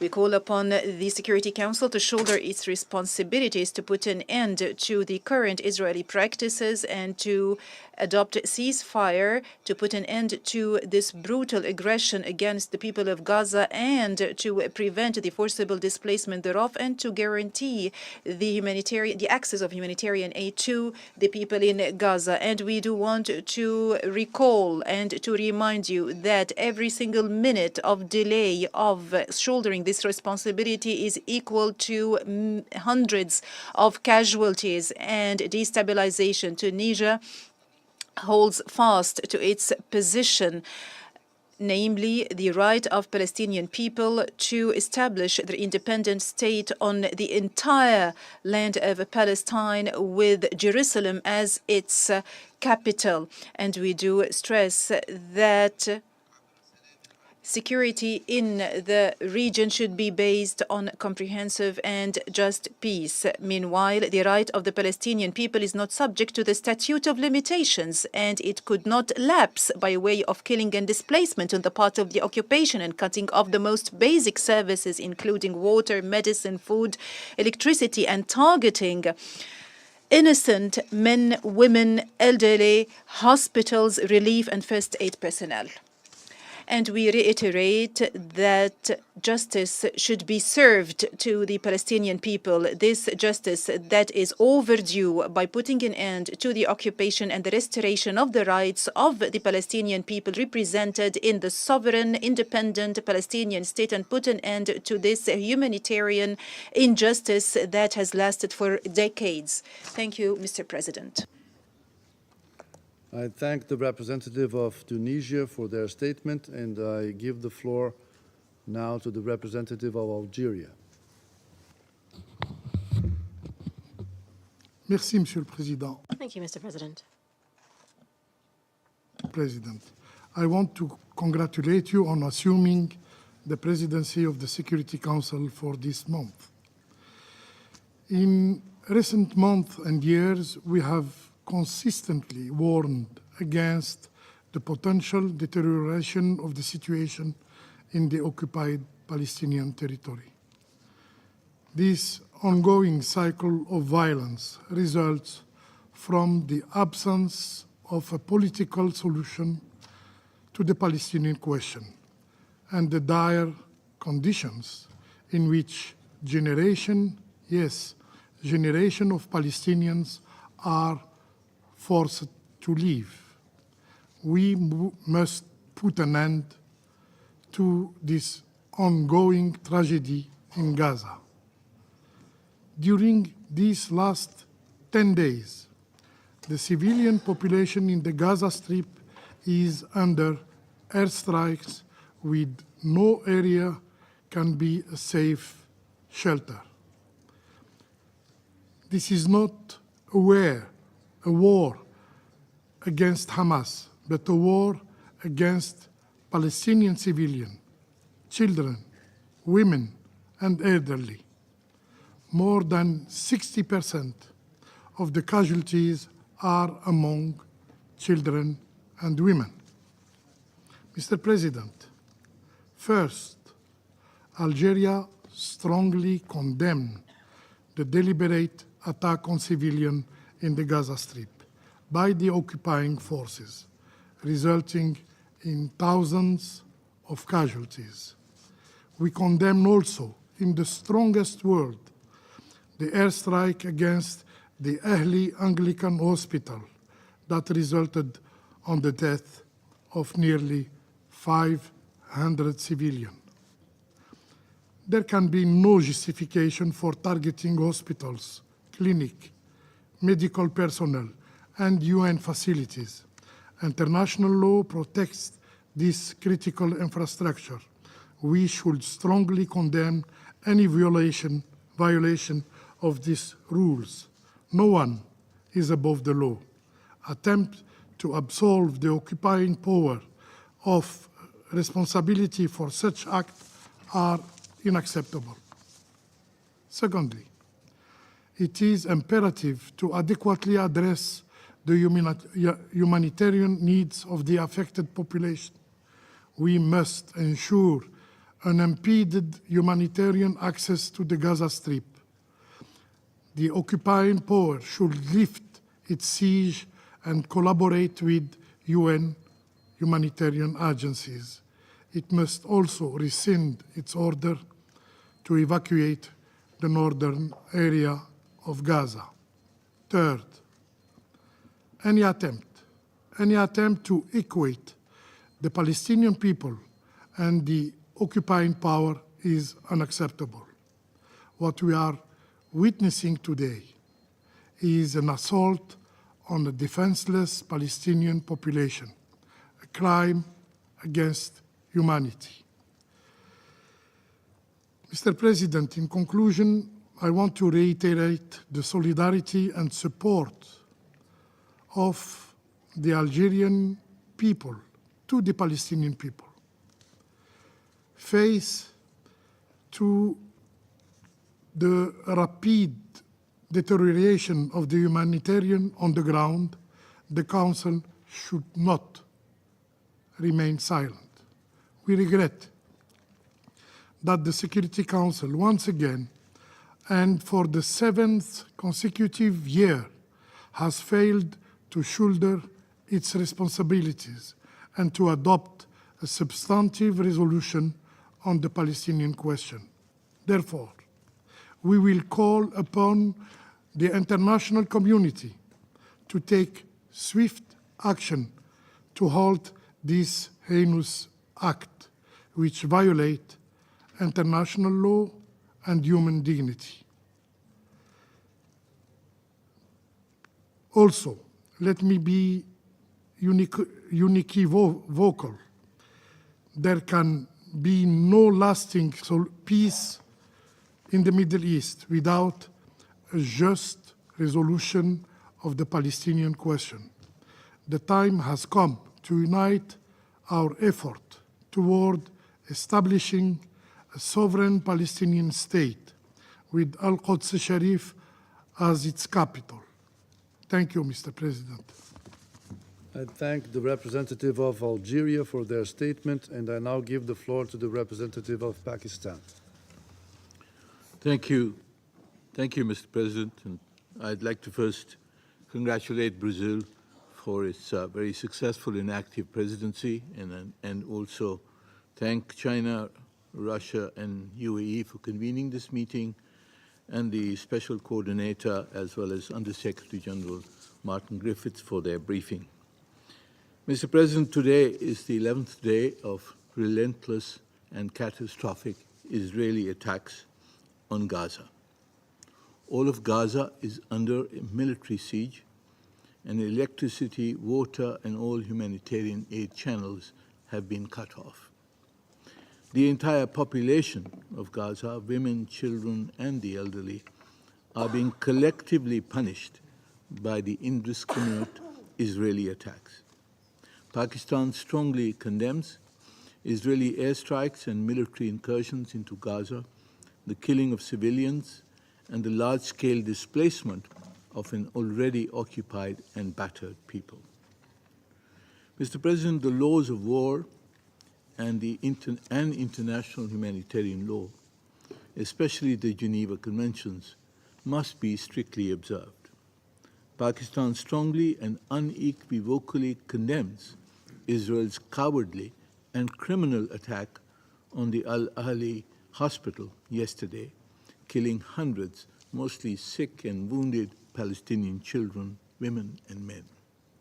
This willful atrocity, an attack on a hospital which enjoys explicit protection under international law, is clearly a war crime and a crime against humanity.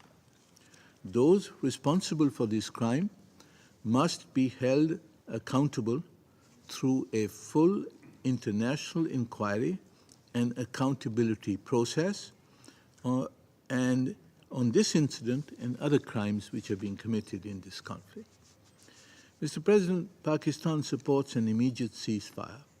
We regret that the Security Council was unable to issue a call for a ceasefire due to the opposition and insufficient support for the Russian resolution the day before and for the Russian amendments for a ceasefire this morning. Although the Brazilian resolution needed considerable improvement in our view, we were surprised at the Council's inability to adopt this resolution due to a veto cast by a permanent member. A heavy responsibility rests on those who have contributed to the prolongation of the consistent bombing of Gazan citizens that is taking place as we speak. Mr. President, consistent with decisions taken last year regarding the use of the veto, we expect that the General Assembly will address this conflict.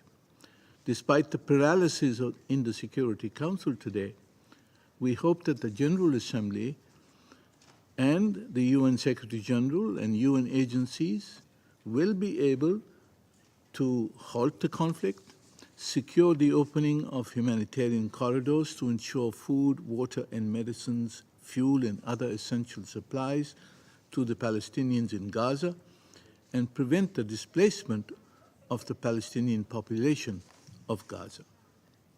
The OIC Executive Committee of Foreign Ministers met today and has proposed, among other things, the dispatch of an international protection force to protect innocent lives from the ongoing attacks by the occupation forces and extremist colonialist settlers.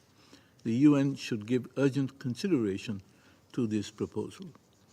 Mr. President, let us not forget that the root cause of this latest violence is the prolonged and illegal occupation of Palestine and the usurpation of the lands and properties of Palestinians and the accompanying oppression and massive violations of human rights committed with impunity by Israel.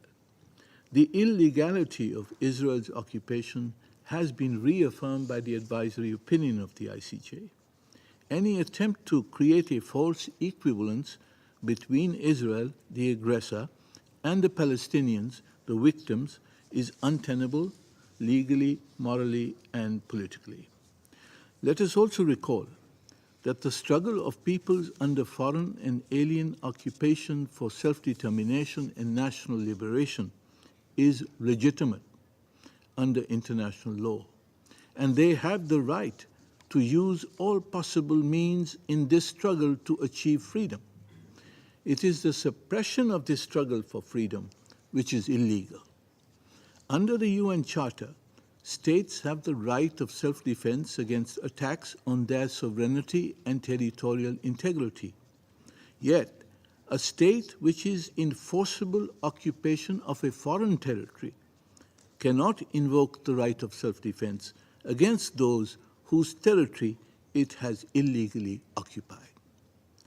Mr. President, the final solution to the protracted conflict that has claimed so many lives and continues to jeopardize the stability of the entire region lies in the creation of a secure, viable, contiguous, and sovereign state of Palestine on the basis of the pre-June 1967 borders with Al-Quds al-Sharif as its capital. Thank you, sir. I thank the representative of Pakistan for their statement, and I now give the floor to the representative of South Africa. Mr. President, thank you for enabling South Africa and other non-council members to contribute to the debate on this alarming and abhorrent development in an already tragic conflict, which is getting worse by the day. We thank the briefers for the information shared with us. South Africa condemns in the strongest possible terms the killing of civilians in Palestine and Israel. The targeting of civilians in armed conflicts is in violation of international humanitarian law and Geneva Conventions. Mr. President, just as the attack by Hamas on civilians in Israel was abhorrent, there are no words to fully express South Africa's condemnation of Israel's bombing of the Ali Arab Baptist Hospital on the 17th October, killing well over 500 people and injuring over 1,000.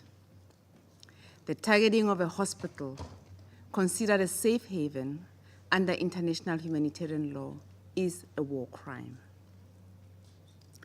Similarly, the killing of the people of Gaza by Israel in 12 days of aerial bombardment of hospitals, schools, apartment buildings, and essential infrastructure are also war crimes. The continual bombardment of civilian targets, the denial of the civilian population of Gaza of water, food, fuel, and electricity is prohibited under international humanitarian law and by Geneva Conventions. The bombing of Ali Arab Baptist Hospital in Gaza is the most blatant violation of international humanitarian law. Doctors are operating without anesthetics and do not have the medical equipment or supplies to treat the victims. The suffering of children and their parents are unspeakable and unfathomable in this day and age, and there must be consequences for these actions. Otherwise, the international structures established to maintain international peace and security have utterly failed. The Al-Ahli Baptist Hospital, which was bombed on Tuesday night, is one of the 22 hospitals in the northern Gaza which were ordered by the Israeli military to evacuate their patients and staff within 24 hours or be responsible for the consequences. Hundreds of civilians were sheltering in the hospital when it was bombed, as it was supposed to have been a safe place to shelter. Under international humanitarian law and Geneva Conventions, Israel is committing war crimes and needs to be held responsible for its actions by the International Criminal Court and the international community as a whole. Mr. President, South Africa calls on the international community to end its indifference to the gross violation against the Palestinian people in Gaza, and for the UN Security Council to take enforcement action to halt the unfolding genocide. And we regret that the Security Council, once again, was not able to adopt a basic resolution on the humanitarian resolution in Palestine. South Africa calls for an immediate ceasefire and the immediate opening of a humanitarian corridor to allow in medicine, food, and supplies. South Africa calls on Israel to cease its genocidal campaign against the Palestinians. We call on the prosecutor of the International Criminal Court, Karim Ahmad Khan, to immediately signal his intent to investigate the Al-Ahli bombing and other war crimes and the crime of genocide in this conflict, and to include in his investigation the liability of those aiding and abetting these crimes. I thank you. I thank the representative of South Africa for their statement, and I now give the floor to the representative of the Syrian Arab Republic.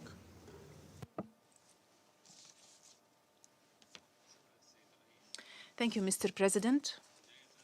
At the outset, I would like to thank the delegations of the Russian Federation, the UAE, and China for requesting to convene this extraordinary session. We align ourselves with the statement made by the permanent representative of Jordan on behalf of the Arab group. Mr. President,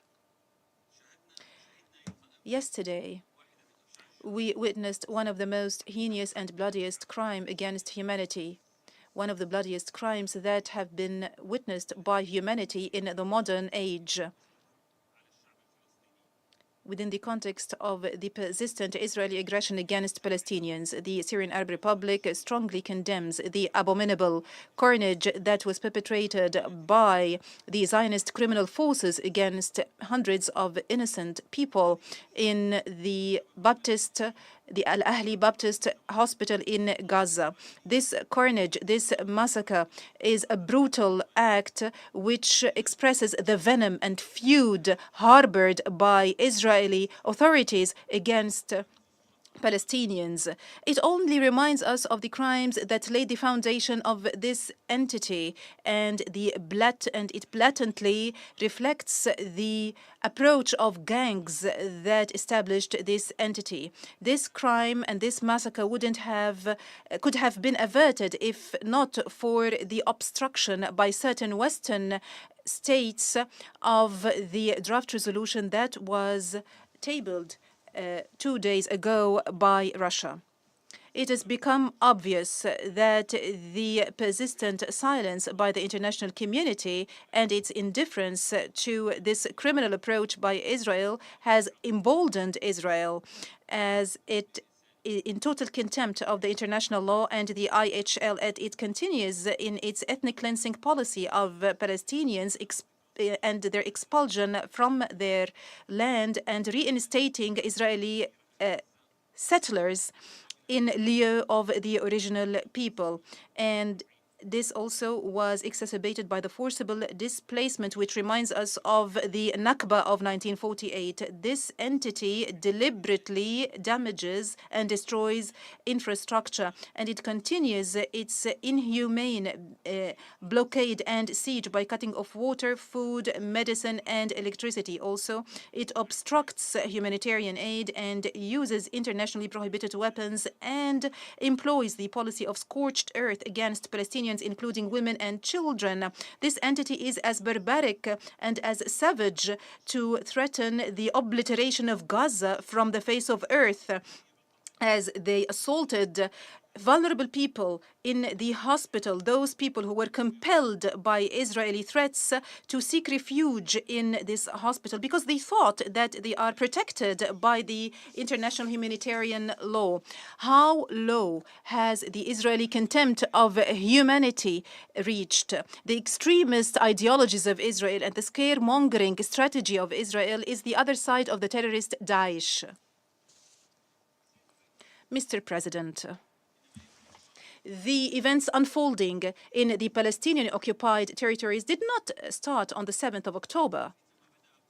Those events started long decades ago due to the persistent Israeli denial of Palestinian people's right to establish their independent state with Jerusalem as its capital, and the accompanying occupation and the deliberate, assiduous, aggressive practices since 1948. And in this regard, we do stress that the region will know no stability as long as the Israeli entity and its Western supporters continue to obliterate this historic and humanitarian truth.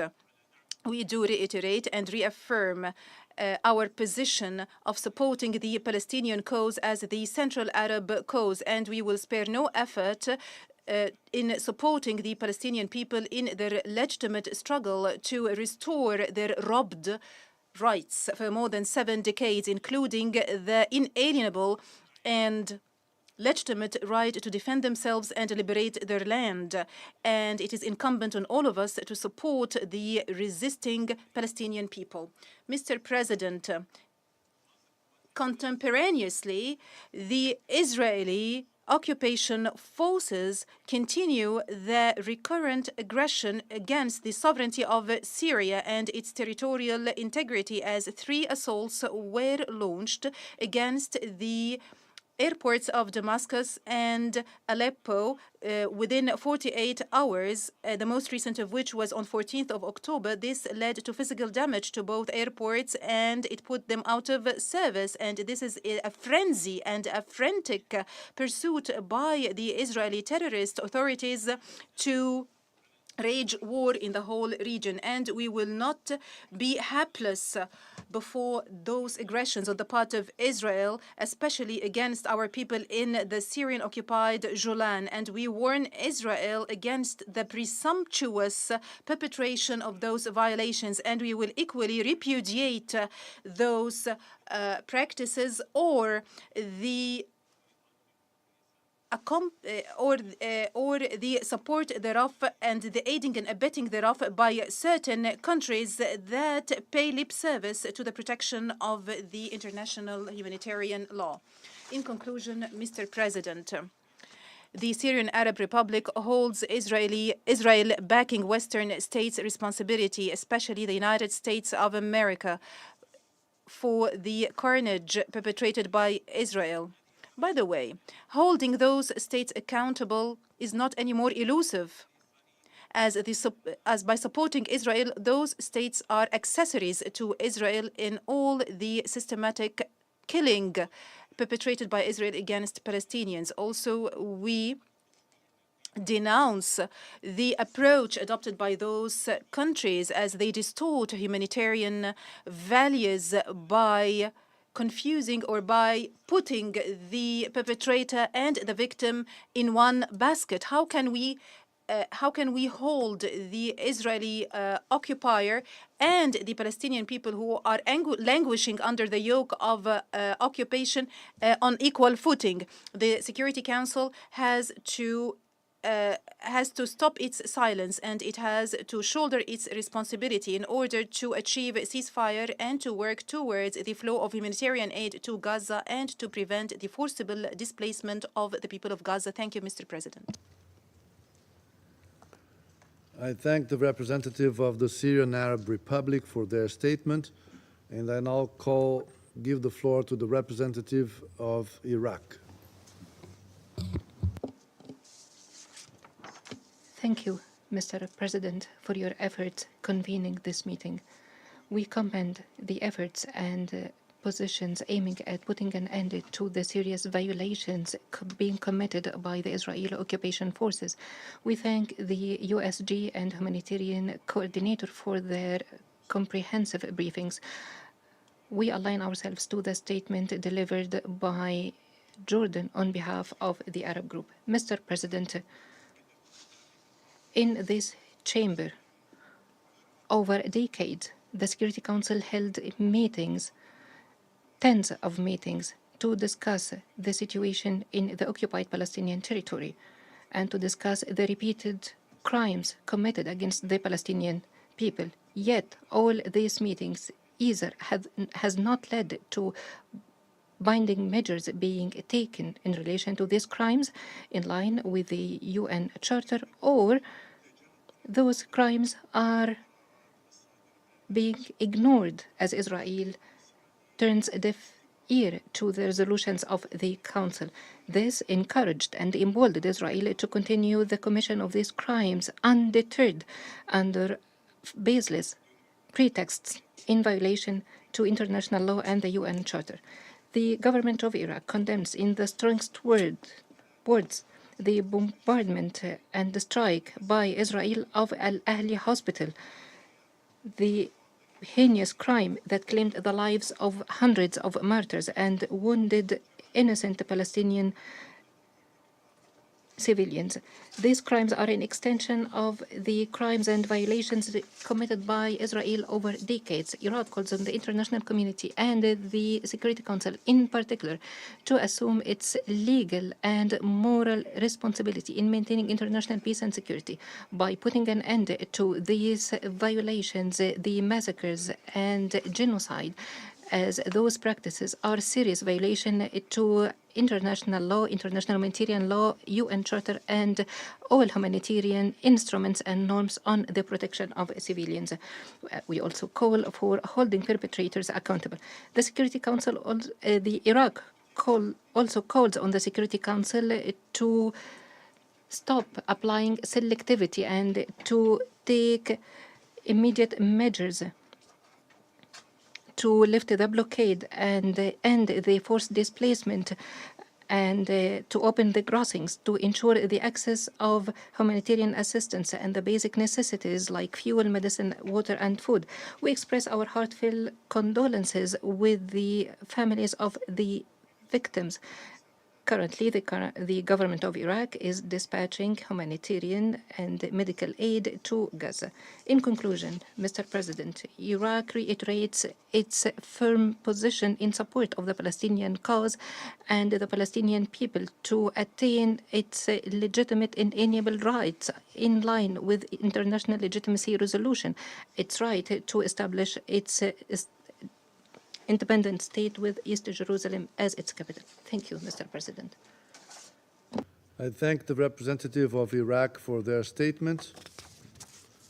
I now give the floor to His Excellency Mr. Olof Skog, head of the delegation of the European Union to the United Nations.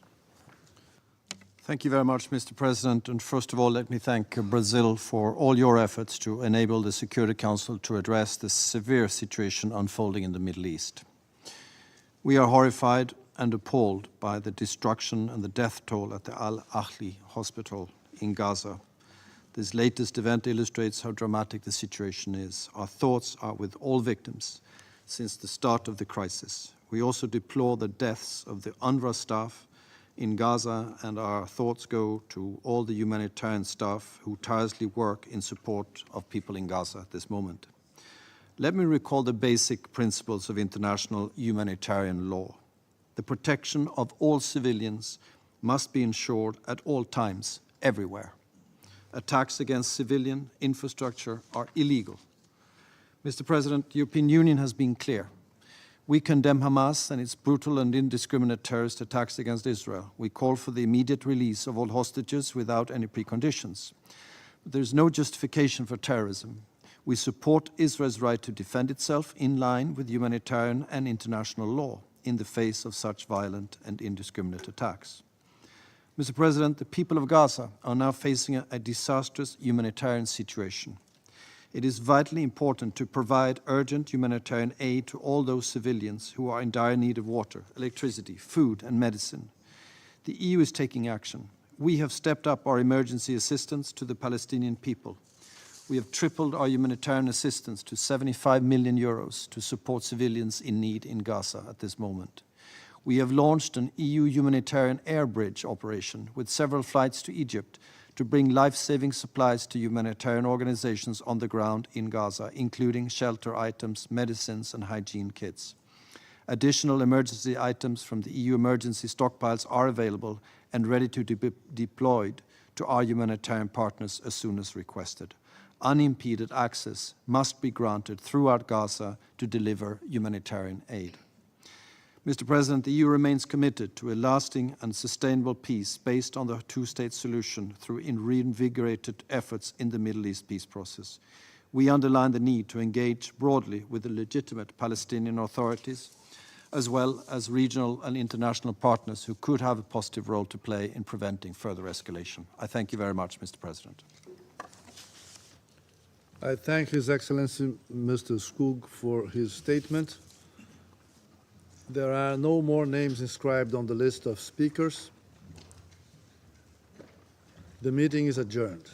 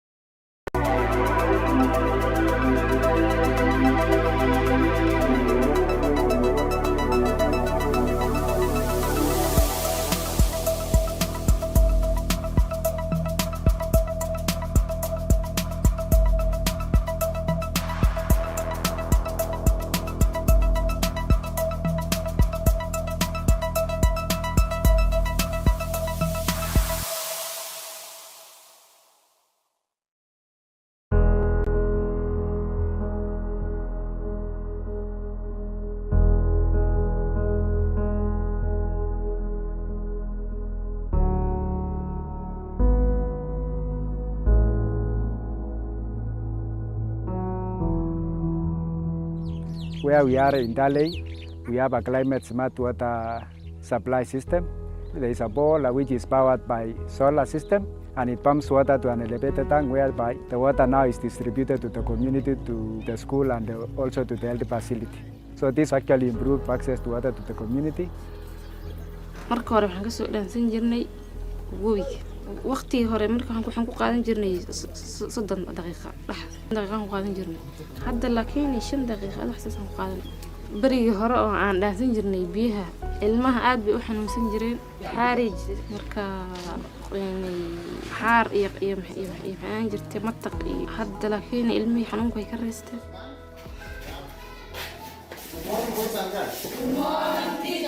Okay. Water is, we say that water is life. Water is life. Without water, we cannot survive. For animals and people. Very good. In fact, we are very lucky because the distance is just about 50 meters to the water point. It saves time when it comes to the classes.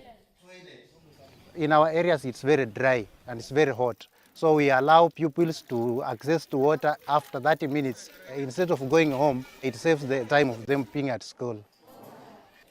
Then they say there is no water here on earth. What will happen? What will happen to these plants, the trees we are seeing outside there? What will happen to them? Kama hakuna maji, dada yangu, hakuna kitu naweza endelea. Kama ni kuoga, kuosha watoto, kuvua, kupiga, kuosha vyombo. Maji ni kitu bora sana. Kazi ya Teresha ni kusanya pesa, kuhakikisha kuweka na kupeleka kwa benki. Kama ni geleni, ni vile geleni tunashota kwa shilingi 5 kama ni hapa kioski. Wale hawawezi, tumewacha namna hiyo kwa sababu kiu ni kitu mbaya.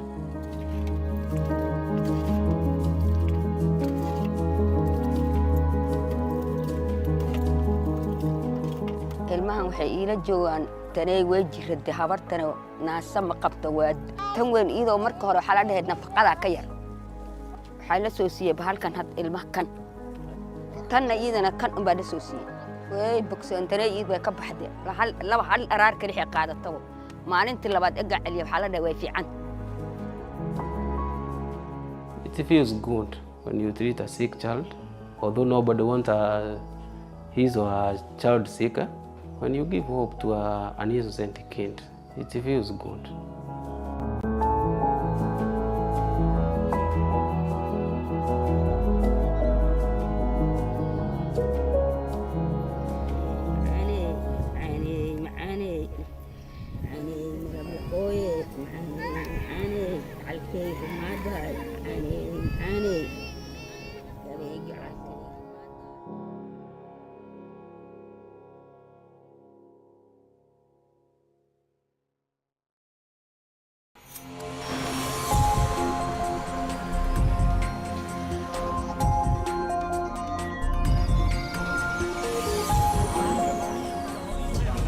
Welcome to Global 3000. Shattered dreams. What's next for Sudan after the military coup? Threatened coastline. How shrimp farmers in Indonesia plan to thwart the sea. But first, the forest of no return on the deadly migration route from South America to the USA. Climate change, wars, conflicts, and economic hardship are all forcing an increasing number of people to flee their homes. In 2021, there were more than 82 million forcibly displaced people worldwide. People seeking a better, more secure life for themselves and their families were forced to abandon their own homeland. A dangerous path. According to UN data, at least 4,470 migrants died globally last year, but the number of unreported cases is probably much higher. They are often not very welcome in their final destinations. Between September 2020 and September 2021, nearly 1.7 million people were arrested at the US border alone. Most of them came from Central and South America, where one of the most dangerous migration routes passes through the Darien jungle connecting Colombia and Panama. Many migrants don't make it out alive. It's dreadful, dreadful, my brother. Terrible, terrible, hermano. Don't come this way. There are lots and lots of dead bodies.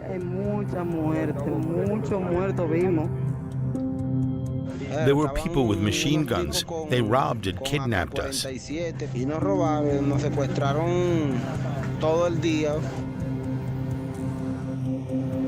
Words of warning from people who cross the Darien Gap, the jungle on the border between Colombia and Panama. It's a perilous but popular route for migrants heading for the US from South America. Here you can encounter criminals, poisonous snakes, and extreme weather, and yet they come in their thousands in search of a better life for their families. The voice messages were sent to Humberto Cruz. Anyone going to the Darien jungle has to pass his small store in the Colombian town of Nicoclí. It's the American dream held by many people. They think the US is the greatest. Many people enter the jungle, but not many come out the other side. Children die from hunger and thirst. They get injured. They suffer greatly for their dream. Angelo, too, has his sights set on the jungle. The Haitian migrant is gathering together what he needs for the journey. Nicoclí is the last stop before the jungle.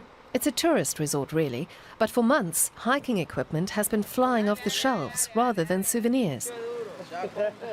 It's too much for too little. The migrants are easy prey. The high crime rate in Haiti prompted Angelo to leave. He worked in Brazil for 2 years, but didn't earn enough for his own keep, let alone cash for his parents back home. So he's heading northwards. I am a man. Whatever challenges I face, it's my duty to confront every problem. There are 11 of them, including children who aim to strike out into the rainforest.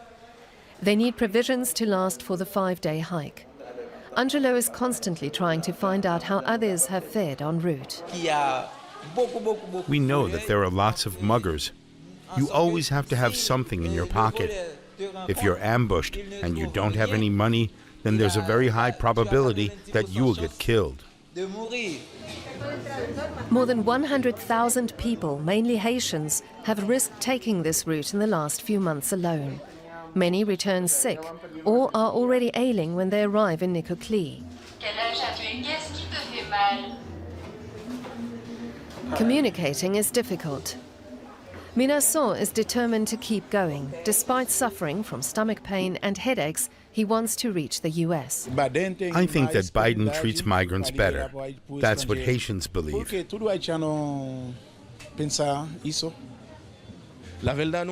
Whether Joe Biden treats migrants better isn't the point.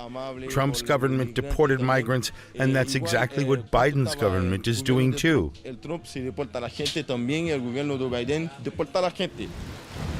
At daybreak, Angelo and over 100 others head to the jetty.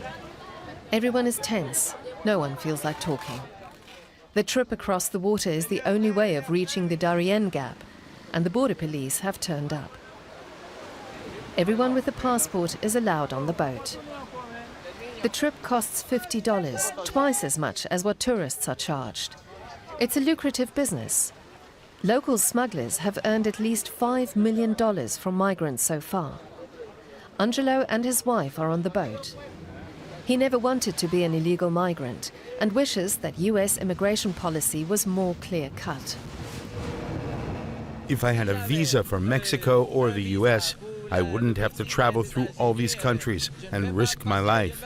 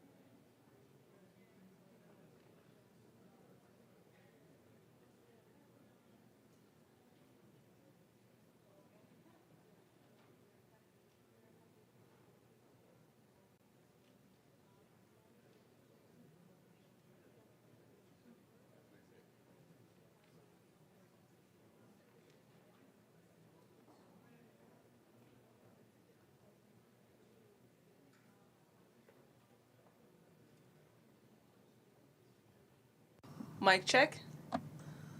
Okay.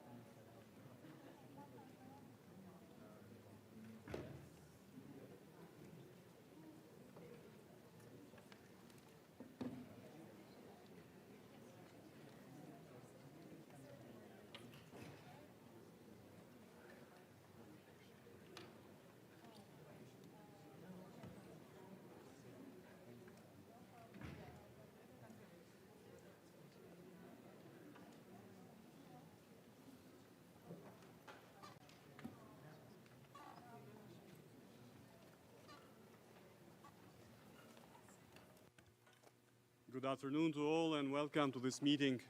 Thank you for joining us.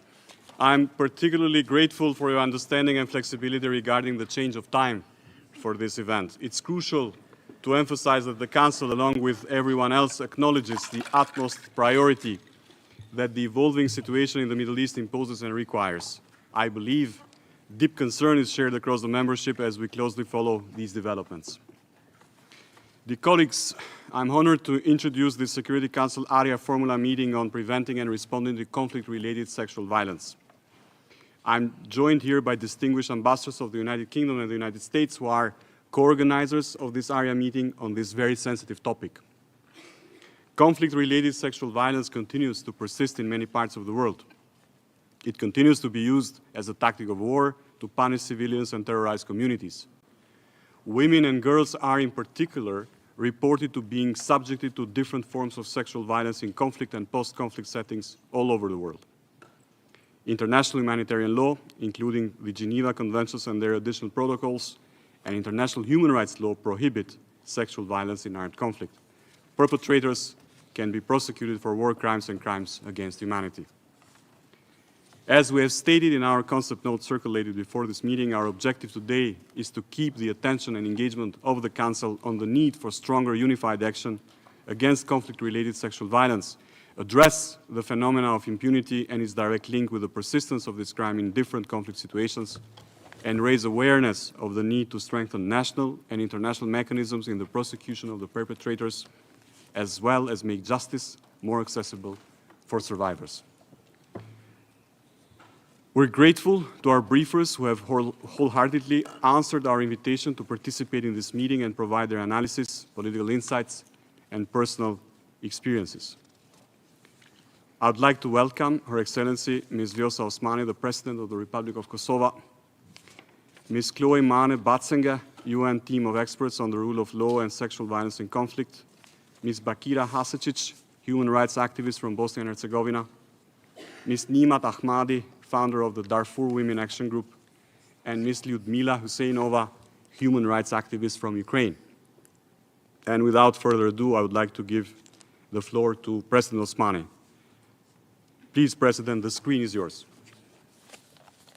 Thank you very much, dear Minister Hassani, dear organizers, ladies and gentlemen. During 1998-1999, Kosovo was a target of a brutal and a genocidal war committed by the Milosevic regime. Amidst the deafening sounds of artillery and the painful silence of the aftermath of the war, emerged a staggering reality: thousands of survivors of sexual violence in war. It is therefore that today, as I address all of you, I feel great responsibility and carry a heavy burden on my shoulders while striving to do justice to these everyday heroes who live with an everlasting and excruciating pain.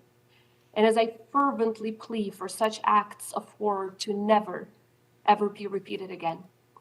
Conflict-related sexual violence has persisted for too long in the trajectory of human history. It strikes at the very heart of humanity. It transcends borders, and it has turned into one of the most pressing global issues that demand our immediate attention. It is therefore our collective responsibility to act decisively, to act smartly, and to deliver. In my job, but also ever since I engaged in politics, I must admit that the meetings that leave an everlasting impact are the meetings with the survivors of sexual violence in war. Every time I meet with a survivor, I gain a thoroughly different understanding of pain. I also get a chance to understand the transformative power of their resilience. They choose not to just survive, but also to thrive and continuously fight for justice. They work hard to turn their anguish into a driving force to not only rebuild their lives, but also the shattered society after the conflict. Dear participants, none of the words and none of the delivered speeches do justice to the horror and the trauma experienced by the survivors. To understand better what I'm saying, please pay close attention to a following statement by a survivor. This is what she shared with us and what she wanted me to share with you. I quote, "I was trying to hide myself under the chair. I closed my eyes and ears with my hands, just trying not to hear the screamings and yellings of other women. What they did to other women in the school where we have been forcibly pushed. I've never seen such terrible things. At that moment, one guy dragged me by my leg. He threw me into the ground, pulled off forcibly my trousers. I was like being paralyzed. I didn't feel my legs. I had severe bleeding. I was only 9 years old."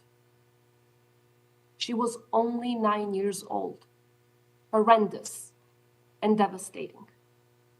Perpetrators of these horrendous crimes know no limits. They stop at nothing.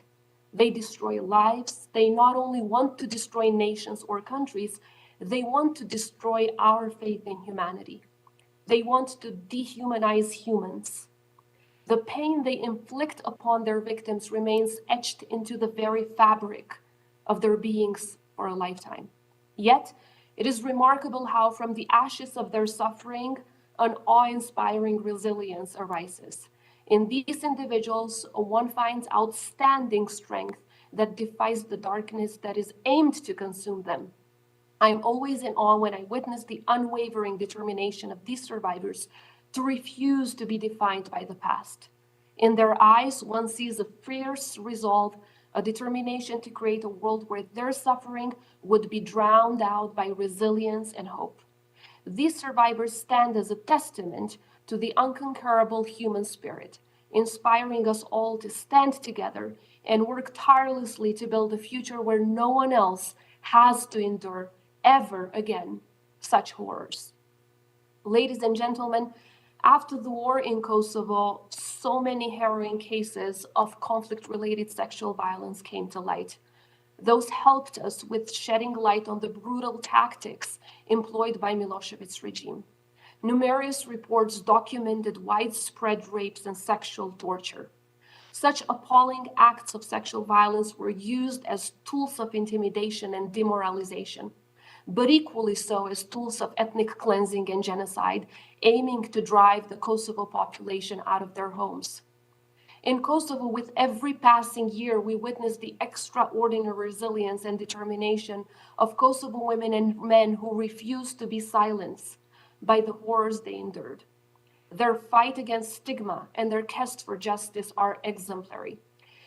Being that one of the first ones to come forward to face the public, Ms. Vaspija Krasniqi-Goodman, who spoke out publicly in October 2018, she made sure that the world got introduced to a heroine. An emotional but well-determined Vaspija Krasniqi became the first survivor of sexual violence during the war to speak out publicly. By doing so, she put a face to the suffering of horror of over thousands and thousands of survivors. She became the face of their struggle and the symbol of their quest for justice and their unmatched determination to turn sorrow into hope.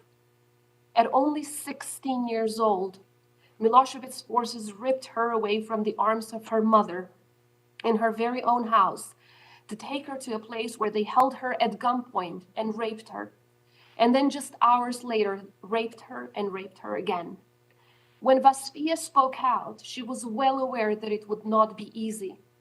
She spoke because she understood the profound importance of her testimony in the quest for justice and the fight against stigma.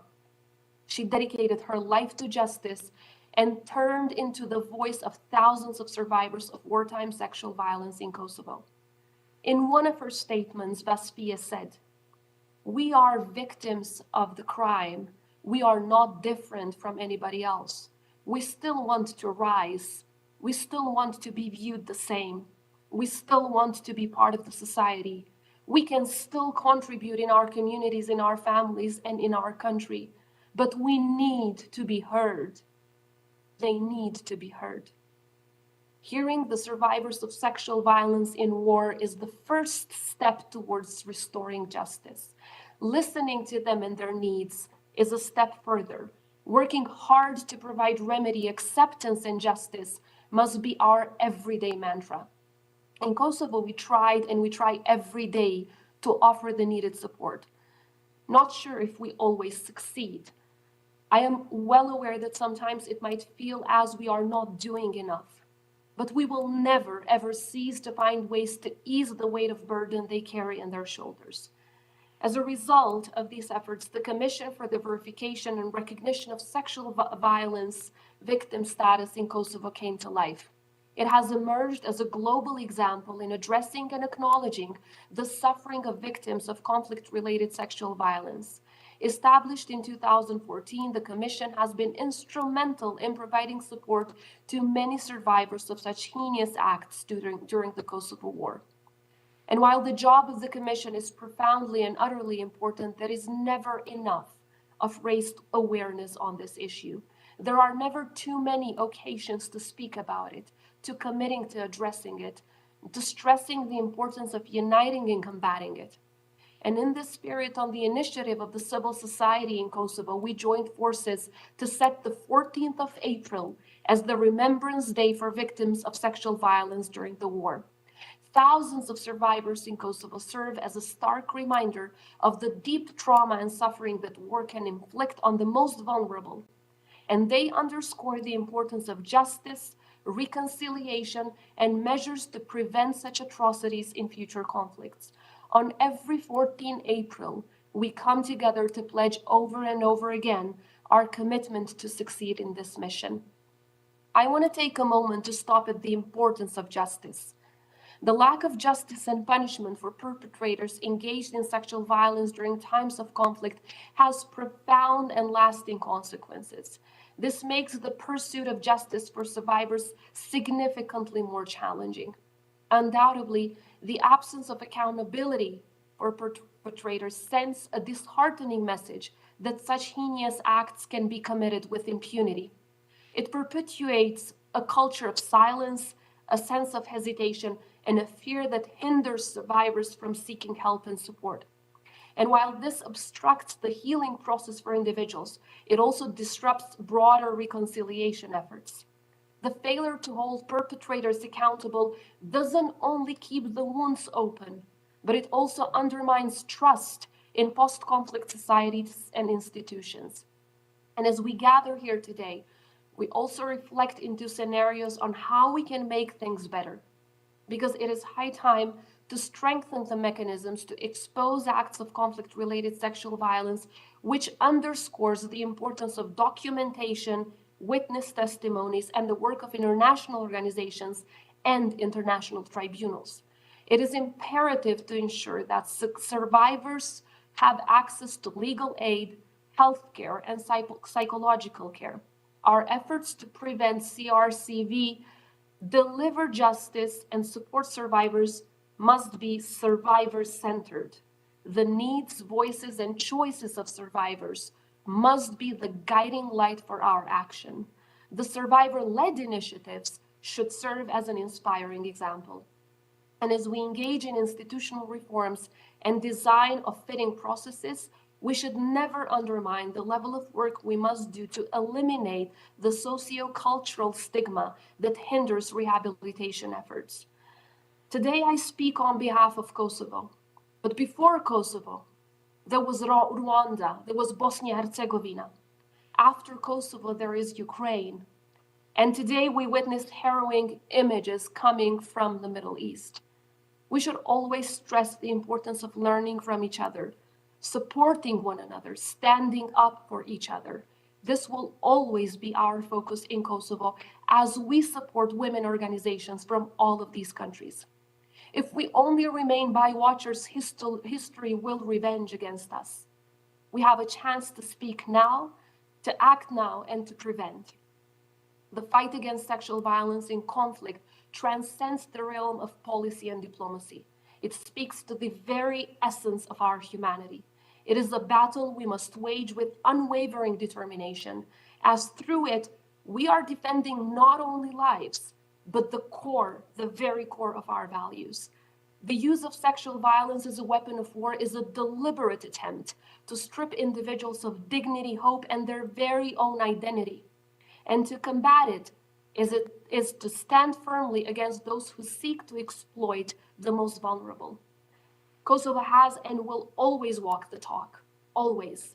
From hosting one of the first major conferences on conflict-related sexual violence with participants from post-conflict countries such as Mali, Guatemala, Colombia, Ukraine, and many others, to putting the prevention of conflict-related violence at the heart of discussions in the next International Women, Peace and Security Forum to be held next year in Pristina, Republic of Kosovo. Our fight is a testament to the values we hold dear: justice, compassion, and equality. Our determination to eradicate this heinous practice is not just a policy imperative. It is a moral duty, a testament to our commitment to a world where the horrors of war can never stain the sanctity of human dignity. Thank you very much for your attention. I thank President Osmani for her remarks, the work of your country, dear President, that you have done, and your personal commitment to supporting survivors of conflict-related sexual violence by invoking all tools available, including legal, policy, diplomatic, and financial, to break the vicious cycle of impunity and provide the necessary services to survivors is truly remarkable. Now I give the floor to Ms. Chloe Marne Batsange to provide her insights on the matter. Please. Thank you, Mr. President.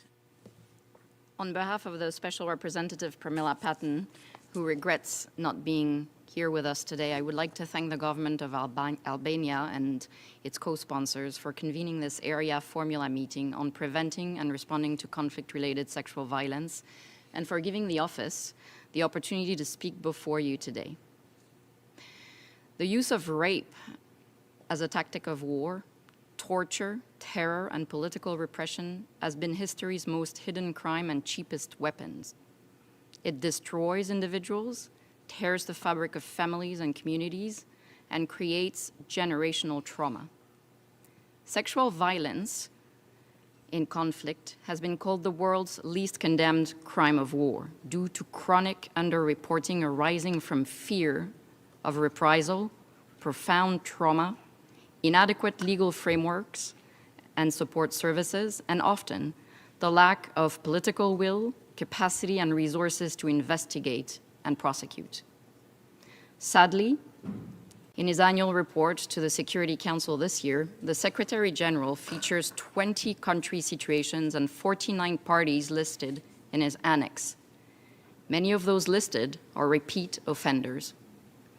Mr. President, Excellencies, ladies and gentlemen, in the face of these atrocities, we've been asked what the Security Council can do further to address sexual violence in conflict. At this stage, the normative framework by the Council is clear and categorical. Sexual violence is a threat to international peace and security. It is a war crime, a crime against humanity, and a constituent act of genocide, and perpetrators must be held accountable. In 2024, the mandate will commemorate its 15-year anniversary. The challenge before us is to translate commitments made on paper in this very Council into compliance. While much rhetoric has been paid to the issue, the operationalization of the mandate has lagged too far behind and remains grossly under-resourced. Indeed, out of those 20 member states in the annual report of the Secretary General, only 8 country situations have senior women protection advisors deployed, and in most cases, they lack appropriate staffing. The Security Council needs to exercise effective oversight to ensure that sexual violence dimensions are included in all relevant country and thematic consultations and debate, and not relegated simply to an annual open debate. Mandates need to include conflict-related sexual violence, and commensurate structures and resources must be included in budget discussions of the organization. The team of experts on rule of law and sexual violence in conflict that I lead was created in 2009 by this very Council's Resolution 1888 as a tool bringing together the Office of the Special Representative for Sexual Violence, the Office of the High Commissioner for Human Rights, the Department of Peace Operation, and UNDP to support national authorities' efforts to bring perpetrators of sexual violence to justice. Every year that I've served as the team leader for this team, the number of requests for assistance has increased and have become ever wider-ranging and sophisticated. Despite the team's express security mandate, it continues to rely solely on voluntary funding. This situation is wholly inadequate and does not meet the words of this Council with action. Furthermore, this Council has recognized the important work of the United Nations Action Against Sexual Violence in Conflict Network, which the Special Representative Patten chairs. Once again, despite the rhetoric, this network needs concrete support. However, in a moment of pessimism and looming cynicism, I want to underline a message of hope. In the past decade, we have seen that where there is political will, specialized expertise, and adequate resources, accountability can occur. In Guinea-Conakry, a former head and 10 other senior officials stand trial currently in front of domestic courts for crimes committed in the 28 September events, including sexual violence. In Colombia, the Special Jurisdiction for Peace has just opened a dedicated cases for sexual crimes committed during the conflict. Likewise, in the Democratic Republic of the Congo and the Central African Republic, domestic and hybrid courts have adjudicated sexual violence crime as international crimes. Finally, in 2022 in Nigeria, conflict-related sexual violence was included for the first time ever in an indictment against Boko Haram.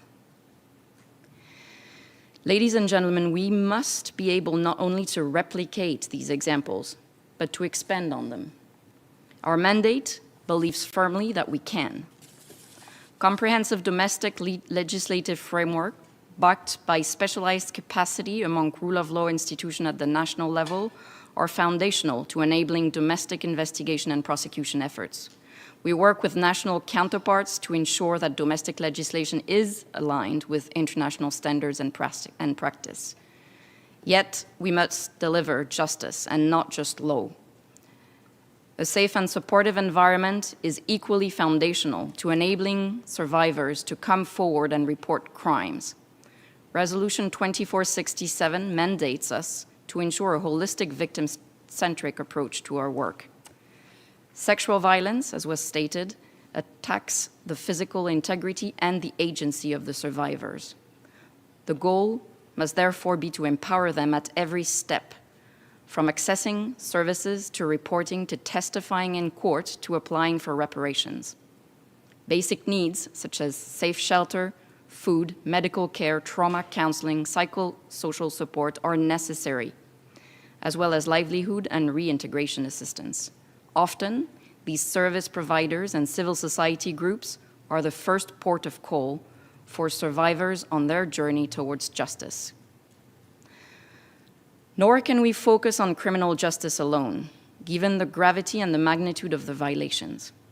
Indeed, survivors routinely request us the full range of transitional justice measures such as reparation, truth-telling, and guarantees of non-recurrence. Mr. President, we meet today at a crucial point of history. It is in periods of increasing instability that individuals, and especially women and girls, are most at risk for sexual violence. The experience of this mandate shows that conflict-related sexual violence is not an inevitable byproduct of war. 15 years after Resolution 1888, we need the members of this Council to step up their efforts towards operationalizing its resolution meaningfully, so that the rhetoric in the United Nations hallways and conference room is a reality for survivors on the ground. I thank you. I thank Ms. Marne Batsange for her remarks, and now I invite Ms. Bakira Hasicic to share her testimony with us.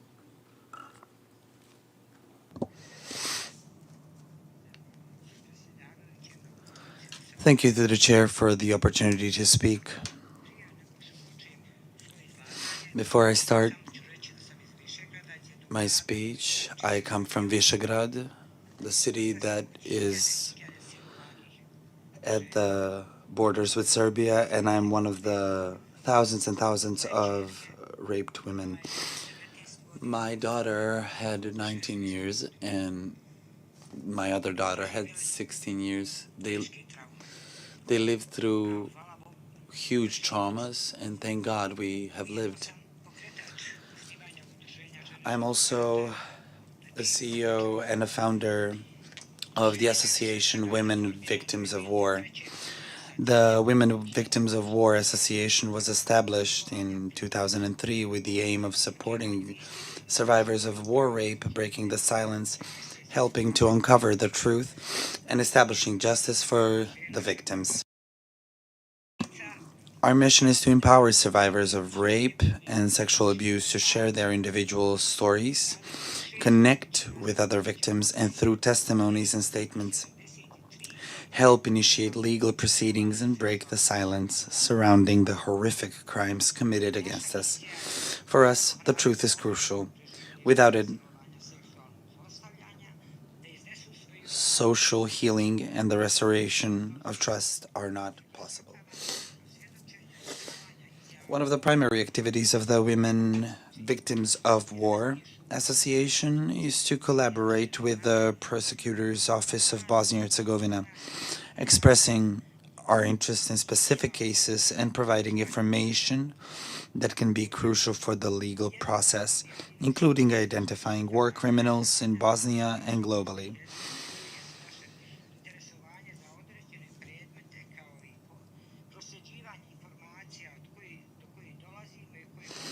Since collaborating with the International Criminal Tribunal for the former Yugoslavia, ICTY, and the establishment of the Prosecutor's Office of Bosnia and Herzegovina in 2005, our association has forwarded all collected testimonies from survivors of rape, sexual abuse, and other crimes to the Prosecutor's Office of Bosnia-Herzegovina, recommending the initiation of investigations against the perpetrators of war crimes.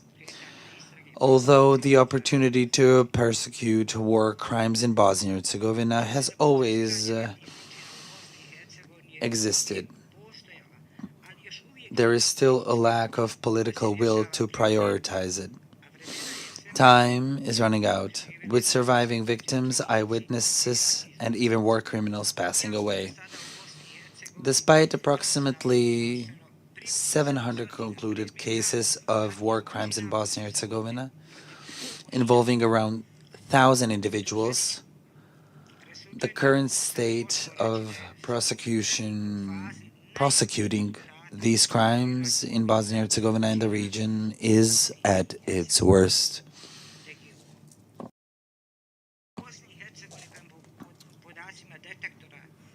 In the last 5 years, according to data from Detector, the only specialized agency monitoring war crime cases in the court of Bosnia-Herzegovina, there have been fewer annual indictments for war crimes than the number of cases handled by prosecutors in the Prosecutor's Office of Bosnia-Herzegovina. On average, between 20 and 25 indictments are issued per year by 32 prosecutors working on these cases.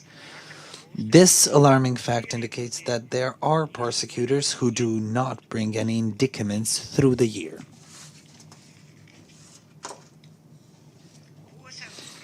A significant issue lies in cases related to war, rape, and sexual abuse. The ICTY has established in 32 judgments that war rape was used as a weapon of war and crime against humanity in Bosnia and Herzegovina. The court of Bosnia and Herzegovina had issued at least 30 judgments for rape and over 50 with elements of sexual abuse. However, these cases, according to analysis from organizations such as our association or Trial International, are marked by numerous problems. One major criticism pertains to the support system for victims of war, rape, and abuse. Although the Court of Bosnia-Herzegovina has a department for witness support, it operates exclusively within the courtroom.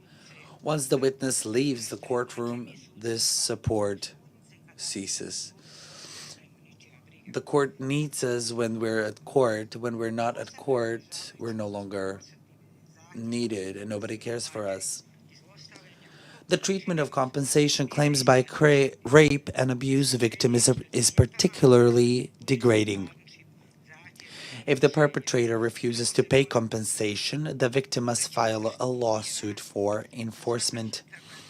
This process involves weaving protective measures and undergoing a lengthy and arduous legal battle in a politicized and slow judiciary. Consequently, almost no victim has received any damages. In contrast, the state really covers the defense costs of the accused and those acquitted. exempting them from any compensation claims.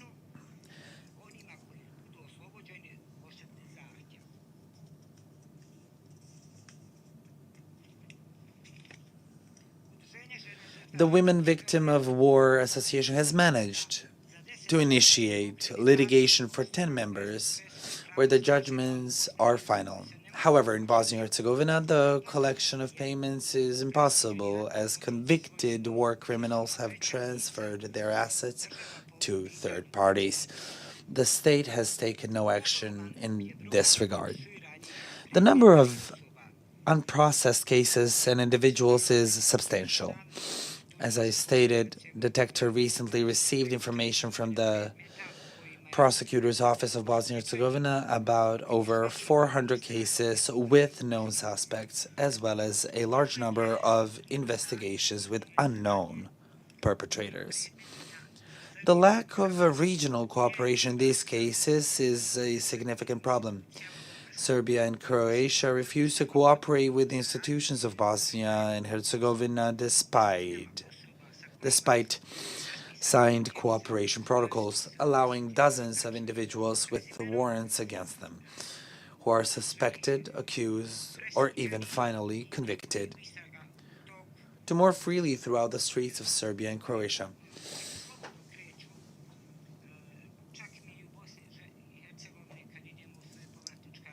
Even when we are getting back in Bosnia-Herzegovina, we are still living through these days with our persecutors. These persecutors are still walking freely through Serbia and Croatia. A lot of them have double citizenship, and when they believe that they will be persecuted, they can legally cross the border or the woods to the Serbia or Croatia, and nobody's looking for them. Not even if the Interpol was looking for them, they still wouldn't be looked for. These are not merely claims from our association or institutions in Bosnia. The Chief Hague prosecutor has clearly confirmed this in a series of presentations before the Security Council while presenting regular reports.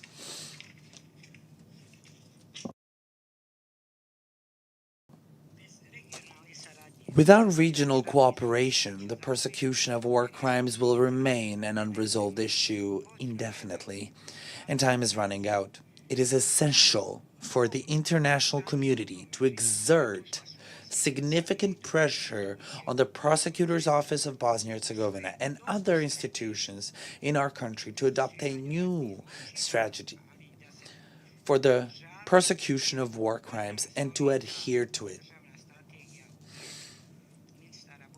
For over years, this strategy in Bosnia-Herzegovina, the previous strategy, has not worked.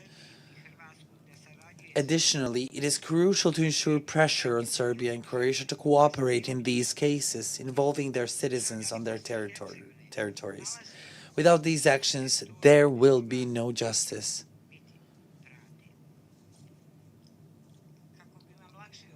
So I could explain this clearly. 172 of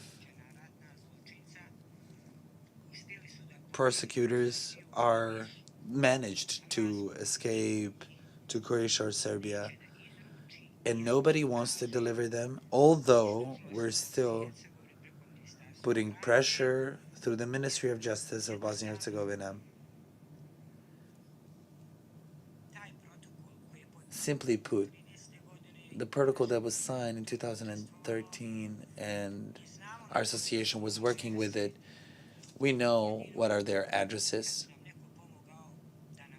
We simply need help from legal organization, and I would go personally and take this person to the face of the justice. We refuse to allow our hearts and souls to remain trampled and ourselves humiliated. Each unpunished perpetrator of this heinous crime is an effort to all of us and a betrayal of the commitment we made to protect civilians, women, and children. Justice is the minimum guarantee of our human rights. I need to express gratitude to all the survivors of sexual rape, including men and women. We came together and we wanted to put through the law that protects civilians and the victims of war in Federation of Bosnia and Herzegovina. However, in Republic of Serbia, the politics do not want to bring any law on a state level. When it comes to me directly, I feel huge amounts of pain in talking about this.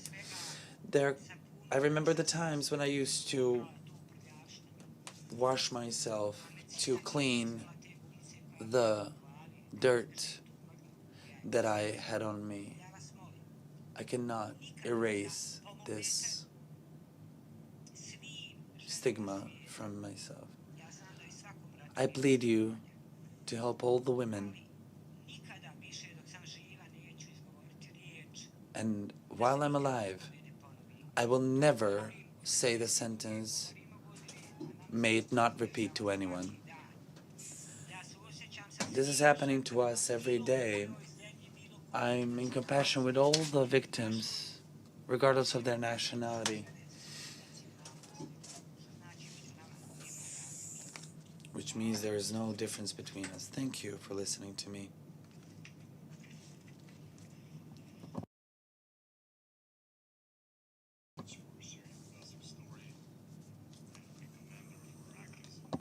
No one should experience these heinous crimes.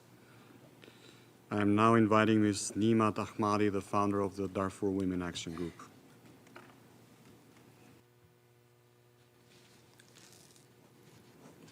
Thank you.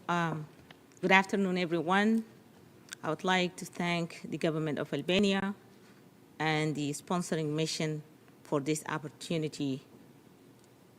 I'm exceedingly delighted to have this opportunity to address you, Your Excellencies, today, to bring to your attention not only the horrifying realities of lives of the women in Sudan, but also the resilience of the Sudanese women, men, and children who have endured unimaginable horror and yet continue to rise. From my address today, I would like to recognize the women of Sudan who continue to suffer in the refugee camps in the neighboring countries. Two women groups that I'm proud to be a part of, the Darfuri Women Voices and Sudanese Women Against War, who have been working tirelessly day and night to document atrocities, giving hope to our community that solutions can be made.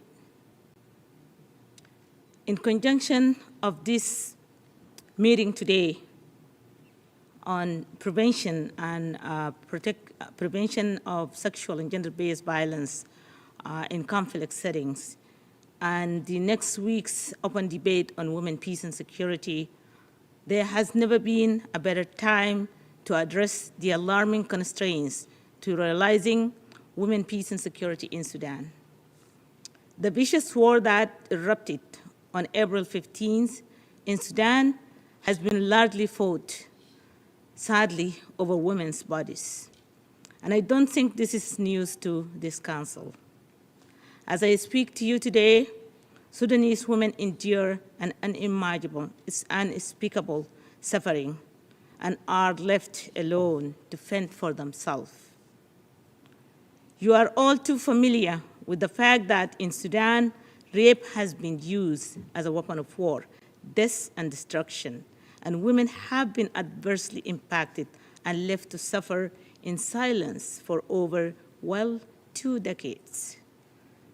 The genocide in Darfur that started 20 years ago has yet to be resolved, and those who have been forced to flee still remain in makeshift camps to this day and are fearful to return home because their attackers have yet to be apprehended or held accountable.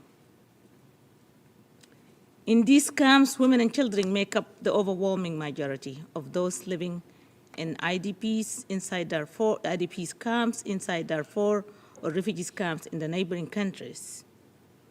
The victimization of women has been despite the victimization of women has been well documented.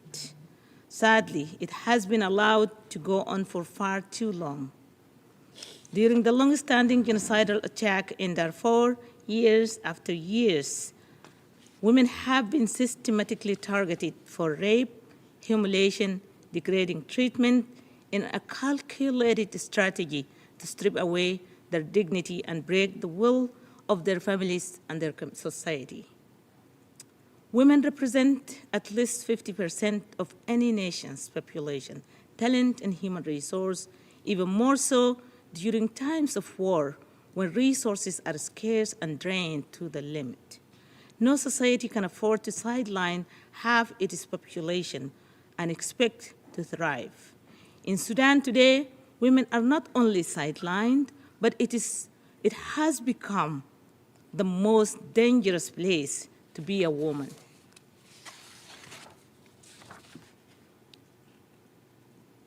Sign of progress was in 2009 in the ICC arrest warrant against former president of Sudan, al-Bashir, when the ICC has cited that rape has been used as a tool of genocide. We were pleased by the recognition of this heinous crime, as it was a step forward finally to addressing this deadly phenomena and stopping it. Nonetheless, the immunity for al-Bashir, the man who masterminded the Darfur genocide and the attacks on women, has made it nearly impossible for women to have the opportunity to tell their stories in a court of justice or restore their dignity, because he is at large as a fugitive today and continues to undermine the authority of this esteemed Security Council. Ladies and gentlemen, excellencies, the women of Sudan, despite their unmatched resilience, they have been let down time and time again by the very institution they look up to for peace, protection, and security and justice. Therefore, women, despite their long suffering, have demonstrated outstanding leadership, courage, and resolve, taking charge in addressing their issues and communities, serving as a spokesperson, healing communities, and fighting for their right. Regrettably, actors and stakeholders working to resolve the crisis in Darfur have utterly failed to recognize or invest in these qualities demonstrated by women, and have constantly excluded and deprived women from being at the table to take their rightful place. This makes the junta in Khartoum unfortunately believe falsely that the Sudanese women have no value. And again, another example, in 2019, as you all have witnessed, the unprecedented movement for peaceful change that toppled 30 years of dictatorship in Sudan was largely led, supported, and fueled by women. Again, despite their unwavering commitment and leadership in the movement for change during the shortly lived interim period, the government continued to exclude women. There were only 2 women serving in the Sovereign Council, 2 in the Cabinet of Ministers, and only 1 woman governor out of Sudan's 16 states. When women protested, they were told a half-truth, that they must give the chance to peace. What kind of peace would the Sudanese society have achieved without the women of Sudan and expected to succeed? And now, during this vicious war again, when international diplomats, aid agencies, and non-Sudanese have evacuated while the generals are waging war against the people of Sudan, it is the women, men, and the youth of Sudan who have stepped in at greater risk of their lives, who have risen beyond their circumstances, shouldering the effort of emergency response, providing aid for the wounded, transporting those with chronic diseases, documenting atrocities, providing burial services to uncounted dead bodies scattered in the streets of Khartoum and across the cities of Darfur. Today, Sudan does not have a functioning government in over 80% of its territories, but the women and youth of Sudan are the ones who are governing today. You can disagree with me, but I would challenge.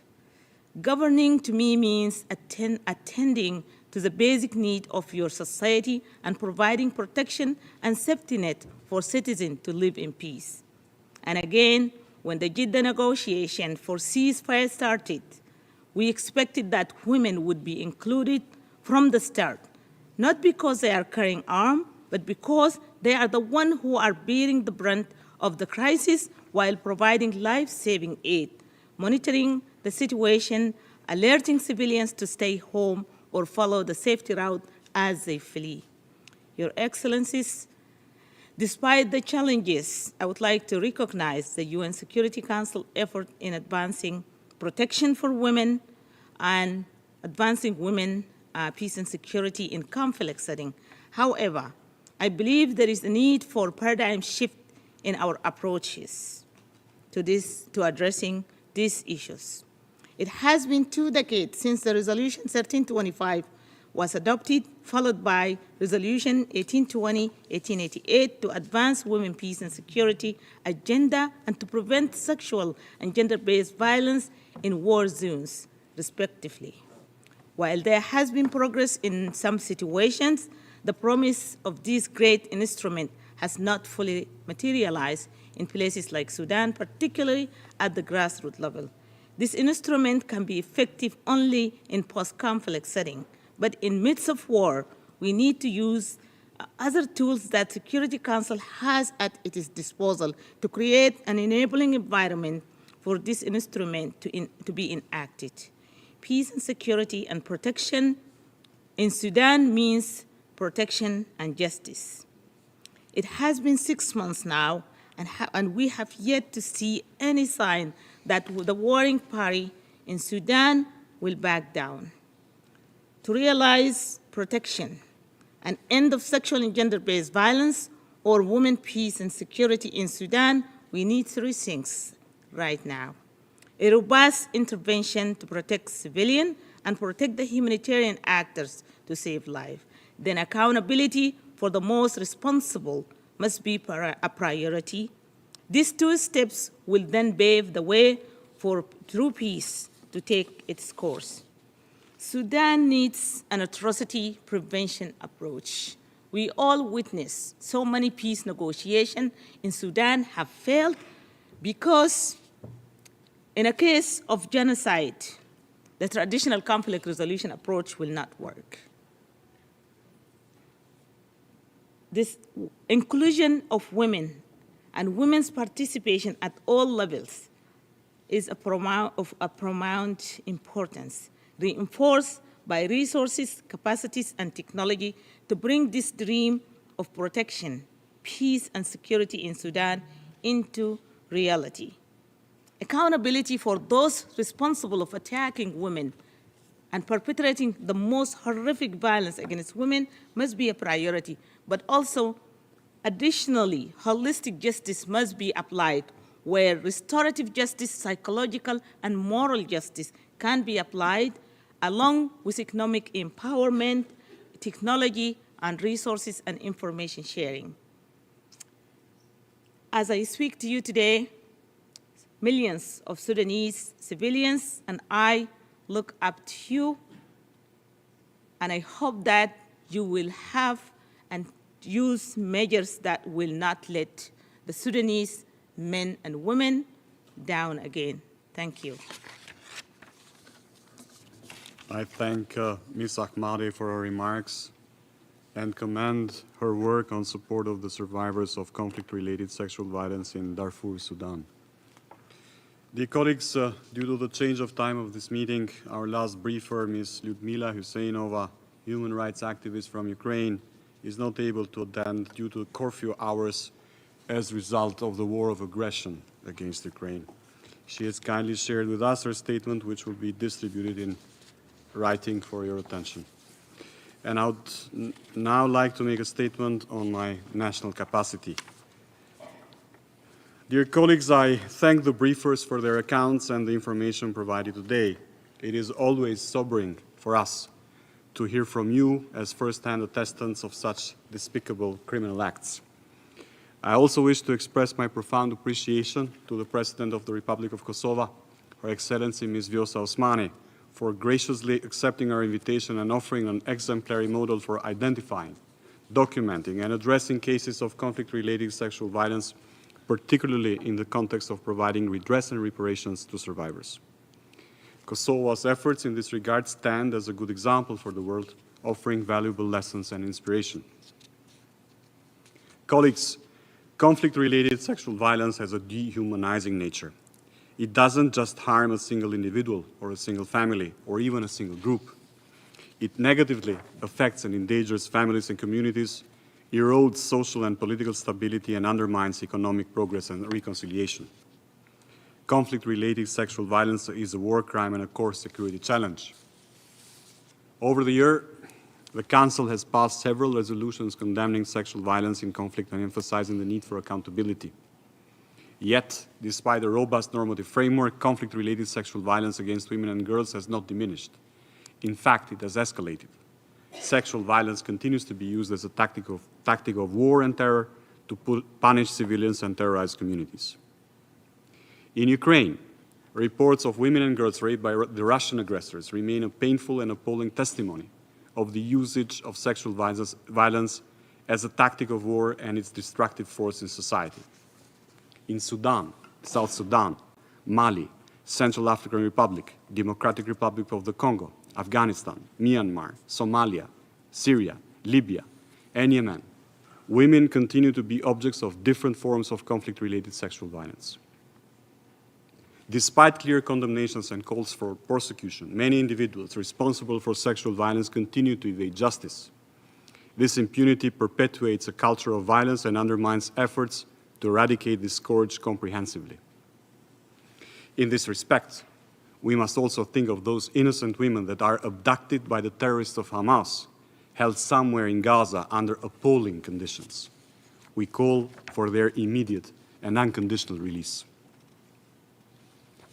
Colleagues, coming from a region that not too long ago bore witness to major conflicts and immense human suffering, a somber reality echoed in the reports we've received today.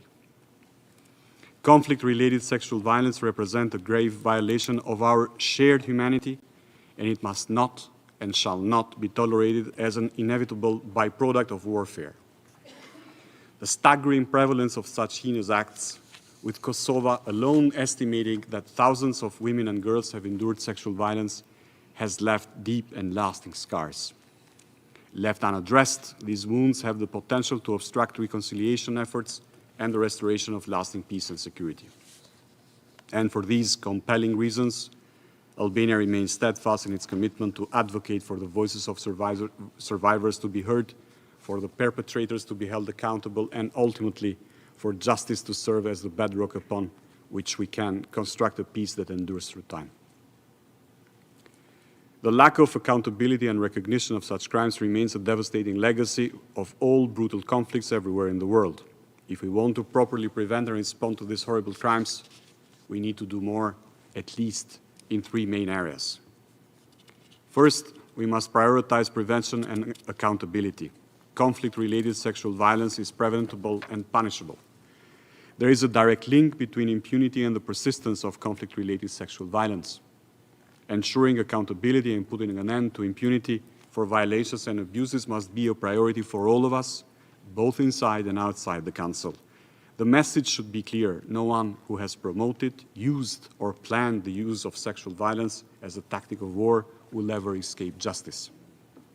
Second, Member states must strengthen their national legal frameworks to effectively criminalize conflict-related sexual violence and ensure that the perpetrators are brought to justice. Domestic laws should be aligned with international standards, enabling national courts to prosecute perpetrators swiftly and fairly. And third, redress and reparations of the victims. Our efforts to address these heinous crimes must follow a survivor-centered approach, as outlined in Security Council Resolution 2467, to support victims to become survivors who are empowered to engage in political life and decision-making survivor-centered responses to those crimes. They should be assisted in every possible way in a timely manner. Colleagues, it is time for all of us to assume our responsibility to go beyond condemning this behavior to taking concrete steps to prevent violence, protect individuals, punish perpetrators, and provide redress to victims. Our commitment to preventing and responding to conflict-related sexual violence is unwavering, and we will continue to strive towards promoting gender equality, justice, and safety for all individuals affected by conflict-related sexual violence. And I thank you, and I would like to pass the floor to our co-organizers. I will start with Ambassador Thomas Greenfield of the United States for her remarks. Let me start by thanking Albania, Minister Hassani, Ambassador Hoxha, for convening this important meeting and for your leadership in preventing sexual violence in conflict. And I want to thank today's civil society briefers, UN Women, and President Asmani. We are encouraged by Kosovo's efforts to empower and promote the rights of conflict-related sexual violence survivors. Colleagues, as we speak, at this very moment, sexual violence is being used as a tactic of war, as a weapon of war. You heard the minister name a few of the countries in conflicts around the world. It is outrageous, it is disturbing, and we must not become numb to these horrors. And let me be clear, conflict-related sexual violence is not inevitable. It can and must be stamped out. And to that end, we believe all UN member states must work collectively on 3 lines of effort. First, the United Nations and its member states must apply conflict-sensitive and participatory gender analysis to our interventions. We know from countless studies that CRSV is rooted in gender inequality, and that gender-based violence can often be an atrocity itself, as well as an early warning sign for the onset of other atrocities. We must continue to promote the full, equal, and meaningful participation of women and girls in all their diversity in decision-making roles at all levels. Second, we must adopt a survivor-centered and trauma-informed approach and create a supportive environment in which survivors' rights are respected, re-traumatization is avoided, and survivors are given the resources they need to thrive. Third, we must do more as a global community to promote accountability for those responsible for CRSV. Survivors of sexual violence and conflict deserve access to survivor-centered, trauma-informed justice mechanisms so that they can secure accountability for the harms perpetrated against them. We must all use every legal, policy, diplomatic, and financial tool we have to fight against impunity for perpetrators and to deter future acts of violence. In early September of this year, I visited Chad, and I went to the border of Sudan, where I met with young women who were the victims of sexual violence. And one young woman told me, and I can't ever erase it from my mind, that she had lost her ambition after what happened to her. And no one should lose their ambition. They should not lose their sense of hope because of rape. So we need to hold those accountable who commit these horrendous acts. And I want to thank very much Ms. Hamadi for your work to bring the voices of the women of Darfur to this council, to ensure that we don't forget, ensure that we hold those who commit those acts accountable.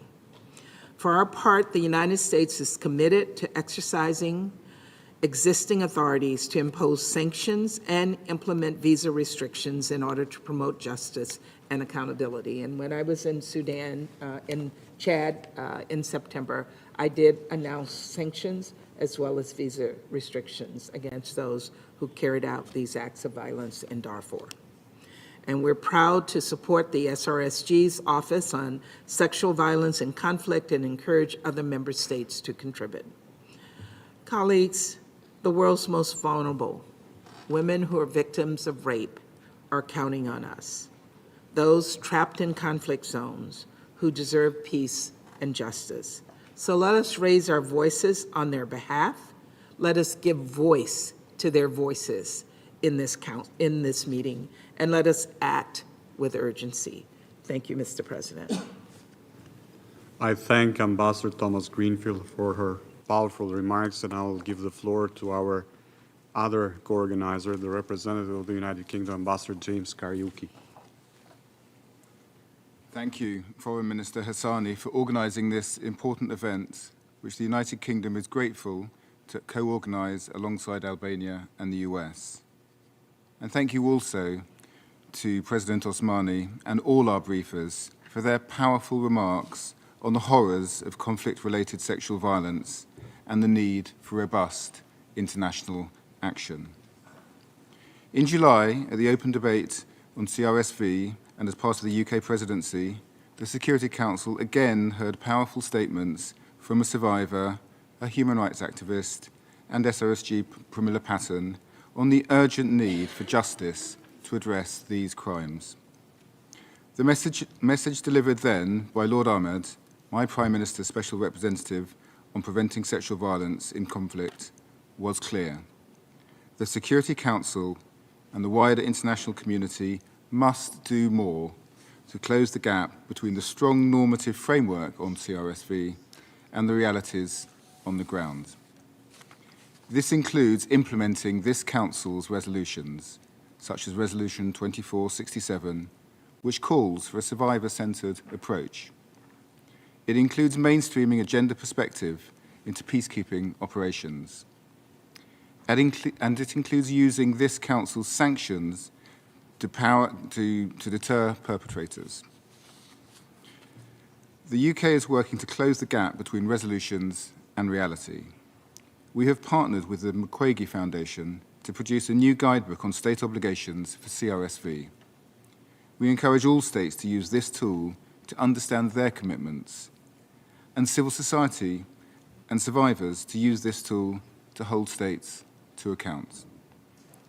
And we are building on last year's International Conference on Sexual Violence and Conflict in the UK by hosting a high-level meeting of the International Alliance on Preventing Sexual Violence and Conflict in the coming days. Since the conference, the Alliance has grown to 25 members, and it is vice-chaired by the governments of Colombia and Ukraine. Together, we will amplify survivor voices, share expertise, and strengthen international action. Mr. President, wherever sexual violence and conflict occurs, it is our moral duty to stamp it out. And as Ambassador Thomas Greenfield said, it is not an inevitable consequence of war. We are determined to consign it to the history books. Thank you. I thank Ambassador Kariuki for his statement and the unwavering support that the UK is providing to this topic. Now I'd like to give the floor to the Security Council members to provide their remarks. Following the order of registration, let me now give the floor to the representative of France. Merci, Monsieur. Thank you, Chair. I'd like to thank His Excellency Ms. Osmani, President of Kosovo, as well as all the other briefers for their presentations and their testimony. I'd also like to thank Albania, the UK, and the US for organising this meeting. as well as their commitment to the Women, Peace and Security agenda. One of the pillars is indeed the prevention of conflict-related sexual violence. The briefers said there are too many theatres of conflict. Sexual violence are on the increase, and the perpetrators of this violence go largely unpunished. In Sudan, we've seen, particularly in Darfur, numerous women and girls who were displaced, then assaulted, kidnapped or raped. In the war waged by Russia against Ukraine, Russian forces are deliberately committing sexual violence against civilians and prisoners, turning to this kind of violence as a method of war. We can and must act in a specific and concrete way against this violence. In this connection, I'd like to make 3 points. Firstly, we must strengthen our alert capacity and how we carry out impartial and independent investigations into conflict-related sexual violence. When faced with stigmatization and silence, we need to double our efforts to record these cases. Secondly, we must also strengthen our efforts to fight impunity for those responsible for sexual violence, so their acts have consequences. This is a requirement for justice for the victims, as well as an essential element of the process of reconciliation and repair of the social fabric. The Security Council must use all the tools it has available to dissuade and punish those perpetrators and who use sexual violence as a weapon of war. For example, putting sanctions in place more often. We welcome in this connection the work of the International Criminal Court on sexual violence and their intention to investigate violations committed in Darfur during the conflict that is raging there. Ms. Osmani, in her briefing, illustrated the long path towards justice, and which requires decisive efforts on all levels. Thirdly, we must improve the care for victims of sexual violence, including when legal procedures are not accessible or are blocked. This kind of care also involves access to essential healthcare services, including sexual and reproductive health. I'm thinking particularly to access to emergency contraception and complete abortion care. In this connection, France has since 2020 has been supporting the Global Fund for Survivors of Conflict-Related Sexual Violence to a tune of 8.2 million euros. This foundation was co-founded by Dr. Mukwege and Nadia Murad, who were Nobel Prize laureates in 2018. We call on all countries to politically and financially support this kind of initiative. Chair, on all of these points, we reiterate the full support of our country to the mandates of the Special Representative of the Secretary General, Ms. Patton, and the team of experts created by Resolution 1888, who will do a remarkable job. France, since 2019, has been supporting a feminist form of diplomacy and is implementing its 3rd National Plan of Action on Women, Peace and Security agenda. We will continue to support making available necessary resources for crises and conflict, including through our support fund for feminist organizations. And we've increased the funding for this to 250 million euros over the next 5 years. We will continue to call to ensure that the fight against conflict-related sexual violence is a priority as we come up to the Summit of the Future in 2024 and the 25th anniversary of the Women, Peace and Security Agenda in October 2025. Thank you very much. I thank the representative of France and now give the floor to the representative of Japan.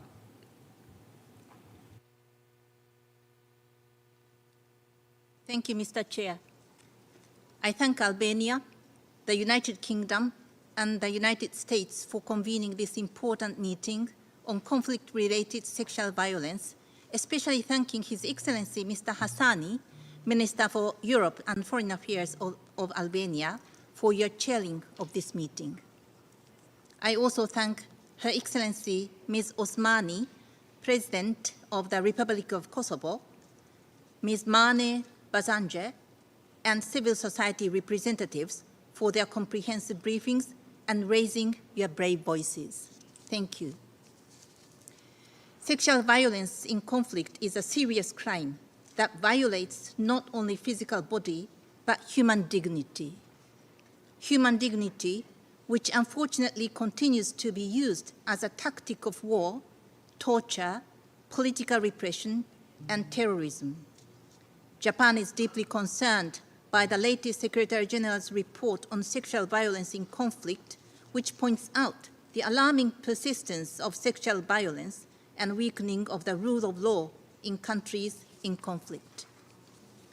Mr. Chair, Japan firmly believes that legislation establishing robust judicial institutions and holding perpetrators accountable is crucial in deterring CRSV, which is also emphasized in numerous Security Council's resolutions.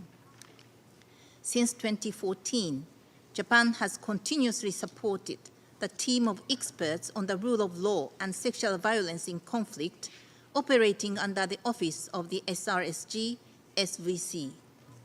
Through this engagement, Japan has actively supported the strengthening of investigative and judicial system through tackling CRSV in countries including the Democratic Republic of Congo, the Central African Republic, Somalia, and Iraq.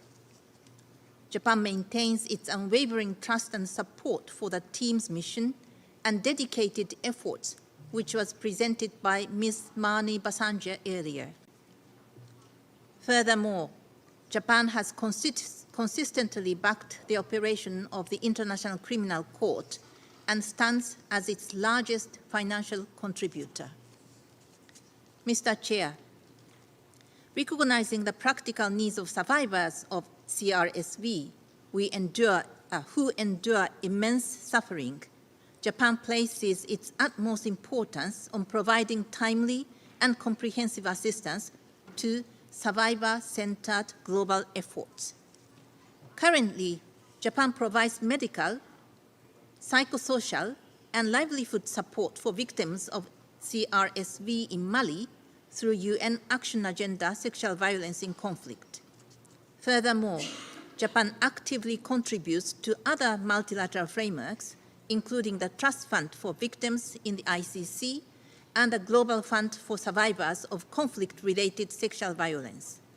The latter organization strives to improve survivors' access to reparations by offering interim reparative measures in situations where states or other parties are unable or unwilling to meet their responsibilities.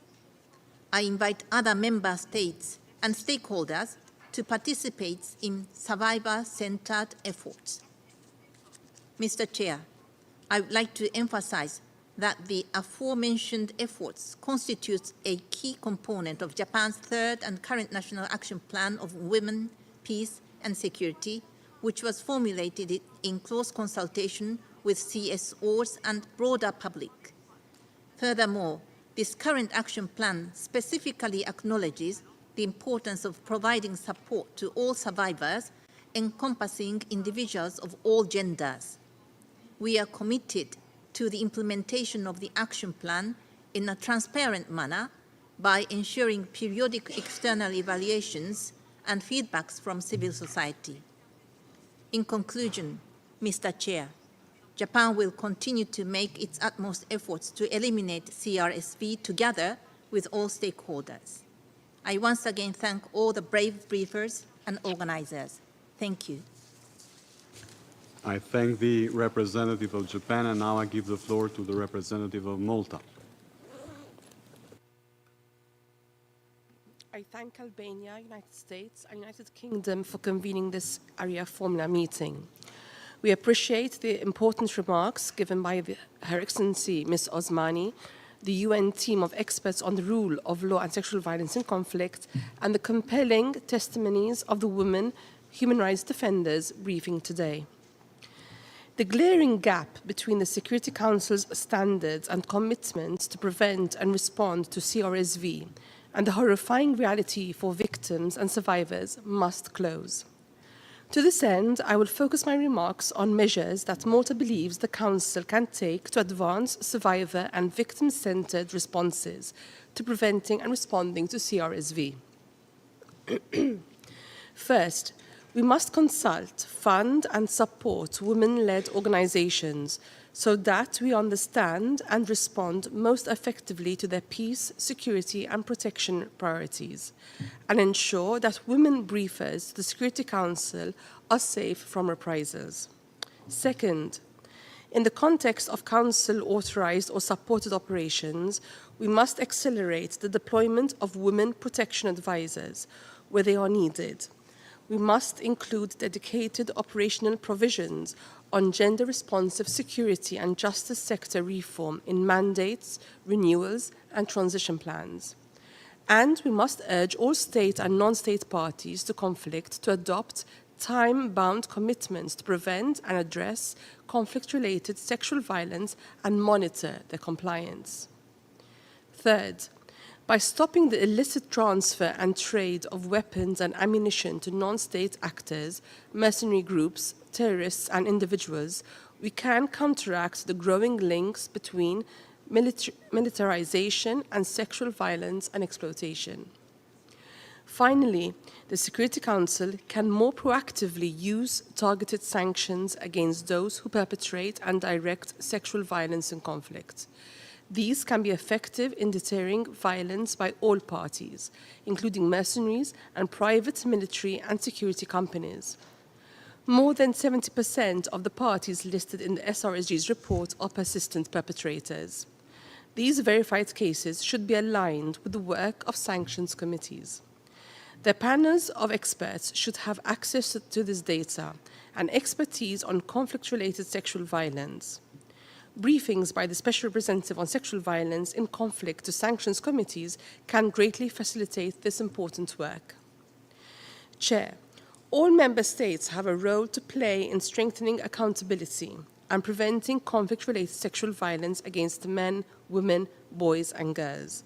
Furthermore, it is our collective responsibility to prevent infringements on the rights of women and girls and to combat gender-based discrimination wherever it occurs. This cannot be done without responding to the misogyny and institutionalized patriarchal policies and practices that exacerbate structural gender inequality. As a shared commitment holder on women, peace and security, Malta reaffirms its commitment to advancing these priorities. I thank you.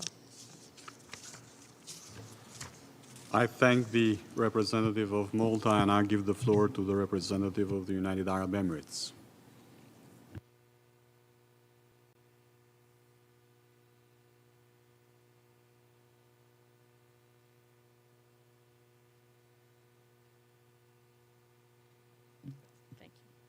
Mr. President, thank you. At the outset, I'd like to thank the co-organizers for this meeting and the briefers for their valuable contribution in today's discussion.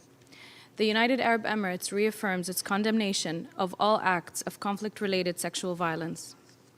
As a member of the International Alliance on Preventing Sexual Violence and Conflict, the UAE remains a steadfast partner in strengthening the global response to these crimes. In this regard, I would like to make the following 3 points.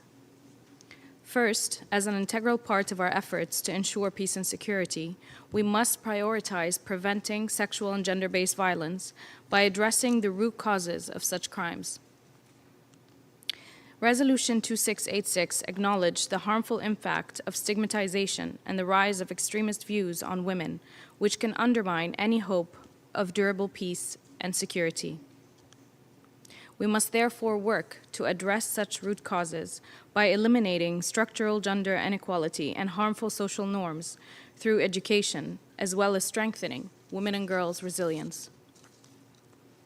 Second, we must uphold and strengthen the rule of law to ensure accountability. Capacity building for national institutions is the best pathway to ensuring accountability and upholding the rule of law in the long term. The transformative period following conflict and crisis gives way to rebuild such capacity.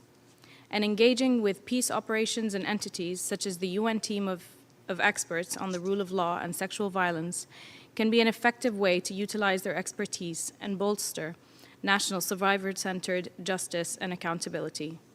This is critical for the protection of women and girls. Third, we need to improve survivors' access to necessary services and support. To do so, we must take into consideration the needs of women and girls, from early warning mechanisms to the provision of humanitarian aid. I would be remiss here if I did not mention the desperate need of thousands of women and girls trapped in Gaza, cut off from food, water, medicine, electricity, with no safe place to go. Mr. President, the Council must do more. Thank you. I thank the representative of the United Arab Emirates, and I'll pass the floor to the representative of Switzerland. Monsieur le Président, je remercie l'Albanie.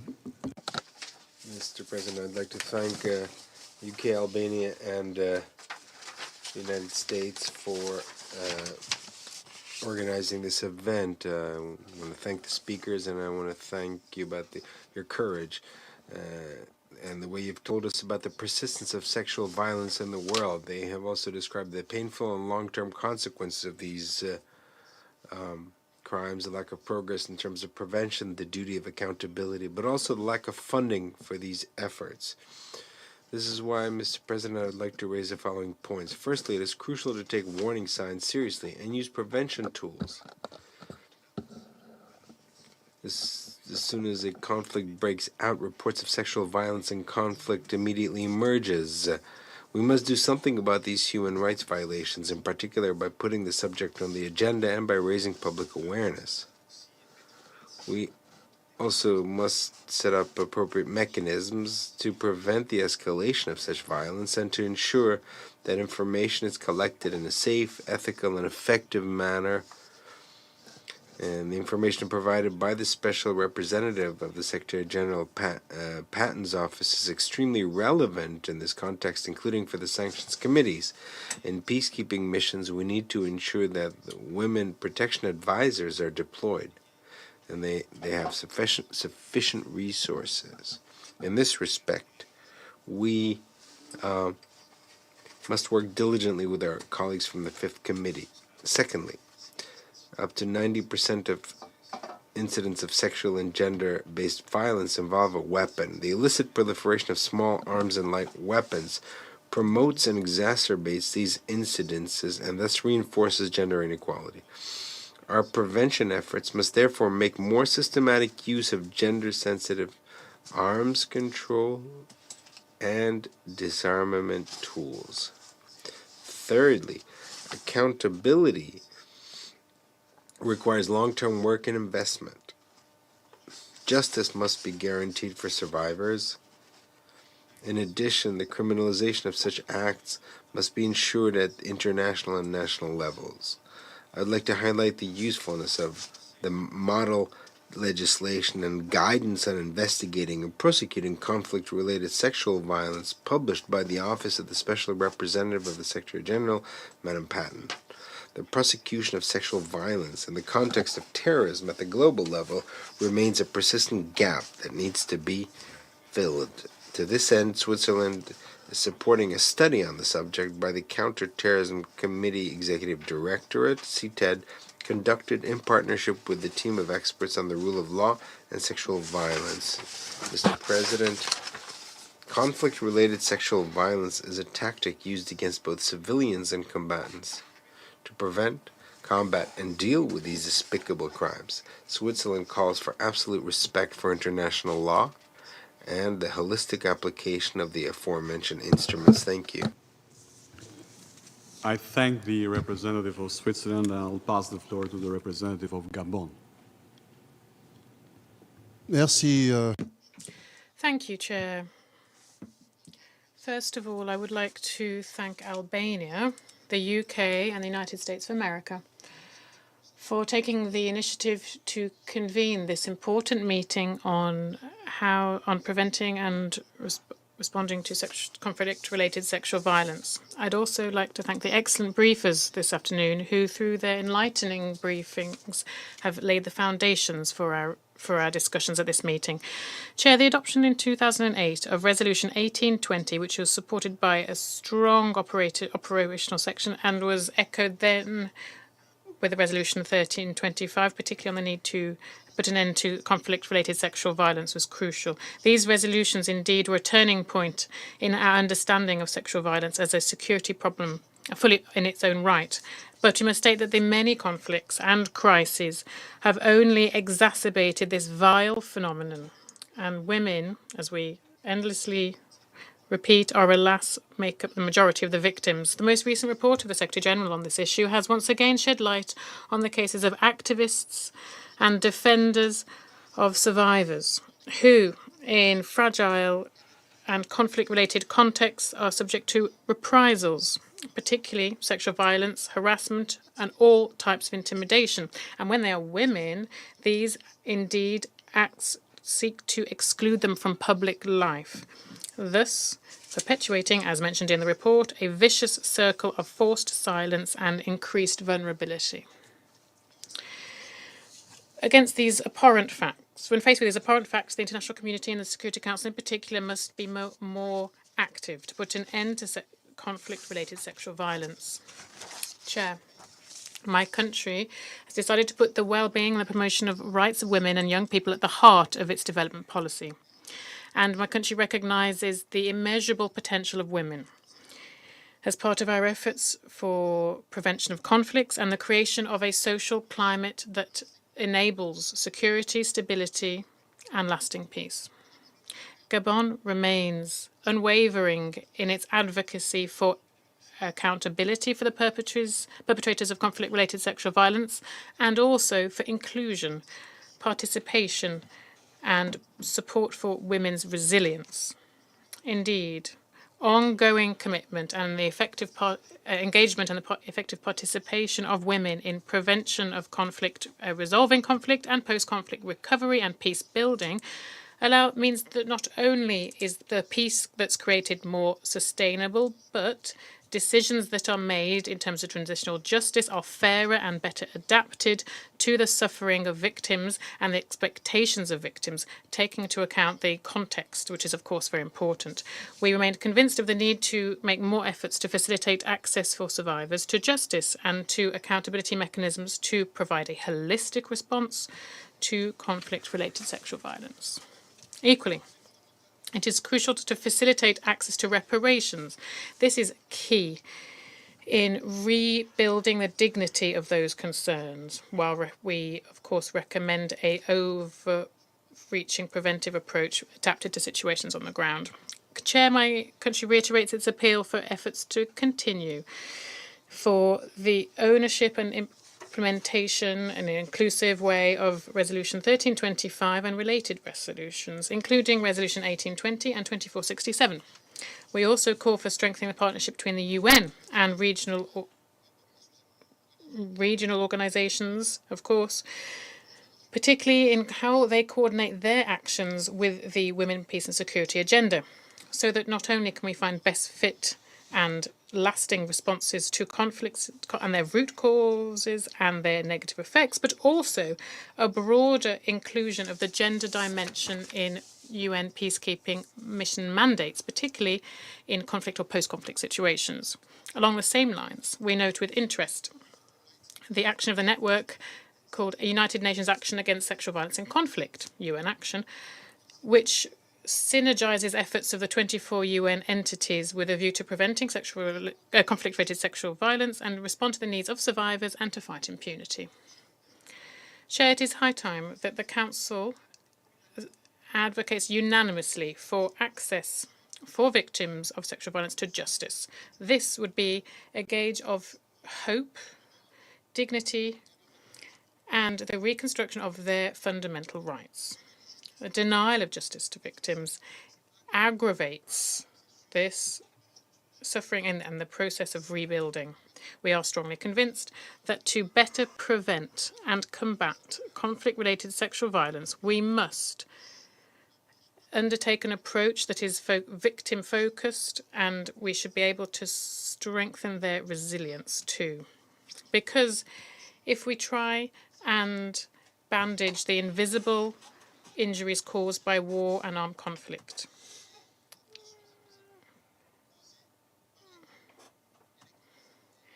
through providing mental health support for victims and psychosocial support that they need so much, then we will be able to achieve our common aspiration of a world living in peace for present and future generations. I thank you very much.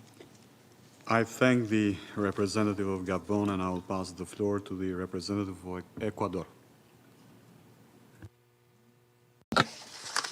Thank you, Mr. President. I thank the delegation of Albania, United States, and United Kingdom for convening this meeting to discuss a topic as relevant as the prevention and response to conflict-related sexual violence. We listened very carefully to the information presented and the moving testimonies of the speakers. Our solidarity must be translated into action. In the open debate that was held in July of this year on this same topic, Ecuador expressed its concern regarding the figures set out in the last report of the Secretary General on conflict-related sexual violence.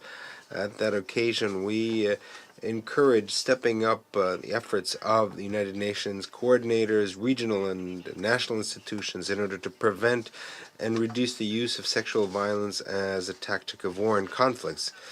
Therefore, we reject the continued and recurrent use of sexual and gender violence in almost all conflicts by a broad range of perpetrators, including armed groups, both state and non-state, terrorist groups, private security companies, mercenaries, criminal groups, and gangs. They all use it to intimidate, humiliate, punish, or sow terror among the civilian population. Women, children, LGBTI information are mostly the victims of sexual violence. They are forced to confront consequences such as rejection by their communities, undesired pregnancies, sexual slavery, forced marriage, trafficking, prostitution. All these lead to profound impact on their physical and mental health. Women and girls that are IDPs or refugees are particularly vulnerable to sexual violence and conflicts because they have the least access to possibilities of denunciation and assistance. In this context, my delegation considers it essential for the Security Council to incorporate such elements as the prevention and protection of victims in all mandates and products that require it, and that it supports states in designing national plans of action based on the principles of women, peace, and security, and that the Council strengthens the mandate of the informal group of experts on that agenda. The states, for their part, have to tackle the root causes of conflicts and to put priority on early warning and promotion of a culture of accountability and reparation, with a vision focused on victims, as well as promoting the full, equitable, and meaningful participation of survivors in the processes of mediation and peace building. Lastly, we believe that the international community should adopt specific measures to curtail sexual violence in situations of conflict, in line with what is set out in resolutions 1325, 2467, and other related resolutions, as well as to promote the building of networks of women mediators that raise awareness on the needs, prospects, and aspirations of survivors. Thank you. Thank the representative of Ecuador, and I will pass the floor to the distinguished representative of Mozambique. Thank you, Chair. Mr. Chair, Mozambique wishes to thank Albania, the United Kingdom, and the United States for organizing this important and timely meeting. We also extend our deep appreciation to the briefers we heard today. They were insightful in sharing their perspectives on the topic.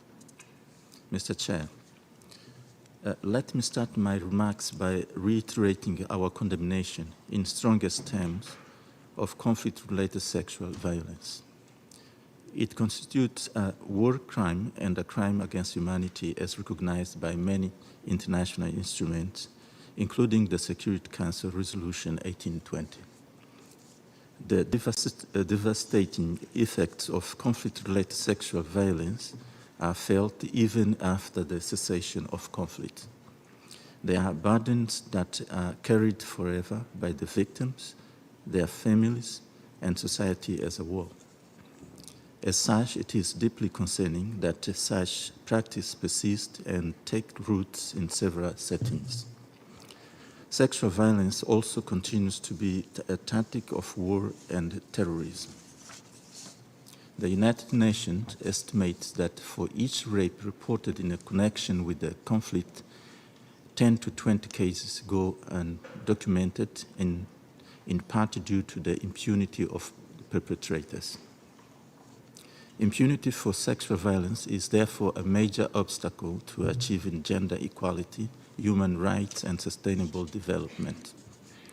This situation constitutes an alarming reminder to the UN Security Council as the principal organ responsible for the maintenance of international peace and security, of the need to reflect deeply on its role in preventing conflicts and contributing to the cessation of hostilities.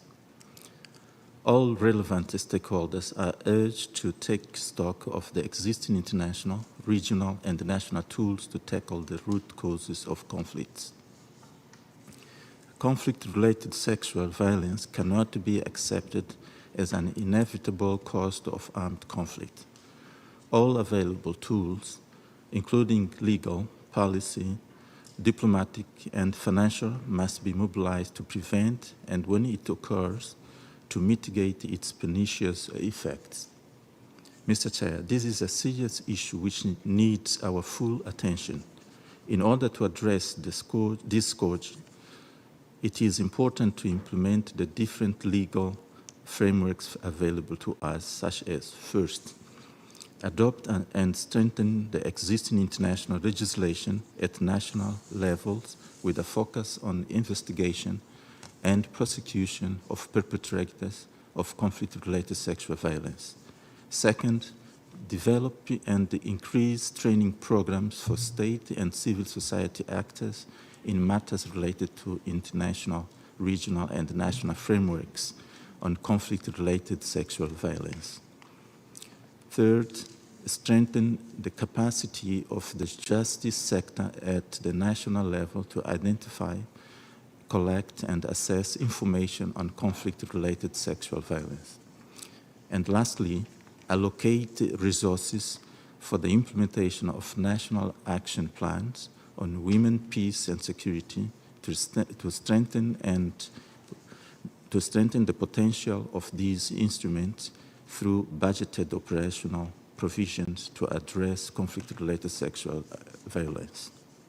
As a matter of fact, these above-mentioned points are in line with the Mozambique's National Action Plan, which sought to create mechanisms to bring violators of women's and girls' rights to justice and to punish them in an exemplary manner.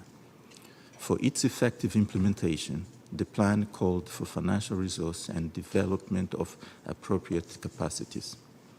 To conclude, Mr. Chair, we underscore the need for member states to firmly commit to continue implementing measures that can contribute to our collective action in addressing conflict-related sexual violence. I thank you. I thank the representative of Mozambique, and I will pass the floor to the representative of Brazil.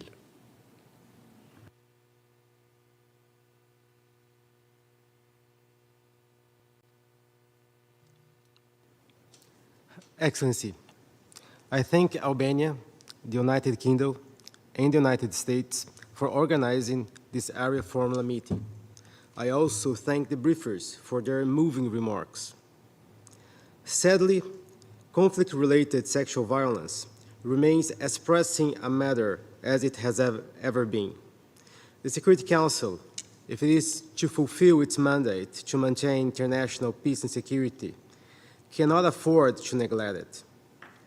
The last report of the Secretary General on conflict-related sexual violence depicts a distressing reality. In 2002, 2,455 cases were recorded, a horrific and yet underestimated number. It's an undeniable fact that many such violations go unreported. Victims are frequently dissuaded to report due to lack of access to justice, to the risk of social stigma, and to authorities insensitive to their trauma and unprepared to deal with those crimes. The same goes for the harrowing 787 registered cases concerning children, almost all of them girls. Moreover, violence against LGBTQI+ individuals in conflicts is also a matter of serious concern. The Security Council has already adopted resolutions focusing on this disturbing issue. It also introduced measures that were a step in the direction of bringing justice for victims and in recognition that sexual violence is a serious violation of human rights and international law. Under the listing mechanism of Resolution 1960 of 2010, 16 states and 56 non-state actors are credibly suspected of committing or being responsible for sexual violence in 12 countries. Sexual violence is a designation criterion in 9 UN sanctions regimes. Excellency, member states should acknowledge the horizontal character of gender considerations in shaping their policies and legislation on sexual violence, including in conflict situations. They should ensure the full participation of women and specific data collection on gender aspects of their implementation. They should also ensure that their criminal and military codes provide for appropriate penalties for perpetrators. Despite the complexity of the task, the international community should strive to eradicate conflict-related sexual violence altogether. However, member states will not be able to eliminate it if they do not also address the causes of sexual and gender-based violence outside the context of conflict. A culture of impunity, re-victimization, gender stereotypes, and negative social norms and ostracism are the breeding grounds for the continuation of such violence in and outside conflict. The international community now goes through an especially challenging moment in upholding the norms that it has developed to regulate the conduct of war. Unfortunately, this respect for international humanitarian law seems to be widespread. It is shocking to notice that parties to conflict may see conflict-related sexual violence as a tool to achieve their military goals, unfazed by the prospect of impunity. The Security Council should make more frequent use of their instruments provided in Chapter 6 of the Charter. Preventive diplomacy and mediation are key to de-escalate tensions and thus to inhibit the use of conflict-related sexual violence as a method of war. Brazil is proud to host, during its current presidency of the Council, the annual Women, Peace and Security Open Debate. Reflecting on how to address the shortcomings in the implementation of the WPS agenda will certainly make an important contribution to the fight against conflict-related sexual violence. I thank you. I thank you, and I'll pass the floor to the representative of Ghana.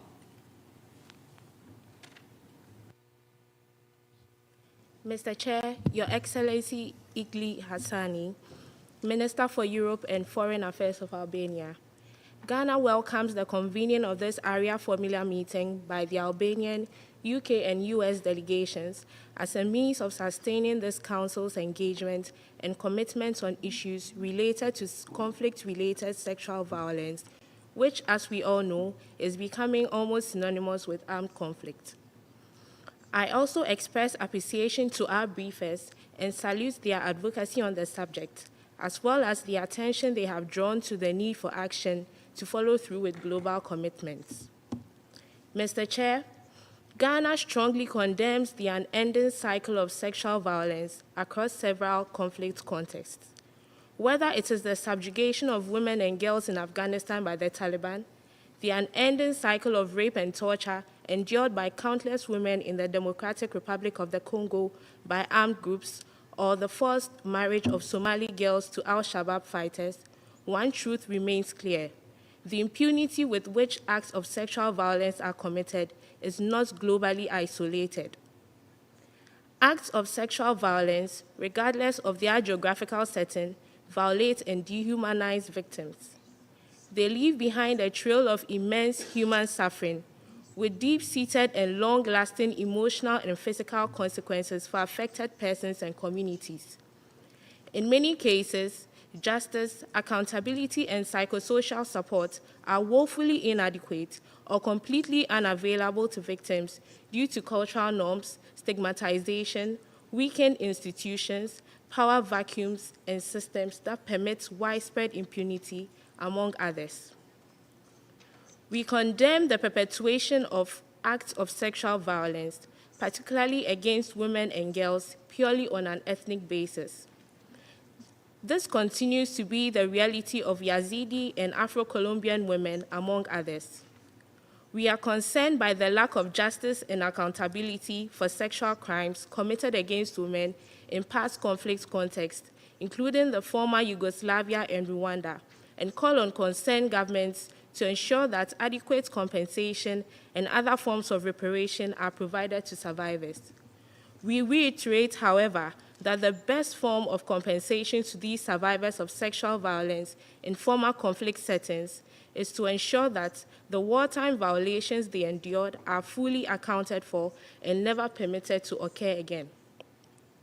Mr. President, based on the foregoing, Ghana would like to make 3 additional points. First, through its informal experts group on women, peace, and security, the Security Council should give due consideration to organizing thematic field visits to conflict contexts on the agenda of the Council and focus on the prevention of future violations and justice for survivors. Early warning indicators of sexual violence, including rising militarization, unconstitutional changes of government, terrorism, gender-based hate speech, and online harassment should guide the Council's field engagements towards more effective prevention. Secondly, domestic legislation in support of investigations and penalties against perpetrators of sexual violence in conflict settings would be necessary to complement international efforts to right the wrongs done to victims. Government should also ensure the provision of adequate, transformative, and gender-sensitive reparations to victims of sexual violence. Lastly, to empower survivors, the United Nations and member states, including civil society organizations at the national level, should be intentional in the recruitment of survivors to be part of decision-making processes and advocacy mechanisms on sexual violence. This form of empowerment, we believe, meaningfully impacts policy, legal processes, and implementation, and helps survivors to re-establish a sense of control and agency, as well as to recognize their own strengths and capabilities in resolving the challenge.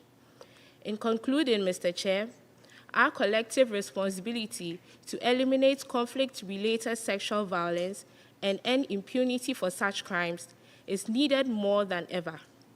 On our part, Ghana would continue to demonstrate commitment to the WPS agenda through our national efforts, but also in our regional and international endeavors in order to win the global fight against conflict-related sexual violence. I thank you. I thank the representative of Ghana, and now I give the floor to the representative of the Russian Federation. Chair, sexual violence is one of the most serious crimes under international humanitarian law, which, much like other war crimes, should be investigated, and those found guilty must be held criminally accountable. The foundation of international cooperation in this field is the universal norms enshrined in the Geneva Conventions on the Protection of Victims of War from 1949 and the additional protocols thereto. We call on all states who have yet to do so, and primarily one of the organizers of this event, the US, to accede to the additional protocols to the Geneva Conventions and to make it truly universal. We do not support the tactic of highlighting one of the types of war crime from the mass of others. The essence of international humanitarian law is to alleviate the suffering of victims of war and to take measures to protect civilians and other victims of war avoid or reduce the risks of their death, injury, or harm. Measures to protect civilians must be comprehensive and apply to the prevention of any type of violations. We must not forget either that the main element of preventing war crimes is a peaceful resolution of conflicts. Having a discussion on sexual violence out of this context is insincere. Moreover, we must pin down various concepts. The wording used in the title of this event, conflict-related sexual violence, is not a legal or generally recognized one. It is not used in Security Council resolutions. It has never been agreed upon on an intergovernmental level. It is also not clear why this wording is being used. As we know, the Security Council cannot create norms of international law, and nor can international law be created by the UN Secretariat or during discussions like today's. This is an important point that we should bear in mind. We regret also that the organizers of this meeting didn't raise important events. They're also not mentioning the tragic situation in the Al-Hol camp, which is controlled by the US and its allies, who are illegally occupying this territory of Syria. And because of the Americans, there is violence, prostitution, sexual exploitation of minors, and trafficking in persons is flourishing in this camp. I'd like to hear about the measures taken to counter sexual violence there. And this also pertains to the situation in Afghanistan. We don't know anything about what measures were taken by the US vis-à-vis the military involved in sexual violence crimes against Afghan boys. The world's press and the internet still shows the grim details of this. Also, questions also pertain to the other co-organizer of this meeting, the UK. We know very well of the involvement of British military's involvement in torture and rape in Afghanistan and Iraq. The press has made public the heinous cases of murder and rape of children. However, all of these cases have not been investigated and no single soldier has been punished. It will be interesting also to know the real measures to counter sexual violence in the UK. Now, in terms of the groundless fabrications that we've heard today regarding Russian military participating in the special military operation in Ukraine, then I'd like to say the following. These accusations were made by states who currently are actively stoking the conflict in Ukraine and delivering weapons, which are then used to murder and maim civilians. And there's also direct pressure on Kiev so that they don't get the idea of peace talks into their head. Moreover, I'd like to assure all of those who do not listen to propaganda and are interested in the real situation that Russia has officially requested the UN, mainly the Special Representative of the Secretary General on Sexual Violence in Conflict, about the specific data regarding the insinuations made by her, but we were rejected. I'd like to once again reiterate that the acts of Russian military in the battlefield and outside of it are subject to single command, strict rules and principles. And any unlawful acts are immediately investigated and those guilty are taken to court. In conclusion, I would like to call on all to, not in words but in actions, express their commitment to tackling sexual violence in conflict and hold those guilty accountable. Thank you for your attention. I now open the floor for the UN membership to take the discussions on, beginning with those speaking on behalf of the groups, and again going in order of registration. May I remind you, for the sake of time, to keep your statements no longer than 3 minutes. And I'll give the floor to the representative of the European Union. Ambassador, you have the floor. Thank you very much, Mr. President. We thank you for organizing this meeting and we welcome the briefer's courageous remarks. Sexual violence in conflict in all its forms is a threat to international peace and security. Since the adoption of Resolution 1820 in 2008, we have established a robust normative framework in which we have allocated key roles to the Security Council and the General Assembly to prevent and address conflict-related sexual violence. Yet in spite of the clear normative framework, the phenomenon persists. Today we see it in Sudan, in Ukraine, and in the DRC. It is high time for these resolutions to be turned into action. In addition to the many excellent points made by speakers before me, I would like to highlight 4 points. 1, we need to ensure holistic justice for survivors, which is critical for healing and the restoration of peace in the aftermath of these crimes.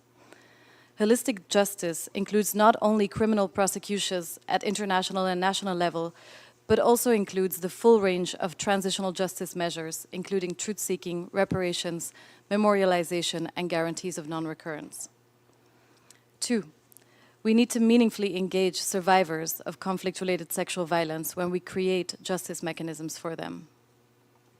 3, the international architecture in support of justice, including the Office of the Special Representative, the team of experts on the rule of law and sexual violence in conflict, and other UN agencies who are doing excellent work on the ground, have made tremendous efforts in supporting national accountability systems, and we have seen progress where national political will has been met with adequate support. We have a responsibility to ensure that these entities are sufficiently resourced to respond to the increasing number of requests for support emanating from member states' institutions. I want to highlight a good example.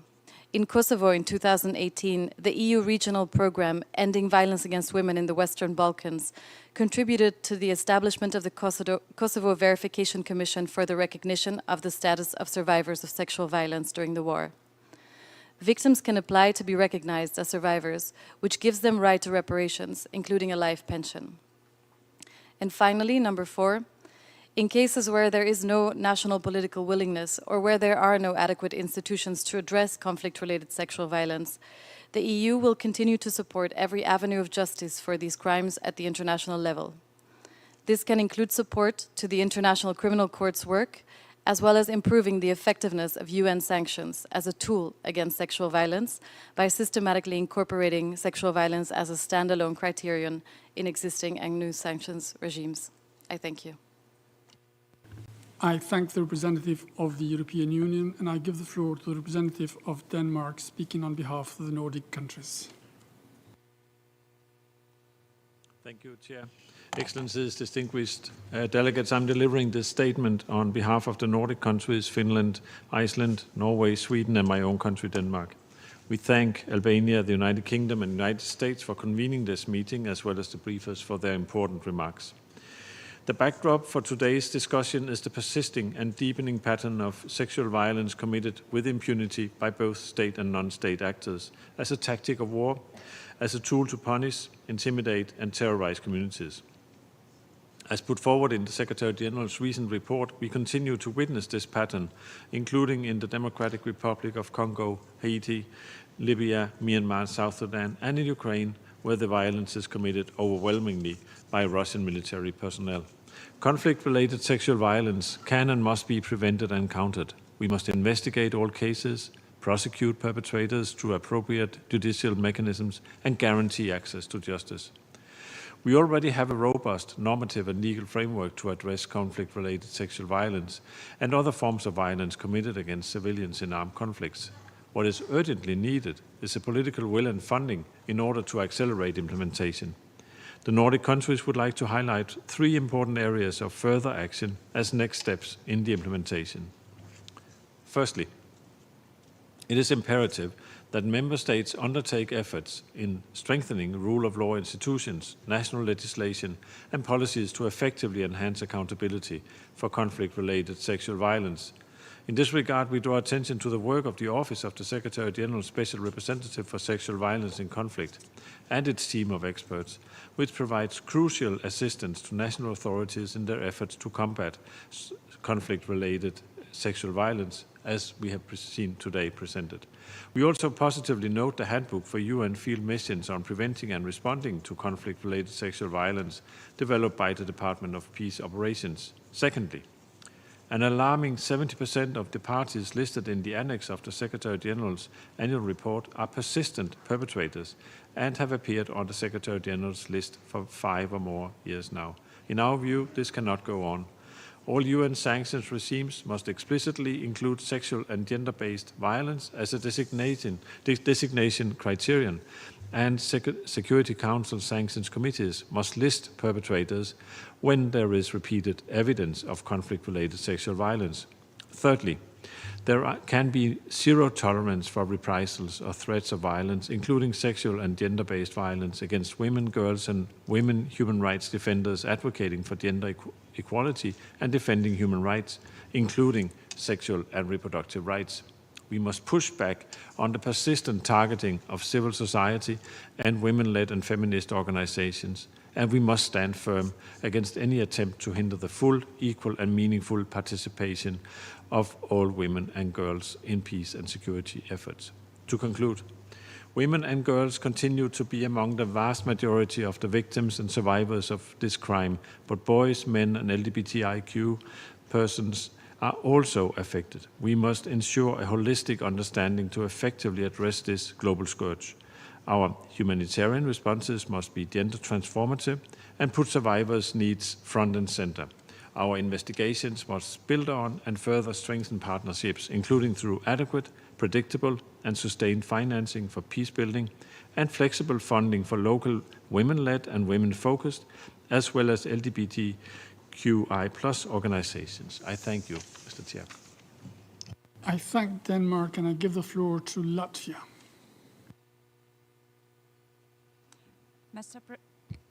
Mr. President, on behalf of the Baltic states, Estonia, Lithuania, and my own country, Latvia, I thank Albania, the United Kingdom, the United States for organizing this debate, and I thank the briefers for their testimonies and courage. Conflict-related sexual violence is widely used as a brutal tactic of war and often is a war's horrific byproduct. It destroys lives, communities, and scars the survivors' physical and mental health. In providing comprehensive help and redress to the survivors, it is essential that we hold perpetrators accountable for their actions.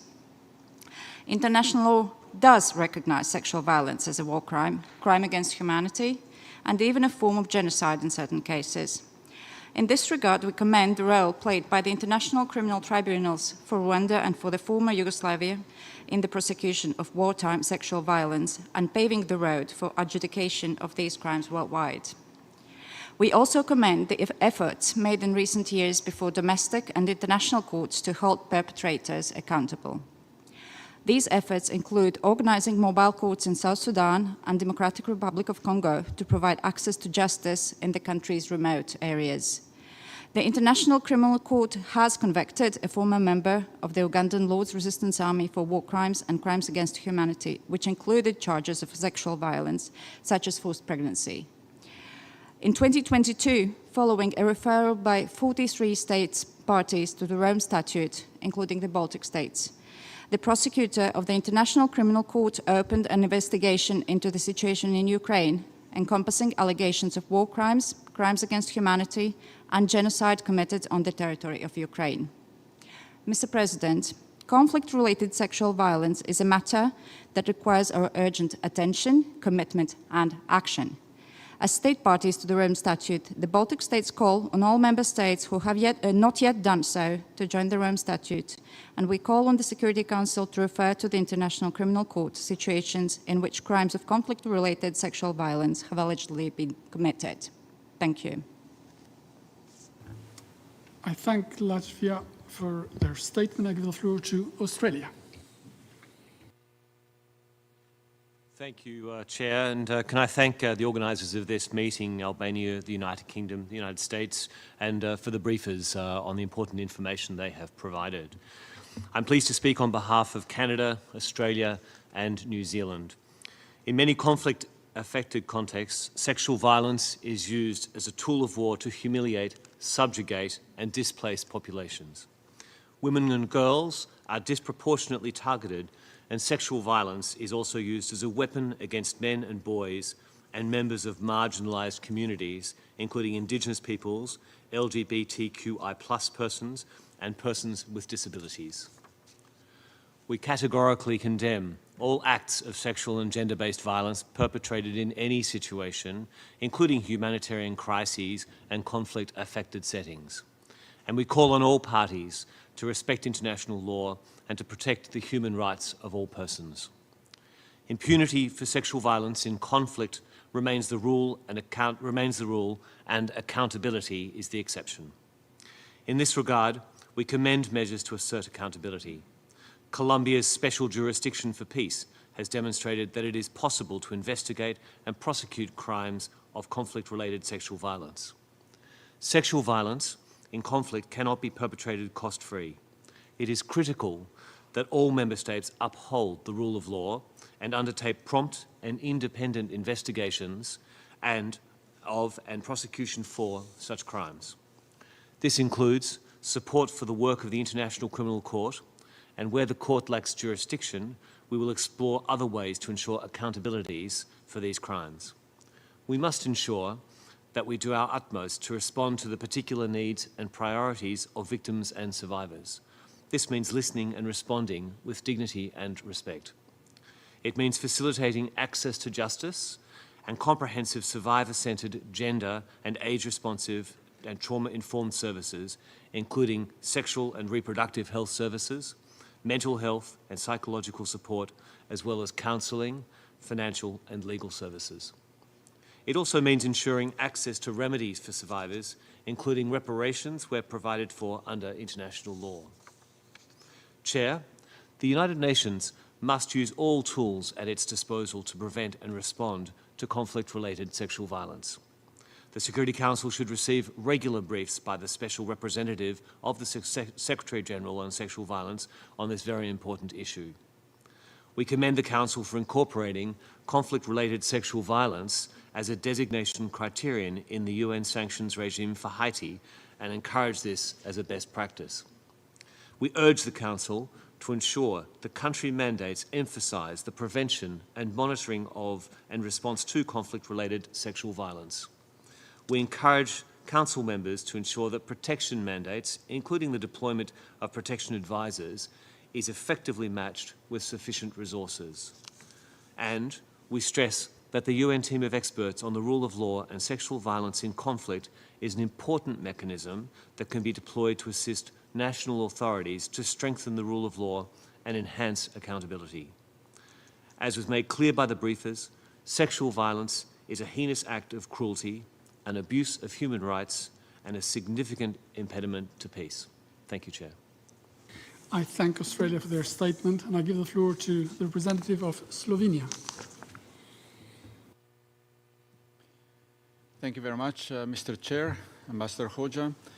I want to thank the President Osmani. I want to thank the briefers for their sincere remarks as well as for their brave work. I would also like to thank Albania, United States and United Kingdom for organizing today's ARIA Formula meeting. Patterns of sexual violence have been persisting and deepening, and President Madame Osmani reminded us that sexual violence as a tactic of war continues to happen in all conflicts. It is therefore essential to sharpen the focus of the Security Council on this matter. And we would like to underline the following 3 points. First, Slovenia strongly condemns the use of sexual violence as a tactic of war and as an instrument of repression and intimidation. Sexual violence is a serious violation of international law. It can constitute a war crime or crime against humanity. It can amount to an act of genocide. We therefore believe that the Security Council should refer more systematically to gender issues in its work on sanctions regimes, especially by including sexual violence as a designation criterion for targeted sanctions. 2, we should recognize the need of investment in strong justice systems and rule of law institutions for prosecution and punishment of perpetrators and those responsible. In this connection, we welcome the efforts of a team of experts on the rule of law and sexual violence in conflict, which continues to assist national authorities in strengthening rule of law in accordance with Resolution 1888. Mrs. Hasicic and Mrs. Ahmadi reminded us on the need of better cooperation among states in search of and handing over of the criminals. The just concluded Ljubljana-Hague Convention on Mutual Legal Assistance could present a new tool in fostering this cooperation. 3. Slovenia strongly promotes access to justice for victims of conflict-related sexual violence by fostering an environment in which victims can easily report incidents.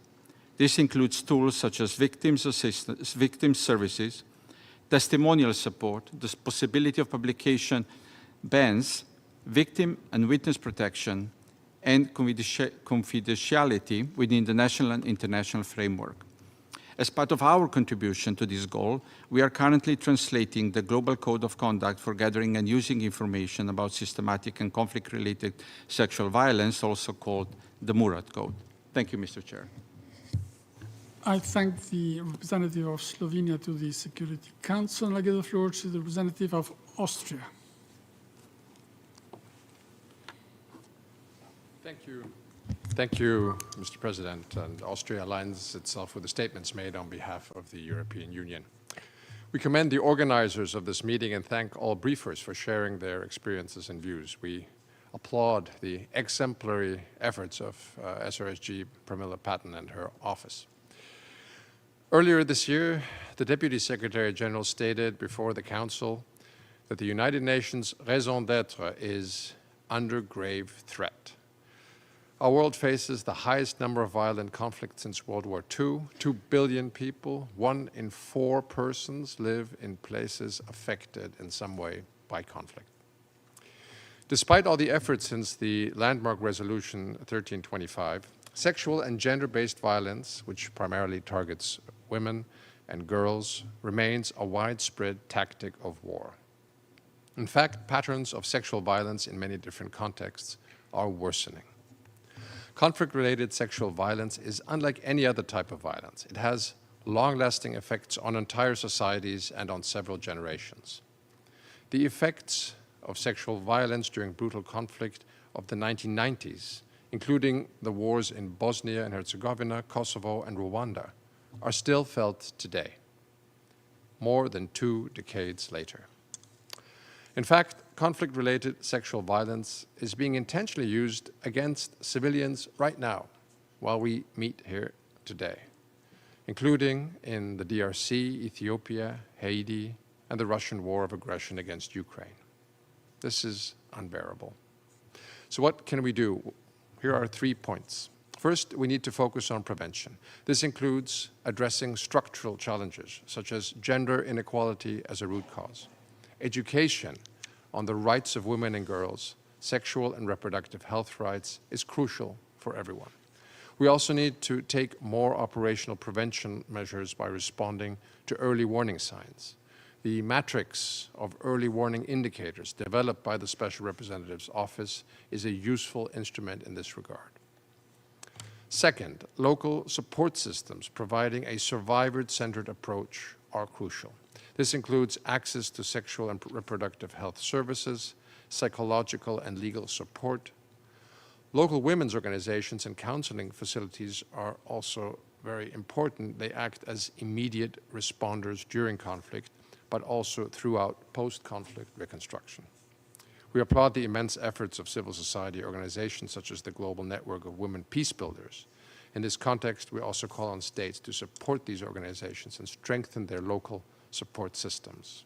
Third, perpetrators must be brought to justice and held accountable, while victims must be guaranteed access to justice and reparation.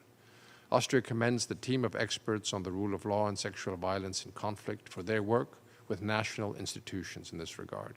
We also reiterate our full support to the International Criminal Court and to United Nations mandated commissions of inquiry.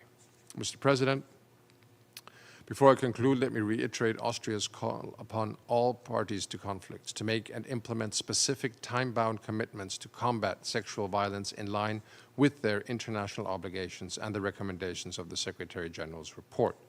We must make women's and girls' rights a priority across sectors and mainstream WPS across foreign, security, defense, development, and humanitarian policies.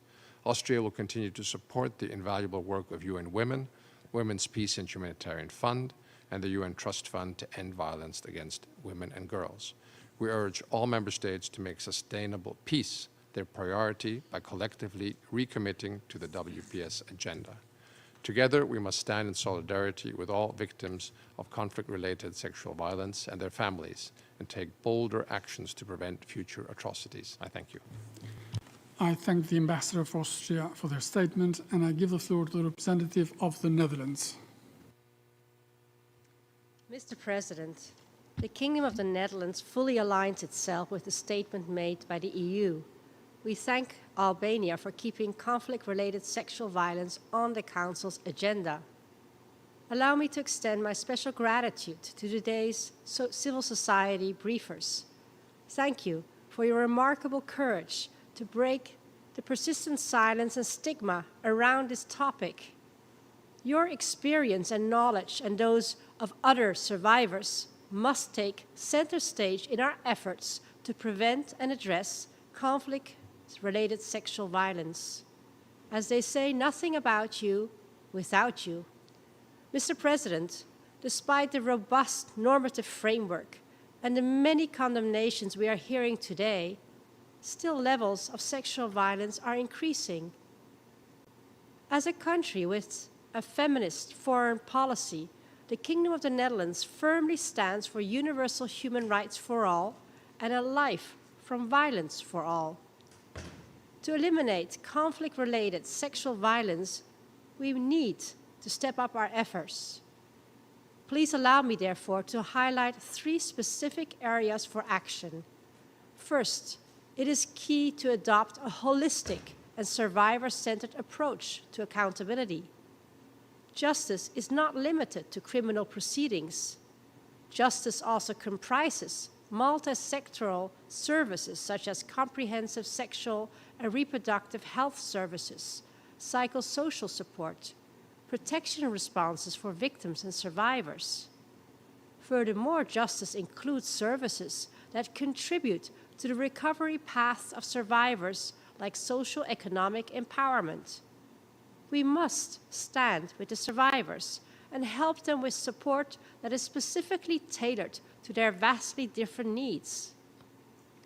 The second point, we must improve the investigation, prosecution, and ultimately adjudication of conflict-related sexual violence cases. Enhanced cooperation is key here. To this end, the Kingdom of the Netherlands will contribute to the launch of a community of cross-regional expert practitioners that work together on conflict-related sexual violence. We will also contribute to a hub that brings together a community of practice on CRSV. We are very much looking forward to partnering, especially with the team of experts. And we also hope that other member states will join us in supporting the hub and the community of practice. My third and last point, as an international community, we can and should do more to coordinate our efforts. We should use the different instruments we have to hold duty bearers accountable. Conflict-related sexual violence calls for a comprehensive policy response, a response that is specifically aimed at reconciliation and accountability while deterring violence and inducing behavioral challenge. And this is also the reason why my country was one of the initiators behind the 2 thematic sanctions packages that the EU adopted earlier this year to specifically address gender-based violence. Mr. President, we need to really have more attention for survivors all around the world, during but also after conflict. The Kingdom of the Netherlands will continue to support every avenue of justice to effectively address conflict-related sexual violence. I thank you. I thank the representative of the Netherlands, and I give the floor to the representative of Sierra Leone. Mr. President, Sierra Leone commends the delegations of Albania, United Kingdom, and USA for convening this area formula meeting.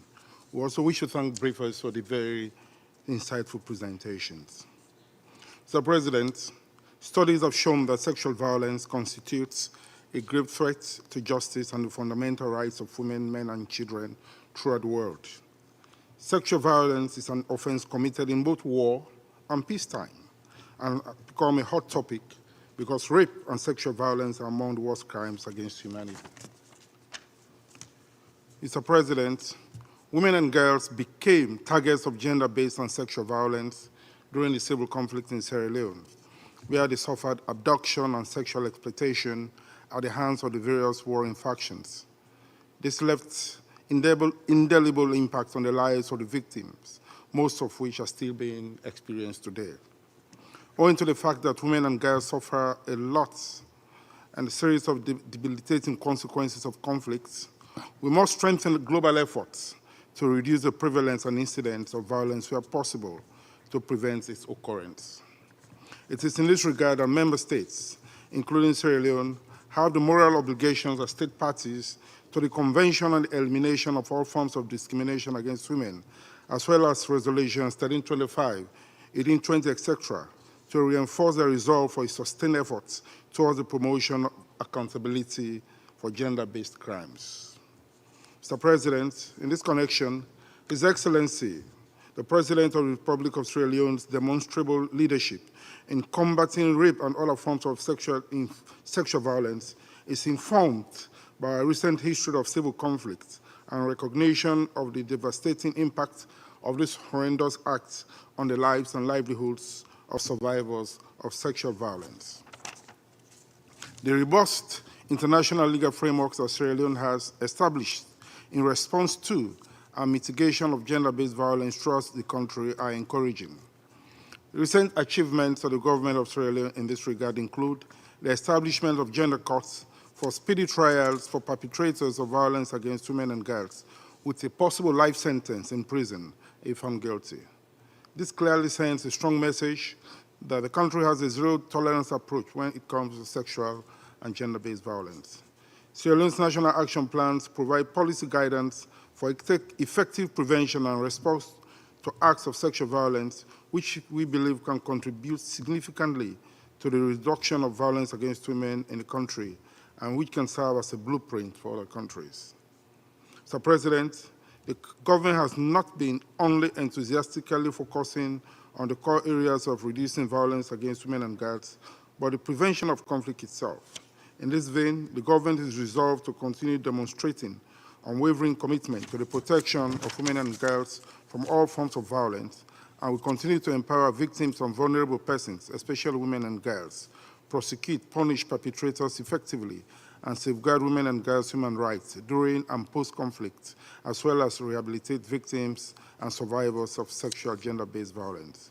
In conclusion, Mr. President, as an incoming member of the United Nations Security Council, Sierra Leone will reinforce and spotlight women, peace and security issues to active participation in our tenure in the Security Council.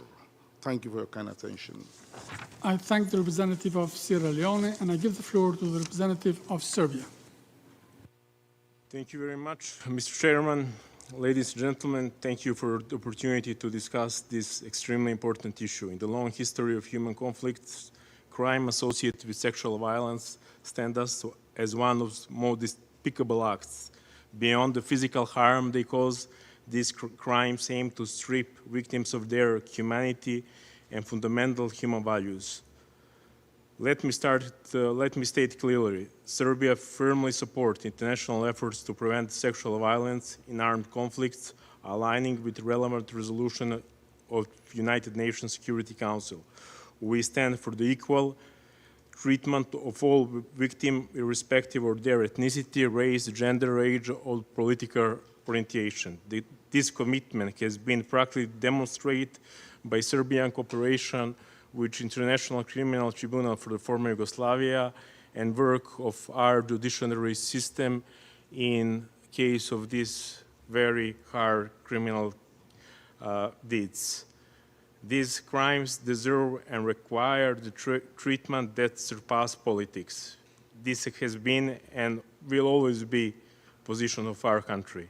However, the lineup of today's briefer clearly shows a very specific political agenda, and that was not sexually based violence behind this meeting. This agenda led to participation of Mrs. Osmani in today's meeting. Her attendance represents an attempt to legitimize the presence of Kosovo, Albania's representative under United Nations roof. As such, it is very clear violation of Security Council resolution from June 1999, 1244, which clearly stipulated that Kosovo and Metohija were then part of Serbia and they are today part of Serbia, Mr. Chair. It's very disappointing misuse of Albanian position as non-permanent member of Security Council, especially because Serbia has, in June 2021, support your candidature for this role, a gesture of goodwill and political trust building. Mrs. Osmani testimony was totally political, both in her motives and goals.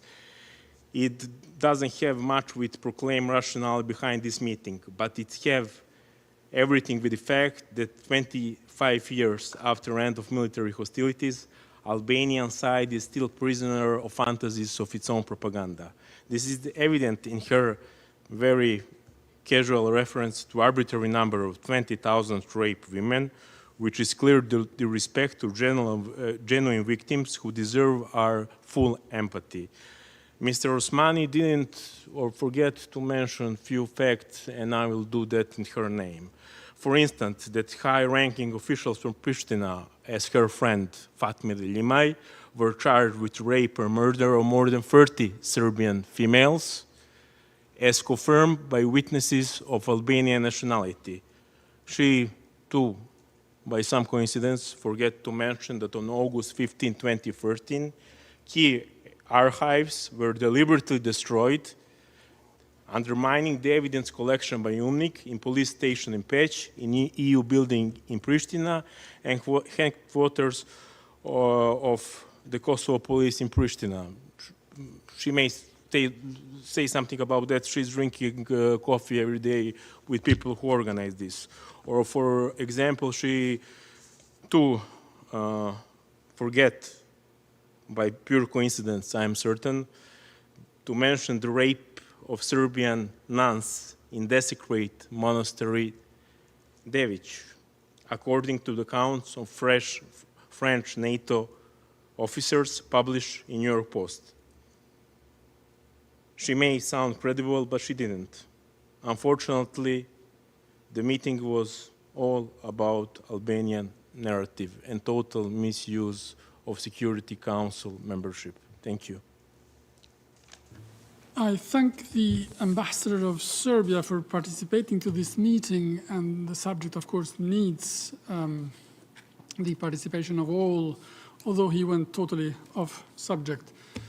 Kosovo is an independent state. You like it or not, that's how it is. And the testimony of President Osmani is one of the most remarkable I have ever heard on the issue.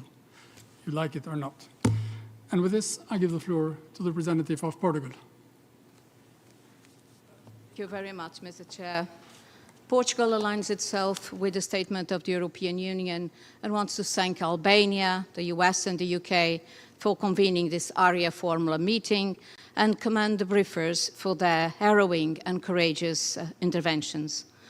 Portugal categorically condemns sexual and gender-based violence perpetrated either by state or by non-state actors in situations of conflict. The international community has managed to build a robust normative framework to address this problem, but implementation is lagging behind. As we witness a growth in armed conflicts throughout the world, we're also seeing the spread of conflict-related sexual violence. We've seen this in the Balkans and in Rwanda. We see this in Ukraine, in Sudan, in the DRC, and in Haiti. Unfortunately, sexual violence continues to be a common feature of conflicts worldwide, old and new alike. So it's time to walk the walk and implement what we have agreed on. First, here at the UN, we can start by designating conflict-related sexual violence as a criterion on all relevant UN sanctions regimes and lend greater support to the mandate of the Special Representative Pramila Patten, including financial support. Second, prevention. We must do more to achieve gender equality and ensure that women and girls, in all their diversity, equally enjoy all human rights. We know that sexual and gender-based violence is often rooted in gender stereotypes and negative norms, which we must dismantle. Third, the issue of conflict-related sexual violence should be better integrated into our national policies and programs and included in national action plans on women, peace and security in articulation with civil society and with the involvement and participation of victims. Fourth, we must invest in training, human rights education, including specific training on prevention of sexual violence for both armed forces and security forces, is indispensable. Fifth, impunity cannot be tolerated. So we must be better at collecting evidence and at ensuring accountability by punishing perpetrators. This is why transitional justice processes must include a gender component, why the international criminal justice system should work on a more coordinated manner, and why we should do more to support both civilian and military justice systems in conflict-affected countries. Six, readiness for victims and survivors. Sexual violence has a long-term impact on the physical and mental health of survivors. Reparations are needed, and so is mental health and psychosocial support to the victims and survivors. We believe that these 6 pointers can be, in our view, practical ways to walk the walk and firmly address the scourge of conflict-related sexual violence in line with the Secretary General report and international law. I thank you. I thank the Ambassador of Portugal for their statement, and I give the floor to the representative of Poland. Mr. Chair, Poland aligns itself with the statement delivered by the European Union. We extend our gratitude to Albania, the United Kingdom, and the United States for organizing this important debate on sexual violence in armed conflict. We highly appreciate your dedication to advancing the implementation of Security Council resolutions addressing conflict-related sexual violence. Once again, Poland wishes to thank the Secretary General for his latest comprehensive report on sexual violence in conflict, which offers profound insights into the most pressing issues and provides a set of practical and high-quality recommendations for a wide range of international stakeholders. We share the SG's view that the eradication of sexual violence as a weapon or tactic of war, a global issue that predominantly affects women, girls, and vulnerable groups, remains an elusive goal. Poland stands in solidarity with all victims and calls for increased support and empowerment for those affected by sexual violence in conflict situations. Recognizing the necessity of women's involvement in all endeavors related to ending sexual violence in conflict, including peace negotiations, we emphasize that female negotiators are best positioned to ensure a survivor-centered approach.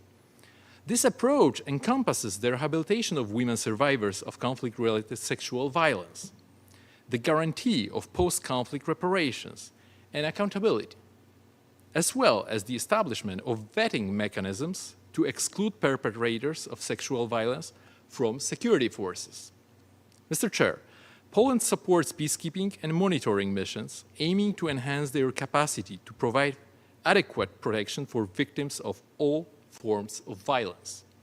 In this context, Poland endorses further deployment of women's protection advisors and the broader use of early warning indicators of conflict-related sexual violence. While addressing ongoing conflicts worldwide, we must draw attention to the war waged by Russia in Ukraine. In this context, I would like to acknowledge the online presence of Ms. Lyudmila Huseinova, who has provided valuable insights into the situation on the ground. Poland condemns the deliberate use of sexual violence by Russian soldiers as a tactic of war and a tool of terror and intimidation. Furthermore, the massive displacements resulting from Russian aggression against Ukraine have exacerbated the risks of all forms of sexual violence. In response, Poland has promptly implemented measures to support Ukrainian citizens seeking refuge within our borders. The repercussions of conflict-related sexual violence, especially for women and children, extend far beyond the physical realm, often leaving an irreversible mark on victims' lives. Effective prevention and multi-sectoral response mechanisms are imperative to mitigate these consequences. In line with this commitment, Poland has initiated a pilot program for trauma treatment, which includes women survivors in conflict and post-conflict settings. Mr. Chair, an urgent imperative is the reinforcement of the rule of law and the assurance of independent investigations into sexual crimes that culminate in the proper accountability and punishment of perpetrators. The international community must guarantee that all perpetrators, including those in leadership positions, face justice. Simultaneously, we are cognizant of the fact that many cases of conflict-related sexual violence remain undisclosed and unreported. Actions should be taken to provide support to survivors who may not have summoned the courage to seek help. I conclude by assuring you that you may count on Poland's active engagement in this regard, also in our capacity as a member of the UN Women Executive Board. I thank you. I thank the representative of Poland for the statement. I give the floor to the representative of Bosnia and Herzegovina. Thank you, Mr. Chairman. First, of course, I want to thank and salute the organizer of this so needed event. I also want to say that, just for example, my predecessor, colleague from Poland, probably shortened my speech for quite long because he systematically put on the table the things that we should learn our lessons from and how to move forward. He's not the only one who I shared that opinion listening to all previous speakers. At the same time, I think that it is extremely important that the act of sexual violence as a war crime we put on a focus so hardly because the people who were killed in conflicts, like the ones that we're mentioning in here, were people who are gone. But people who went through as survivors of sexual violence were also people who were tried to be killed by killing their dignity. And the fact that they have strength enough to talk about it, to point the fingers at what happened, and to try to move forward shows that they were not killed. So I salute especially to the people who are survivors, who are going through and trying to go proudly and fight with all of us. So I see this gathering as a part of a great alliance of like-minded people and entities all over the world who are ready to fight with this terrible crime, which ultimately it is shown by International Crime Tribunal for former Yugoslavia and Rwanda as well, that on the end, it starts like this, but it ends with the genocide. Having said so, I want to reiterate once again that this also shows that when you take a statistic of International Crime Tribunal for former Yugoslavia, you can see that out of verdicts that were finally brought, almost 50% of them are verdicts who include the sexual abuse as a war crime. You can see that over 20% of them include sexual violence, among other things, as part of the crime that those people were sentenced to final verdict. So, to conclude with this, Mr. Chairman, I really do thank you very much for putting this overall issue on agenda, and this shows clearly that truth and justice is necessary precondition for what we need. And we need reconciliation of the people, and we need prevention of the things that we're talking about. In that respect, I think that everything that is part of international law and international institutions created based on international law are having the main goal to provide truth and justice. That's what our gathering is about. I have 1 more minute. And that 1 more minute I'm giving to Bakira, who spoke a little bit more. And I told her, just speak more, and I'll give my minutes to you. Thank you. Thank you very much, Ambassador, also for being short, which I hope will inspire the rest of our speakers to do the same. And now I'll give the floor to the representative of the Republic of Korea. Thank you, Mr. Chair. My delegation would also like to express its gratitude to Albania, UK, and US for hosting today's reformula meeting. My appreciation also goes to civil society briefers for sharing their precious views on these very serious issues. Despite our continued efforts and renewed commitment to eradicate the scourge of conflict-related sexual violence, since the adoption of Security Council Resolution 1820 in 2008, conflict-related sexual and gender-based violence, as well as impunity, still persists. According to the Secretary General's report on CRSV last June, 701 cases of CRSV were documented in the DRC, constituting the highest number in 2022. Displaced women and girls have become victims of sexual violence, including rape and abductions in Sudan. In Myanmar, following continued arrests and arbitrary detention, sexual violence was perpetrated. The situation in Afghanistan is accurately described as one where women have been progressively erased from public life, not to mention victims of sexual violence and forced marriages. CRSV leaves profound and lasting impact not only on survivors, but also on their families, communities, and societies as a whole. In order to address their wounds and to strengthen justice and accountability, I'd like to highlight the following points. First of all, the importance of survivor-centered approach can never be overemphasized. In this regard, the Republic of Korea has proudly continued contributions to Global Survivors Fund since its inception, providing survivors with financial compensations as well as medical and psychological care. Second, while local and domestic justice can be best served through national initiatives, we also need to fully utilize the multilateral tools at our disposal. Sexual and gender-based violence should be systematically monitored, and the Security Council needs to continue incorporating sexual and gender-based violence as a standalone criterion for UN sanctions regimes. Targeted UN sanctions against those who perpetrate and direct sexual violence in conflict can address impunity as well as serve as a deterrent. Last but not least, all elements of transitional justice should be ensured holistically, not only with investigation and accountability, but also through prevention, which ranges from raising awareness and capacity building to gender-responsive security sector reforms.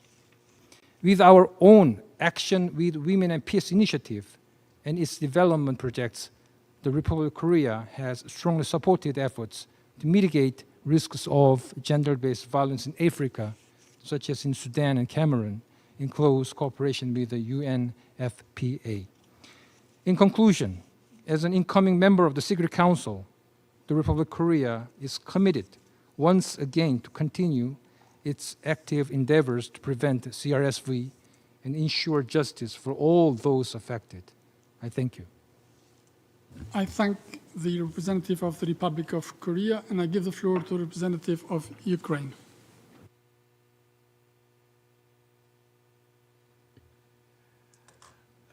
Thank you, Chairman. Thank you for convening this event, and thank briefers for their insightful presentations.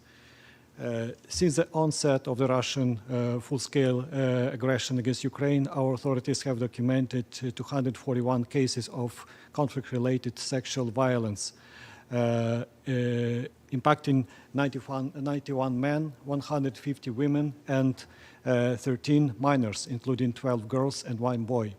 These cases encompass acts such as rape, mutilation, forced nudity, threats and attempts to rape, as well as forcing individuals to witness sexual abuse of a family member.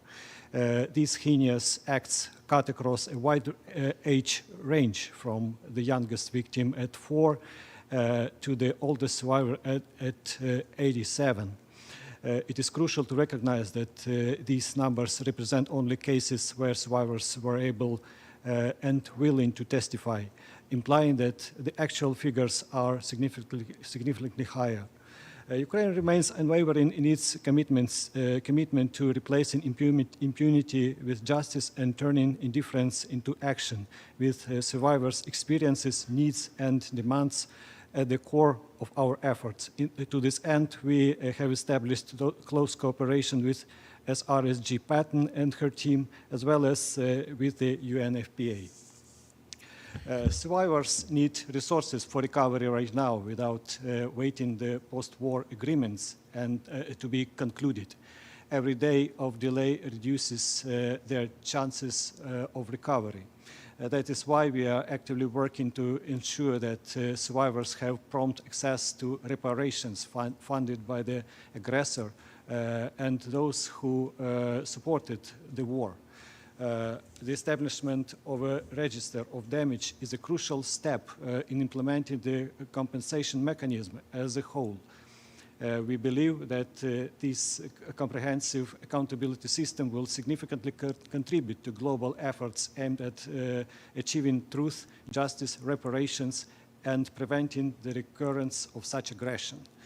Criminal accountability is of paramount importance. Ukrainian prosecutors are tirelessly working to hold perpetrators accountable. In connection with sexual violence in the occupied territories of villages of Kyiv and Chernihiv regions, 35 Russian servicemen were notified of suspicion. Indictment against 20 people were sent to court, and 2 persons were sentenced to 12 and 10 years in prison. We firmly believe that robust cooperation between governments, multilateral partners, civil society, and survivors is a critical prerequisite for ending the cycle of impunity.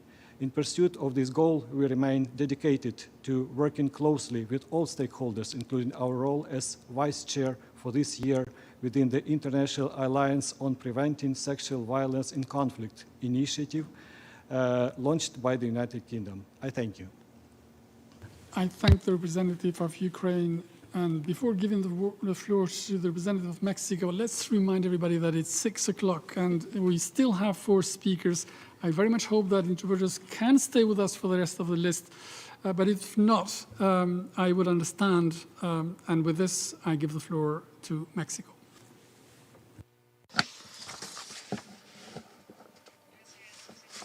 Thank you, Mr. President. Thank you to Albania, United States, and United Kingdom for convening this meeting under the area formula format. Sexual violence is a violation of human rights. When it is committed in the course of an armed conflict, it becomes a war crime. It contravenes international humanitarian law and international criminal law. Its prevention and awareness are the responsibility of states and of the international community. The underlying causes of sexual violence and conflicts cannot be understood separated from factors such as gender inequality or the multiple and intersectional forms of discrimination and violence, which is a reflection of patriarchal systems that we need to eliminate. My country regrets and condemns the recent and numerous cases of sexual violence highlighted in the latest report of the Secretary General that we heard about today.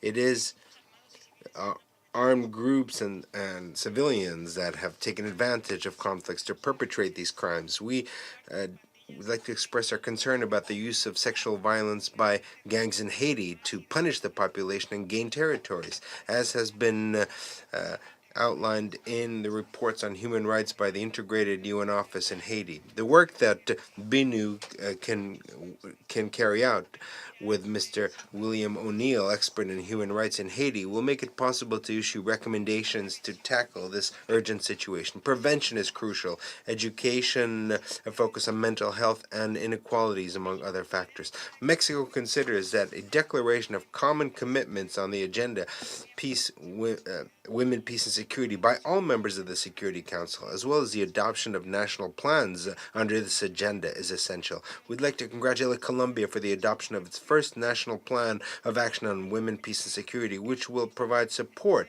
to the Special Jurisdiction for Peace to continue advancing towards opening case number 11 on sexual violence and gender violence. We acknowledge the work of the United Kingdom and its initiative for the prevention of sexual violence and conflicts that promotes an approach focused on survivors. It is essential for the international community ensures access to justice and health services to survivors, and there should be no impunity. Lastly, Mexico reiterates its call to the Security Council for every peacekeeping operation to have an advisor on gender issues. Thank you very much, Mr. President. Thank the representative of Mexico for their statement. I give the floor to the representative of Italy. Thank you, Mr. Chair. While aligning with the statement of the European Union, I would like, of course, to thank Albania, UK, and USA for convening this area formula meeting and keeping the attention high on the CRSV in the Security Council agenda. We face a disturbing reality where conflicts are assuming more frequency, scope, intensity, and sexual violence is an increasing component of a cruel repertoire of weapons of terror in war. Sexual violence in conflict is a crime characterized by the highest level of impunity and recidivism. Lack of accountability eases the reiteration of the crime, perpetuating a dramatic cycle of suffering and impunity. In order to break it, we shall adopt a policy of zero tolerance to sexual and gender-based violence by addressing its deep causes which are rooted in gender inequality. This entails a comprehensive fight to all forms of violence by equally extending the protection to times of peace and times of war, and giving special attention to women's human rights defenders. Nurture the awareness that the recourse to sexual violence in conflict is not a cultural phenomenon. It is foremost a violation of international humanitarian law and a human rights law that requires a legal response. Gender-responsive security and justice sector reforms must embed the training of military personnel deployed at the national level, as well as in UN peacekeeping and missions. Reaffirming the role of the International Criminal Court in investigating and prosecuting sexual violence within a context of armed conflicts in accordance with its mandate under the Rome Statute and relevant Security Council resolution. Recent conviction by the ICC have included rape as a crime against humanity and a war crime. Mr. Chair, we commend the work of the Office of the SRSG Pramila Patten, in particular for the promotion of a holistic and survival-centered approach. We reiterate our support to the team of experts on the rule of law and sexual violence in conflict for the extraordinary efforts carried out with the existing resources in a context of increasing demand. The team of experts' mandate, working in a complex situation through UN presence on the ground, is crucial to assist national authorities to strengthen the rule of law and address issues such as access to justice and responsiveness to victims. Thank you, Mr. Chair. I thank the representative of Italy for their statement, and I give the floor to the representative of Croatia. Thanks to the organizers and the distinguished briefers. As a country which suffered aggression in the 90s, including the use of rape as a method of warfare, we reiterate our willingness to share our experiences in addressing support for victims in line with our law on the rights of victims of sexual violence, as well as with the implementation of a survivor-centered approach. Since perpetrators are often not available for prosecution, victims of CRSV should have other avenues for reparations, including through simplified administrative proceedings. In Croatia, survivors of sexual violence are entitled to financial compensation and psychological support, even if the perpetrators are never identified and brought to justice. In line with this, Croatia assisted the Iraqi government in drafting a special law on support for Yazidi and other minority community survivors, aimed at providing official recognition of their suffering during captivity and offering them reparations. This year, in cooperation with the non-governmental sector, our Judicial Academy shared our experiences with Ukrainian judges, experts, and non-governmental organizations, including on education related to sexual violence in conflict. Mr. Chair, sexual violence in conflict is closely related to discrimination of women and sexual violence in peacetime. Tackling structural gender inequality and ensuring accountability for violence against women, including sexual violence, should be prioritized in times of peace in order to minimize CISV during conflict. Finally, as highlighted in the report of the UN Special Rapporteur on Violence Against Women, victims of sexual violence often seek justice many years after the crime. In addition, there are often legal, political, and cultural impediments to effective prosecution. Therefore, there should be no statute of limitation for proceedings on rape, whether committed during the conflict or the peacetime. Thank you. I thank the Ambassador of Croatia for his statement, and I give the floor to the representative of Israel.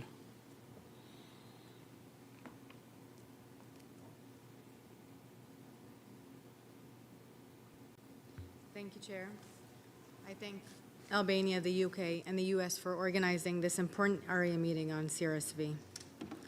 Unfortunately, I am here addressing you today as women and girls in Israel have been a target of an unprecedented terror attack, which included sexual violence perpetrated against them by the genocidal terror organization of Hamas. Official sources, testimonies of survivors of the massacre, medical personnel, as well as the footage filmed by the perpetrators themselves who posted their inhumane acts on social media, all attest to the brutal acts of sexual violence, including rape, committed by Hamas terrorists. These acts were used as a tactic of terrorism. Videos of bare bodies desecrated, paraded on trucks as trophies in the streets of Gaza, were publicly shared for the world to see. In addition, we know of approximately 200 people who were kidnapped into Gaza. Among them are women, adolescent girls, and children, including those with disabilities. Israel unequivocally condemns all forms of gender-based and sexual violence, including as a tactic of war and terrorism. There should be no place, under no circumstance, for such violations of human rights. There is no justification, no excuse. We must condemn these acts in a loud and clear voice. We recall Resolution 1820 of the Council and reiterate that rape and other forms of sexual violence can constitute a war crime as well as a crime against humanity. In this regard, the acts committed by Hamas are blatant violations of international human rights law and international humanitarian law. We recall Resolution 1325 of the Council and stand strong on the urgent need to take special measures to protect women and girls from conflict-related sexual violence. We call upon the Council to designate Hamas as a terror organization, a step already taken by many member states, just as was done towards ISIS. Hamas is ISIS. Their latest actions attest to that. Therefore, every legal and other mechanism which is being used against ISIS should be implemented in the same way against Hamas. Taking such steps is imperative in the global fight against conflict-related sexual violence, the global fight against terror. We call upon UN Women and the relevant special rapporteurs not to remain silent. We call you to unequivocally condemn the vicious and inhumane acts of capturing, the violence, torture, and other cruel, inhumane, or degrading treatment of women and girls unleashed by Hamas. Israel is at the forefront of the global war on terror.